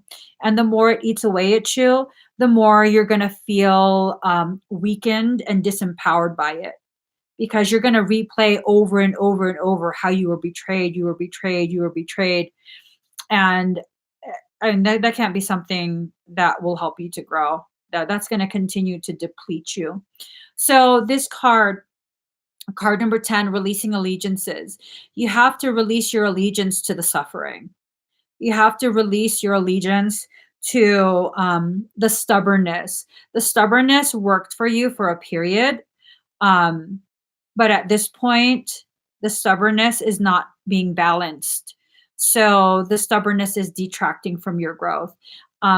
Things that people traditionally find categorized as weaknesses, character flaws or defects. Oftentimes, if you can balance it, it becomes a superpower. It becomes a really potent tool in your toolbox of life, but only if it's balanced. There's a part of you that knows you need to reach out. It's a process of your healing. Enough time has passed that the wound isn't super fresh, and you can have a very constructive exchange at this point. Now, again, it's not necessarily going to lead to friendship. It's not necessarily going to erase the feeling of betrayal. It's not going to undo what he did, but it frees you from it. It frees you from your allegiance to the suffering. I remember you said he had a parasitic situation. I don't want to contact him. That was part of the reason why I said,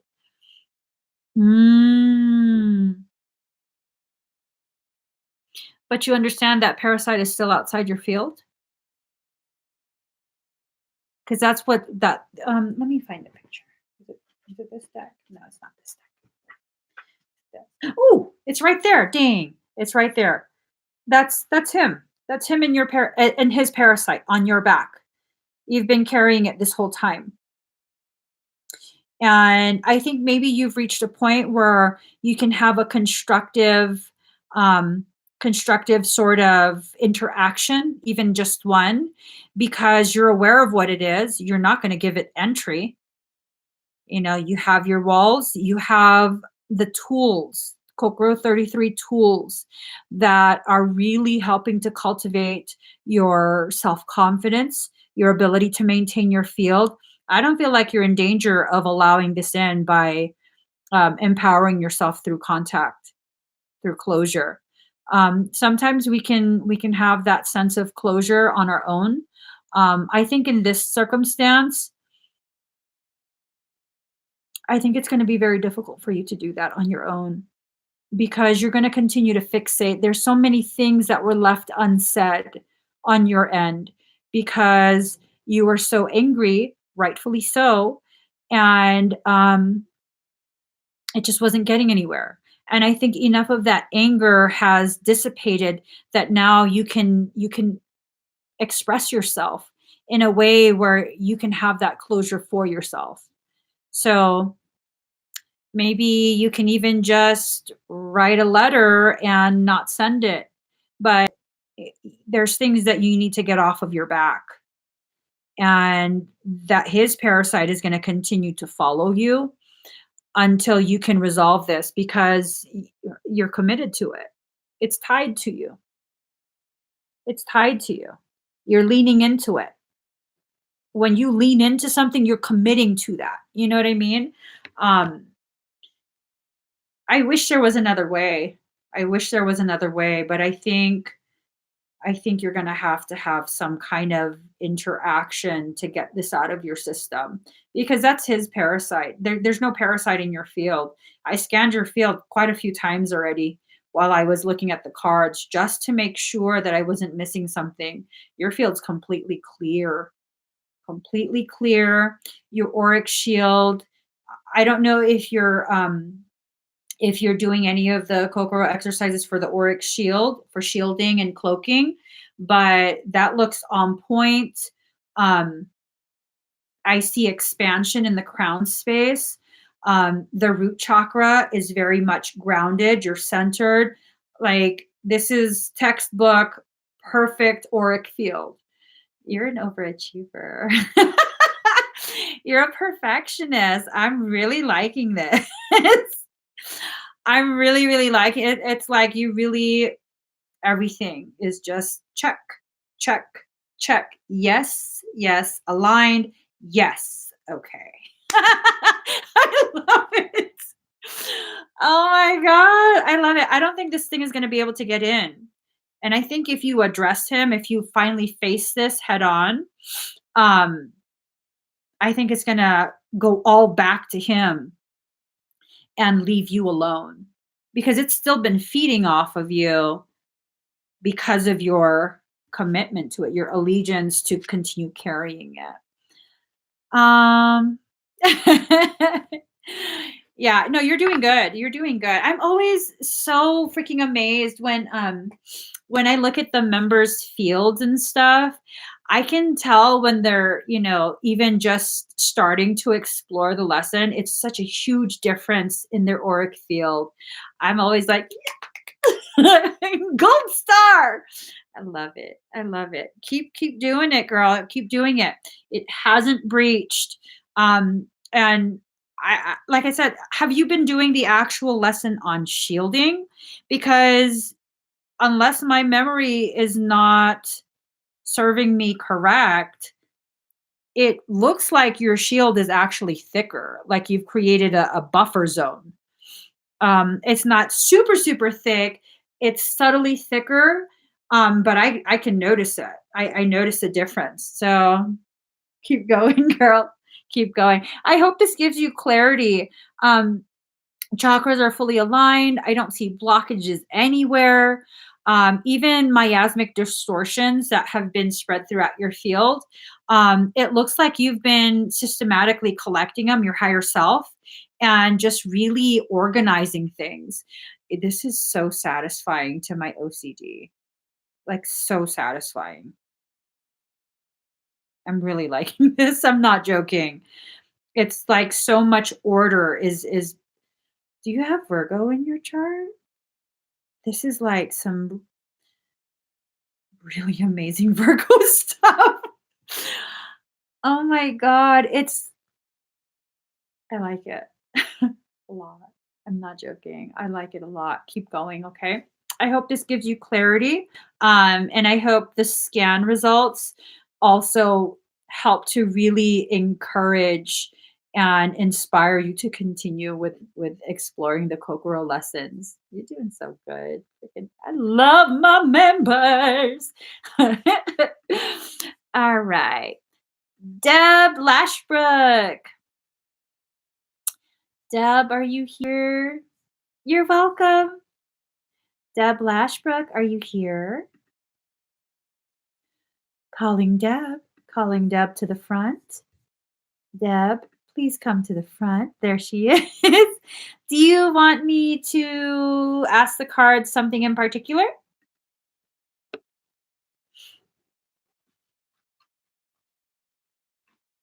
The heck is that sound?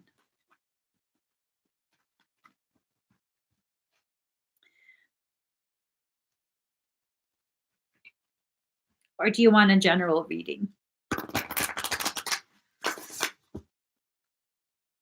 Surprise ya. All right, girl. Let's see. Let's see what's going on.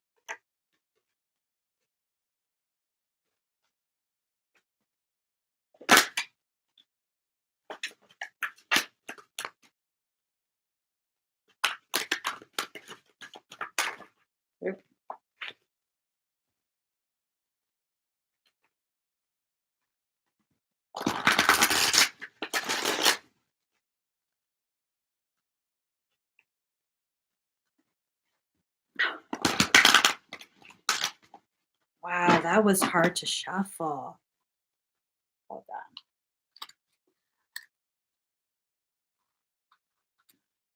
What's wrong with you, deck? It's so hard to bend. My goodness. All right. Oh. Ooh. Girl. What is this about? All right. So, Deb, everything in perfect balance, the petals and the thorns. This is about really, really embracing where you are on your path right now. Okay. So, say that your path has been a very difficult one, a lot of gravel, a lot of shrubbery and flowers and stuff. Yes, it's been difficult. Yes, it sucks having to walk on gravel, but it's making you stronger. It's also with the presence of the gravel, yeah, it gets stuck in your shoe and whatnot, but it helps to provide traction. So you're less likely to backslide. So, balance, it's about seeing the balance in everything you're experiencing, which I think you're already seeing the balance. I think you are. I think this is really just a confirmation from your higher self to let you know everything is flowing. Everything is flowing. You're doing good. Um, Although sometimes you may get really super frustrated and feel like there's no progress, there is progress. It might be slow progress, but it's still progress. Okay. So card number 9, euphoria. Honor yourself. It's time for you to recognize this and really, give yourself a pat on the back. Have these conversations with yourself where it's like, you know what? I'm not yet where I need to be, but damn it, we're getting there. We're getting there. We're making progress. Things are starting to change, and it's going to continue to change because I'm not giving up on myself. Card number 2, transform the way you see. Again, it comes back to these two cards, transform the way you see what you've struggled through, um, transform, shift the way you see the results of your efforts. Um, with all the work that you've put into yourself, uh, you wouldn't even be anywhere near where you're at right now if it wasn't for all the effort that you've put into it yourself, despite all of these um, people that are supposed to be experts in the fields of whatever the hell they're experts in the fields of, that should have been giving you answers, and none of them gave you answers. You gave you answers, and then you told those dumbasses how to do their jobs. High five, girl. You my girl. That's right. Okay. Card number 40, darkness. Darkness. Now, with this, even in darkness, the moon still emanates some sort of light. Even in darkness, um, you have to remember your eyes. Well, I don't know if you know this. I'm pretty sure you do. But if you cover your eyes, if you exist in complete darkness for an extended period, your eyes will adjust and you'll be able to actually see more. Your pupils will be able to dilate even bigger, and you'll be able to allow more of that ambient residual light in, and you can see. So even in the darkest night, you acclimate. And that's what you've been doing. You've been experiencing a dark night of the soul for quite some time, and you've acclimated. Okay. Um, you have made that shift from just feeling frustrated and dejected to still being frustrated, but recognizing there's progress. I'm kind of seeing that this is, we're making some headway down this road. Um, I'm not exactly where I want to be yet, but we're making progress. And it's important that you recognize, that you acknowledge, and celebrate the progress that you've made. Card number 41, sovereignty. You are reclaiming your sovereignty. Okay. Um, Again, it goes back to how even highly trained specialists have failed you. But look at you. You haven't failed yourself. You haven't failed yourself. You've kept working, you've kept pushing, you've kept digging for answers, and you're getting those answers because of your commitment to yourself, because of your investment in yourself. You've invested tremendous amounts of time and effort into getting the answers that will help you find and implement solutions. You're doing this, Deb. It's like your higher self keeps reiterating, you are the one that's doing this. You're initiating it, you're following it through, and you are the causation, the positive effects in your life. This is about you reclaiming your sovereignty, recognizing your sovereignty. You, yeah, it's definitely not an option for you. Look at this resistance. You're like, fuck that. You're like, fuck that. You know, even as you're fighting this, you're still experiencing growth. You are still experiencing growth. You are still continuing your healing. You are on this journey, and your higher self keeps reiterating, you're not where you want to be yet, but you're well on your way to getting there. Okay, you are well on your way to getting there. So just keep going, Deb. Definitely keep going. Keep acknowledging how much you're doing for yourself. Whoa, you feel okay? Do you suddenly feel anything? Yeah, a few back steps are definitely okay. That's a part of the dance of life. Do you suddenly feel any okay.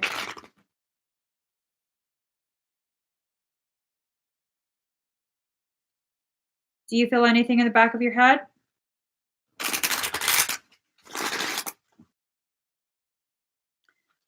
Activate your suit. Activate the skin.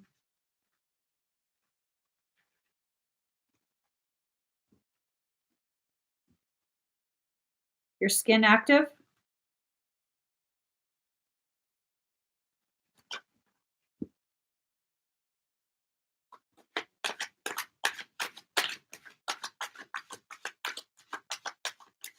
Loading a charge.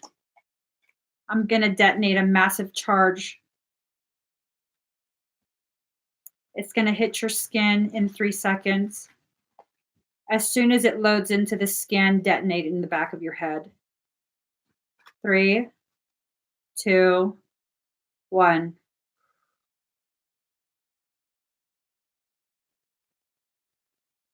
Those of you sensitive to energy, you might get a little bit dizzy, okay? It was a massive detonation.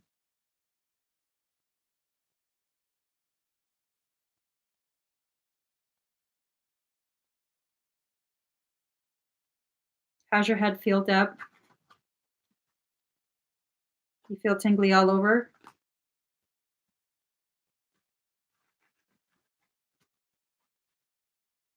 Badass. Good job. I'm going to make you a shirt. It's going to say ass kicker. And it's going to have like a shoe on it. Just like some random shoe. And then it's just going to say ass kicker. Deb is an ass kicker, you guys. Watch out. All right. So I hope that that helps to the information helps to validate and continue to inspire you to keep inspiring yourself. You're doing tremendous amounts of work and progress, and your higher self recognizes it. It really recognizes it. It's in full support of you.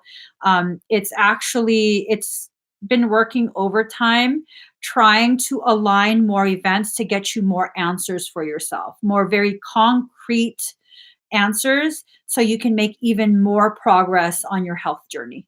Okay. So that's in the works for you already. Just continue whatever you're doing. And this is going to come to fruition a lot faster. And you'll see more of these types of events will line up faster and faster and faster until finally you have all the pieces you need and you can move forward in a very solid, very confident manner and really just correct all the circumstance that's needing correcting. Okay, Deb? All right. So, Melissa Adamson. Melissa, are you here? Melissa Adamson? You're welcome, Deb.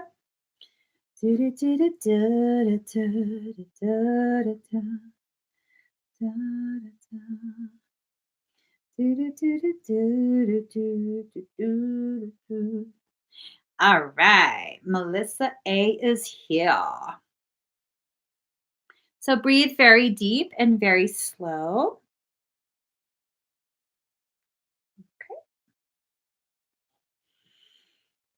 I had one too many drinks.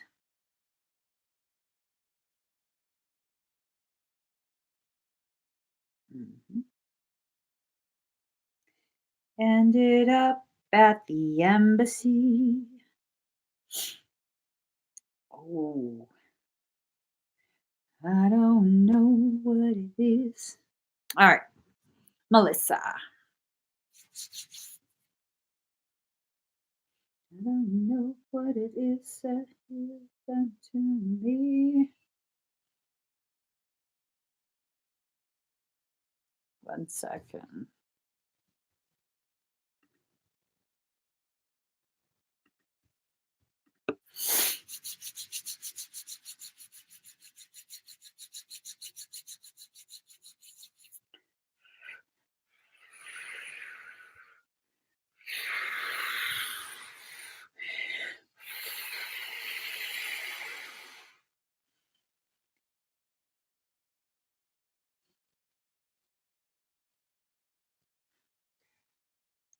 You might get a little bit warm and a little bit dizzy, okay?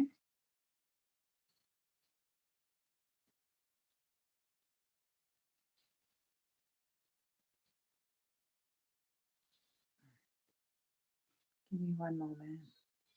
Just keep breathing very deep and very slow.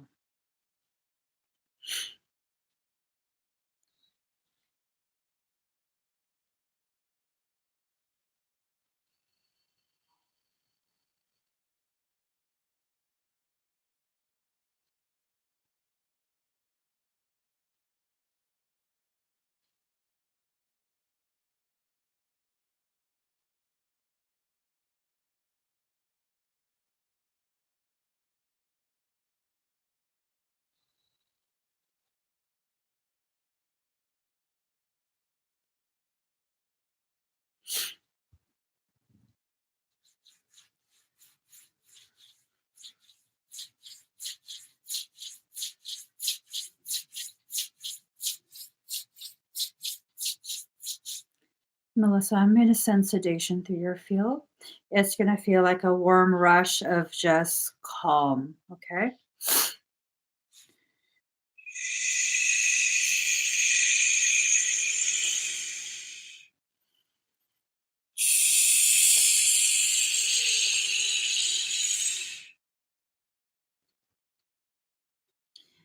All right.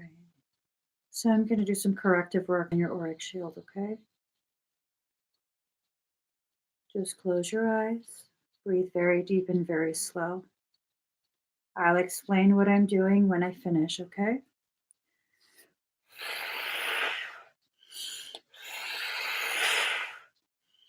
Breathe.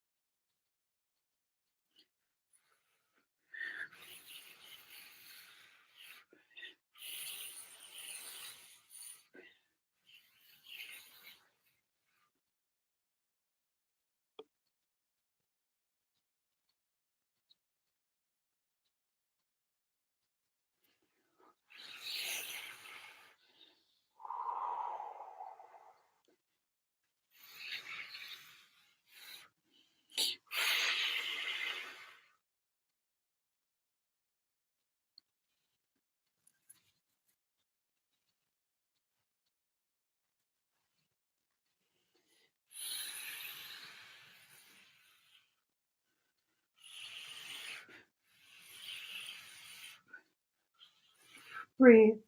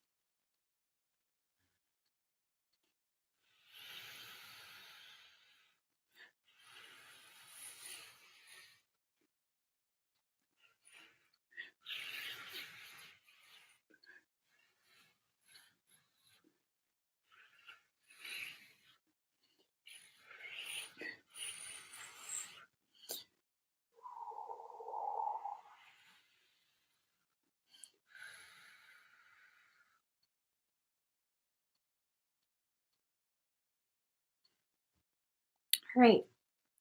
How do you feel?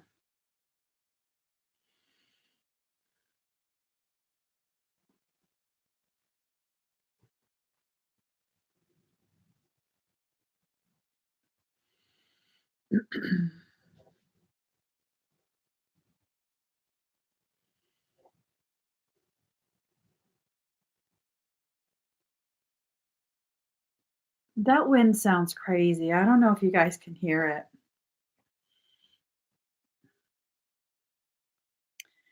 Tingly head. Do you feel dizzy at all? Any dizziness?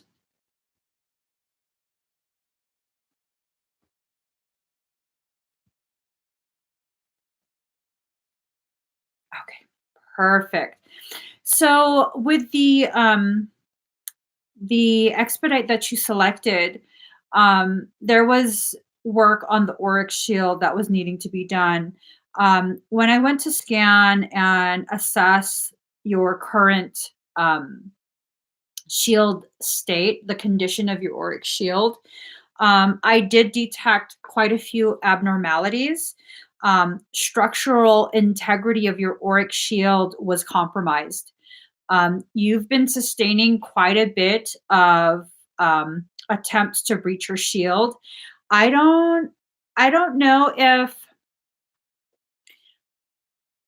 do you feel like people are always messing with you, ganging up on you, trying to just really just go out of their way to make you miserable?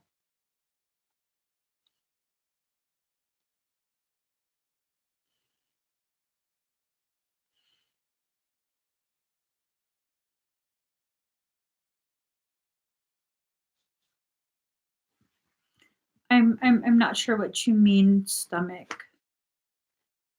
Yeah, it shows up on your auric shield. You had quite a few areas where the shield was just crushed. And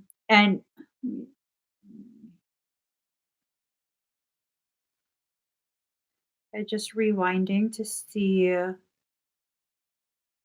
It's primarily this area. So it's like I wouldn't be surprised if people try and make you feel that you're very bossy or you're nagging, you're always in their business, you're so nosy, things that are associated with feminine nurturing. Um, shield near, yes, also the stomach area. Not so much the higher belly. There was fracturing in the higher belly area, but the bulk of the um, injury or damage, whatever you want to consider it, was in the low belly from belly button down, basically womb area. So a lot of emotional. I was going to say a lot of this has been attacks on your feminine aspects. Um, really trying to convince you that you're weak. Um, the stereotypical reasons why a female is weaker, which is bullshit. Bullshit. But oh, your cat lays there. Um, is your cat not like other cats? Do you feel like your cat is just like really different than other cats for some reason? He just doesn't seem like a cat. And I know a lot of cat owners will say that, but this is on a whole different level. I don't think your cat's a sphinx. So, what I was gonna say is I believe that cat is a familiar and has followed you, through quite a few lives. It hasn't always been a cat. Um, it's super talkative. Oh my gosh. Oh my gosh, that's amazing. That's amazing. I love that. I love that. Um, but yeah, you had quite a bit of attempts, and this is not new. This is not new. Quite a bit of the deformation of your auric shield looks like it happened a long time ago. Um, so you've been dealing with a lot for a prolonged period. For someone who is thought of or seen as being very weak, you've endured quite a bit, quite a bit. So the loud smacks that you heard me do, I had to basically completely destroy and remove your auric shield. Just get it all out, rebuild you a completely new one. Okay. Um, it was just too much structural damage to the actual shield. So we went ahead and took that out, gave you a brand new one, and then overlaid all of the energetic work on top of it. So you have a brand new shield, you have all the other stuff too. All the other goodies are there. Um, I'm sorry, I'm just talking to your higher self.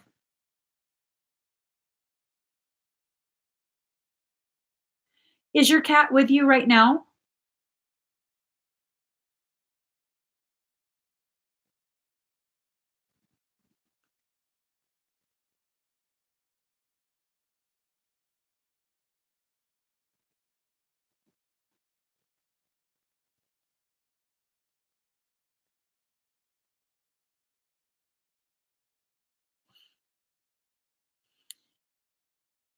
Can you peek in the other room and see if your cat looks, somewhat sedated?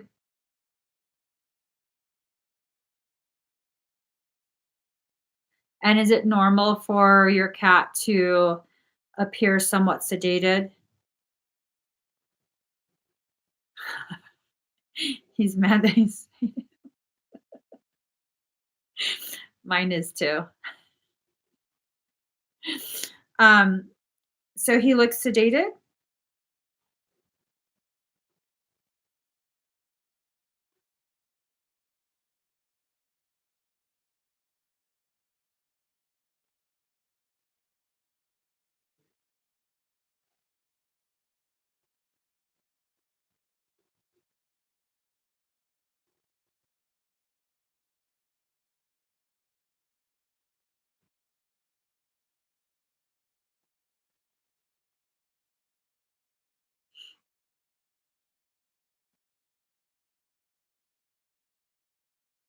Okay.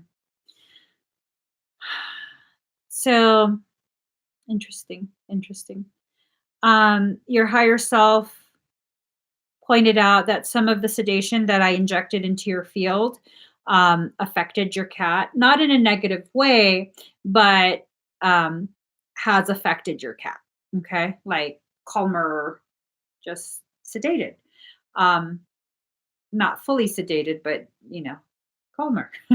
uh, so I'm just asking your higher self to confirm. So you have to be careful what you allow yourself to be exposed to because it will affect your cat. Your cat is special. Again, I don't think he's a regular cat. I believe your cat is a familiar, that it's a being that is a companion of yours through many lives and assists you. So, as part of its attempt to assist you, it will pull energy from you. So, if you allow things to attack you, it will make your cat sick. It will pull it from you to protect you and allow itself to get sick. So, excuse me, just be mindful of that. Okay. I know um, the feeling is your higher self is encouraging me to let you know this. So that way, because you're going to suspect it after a while. After a while, you're going to be like, you know what? Every time I get stressed out, he gets sick. Oh my gosh, it's my fault. And then you're going to blame yourself and really beat yourself up. And you really can't, you can't afford that. I'm going to be very honest with you. You don't have the luxury of that. The attempts to attack you are probably not going to stop. The work that I did for you tonight will go a long way in helping to defend you. But if you're going to allow yourself to enter a cycle of like beating yourself up, it takes you a while to recover from something like that.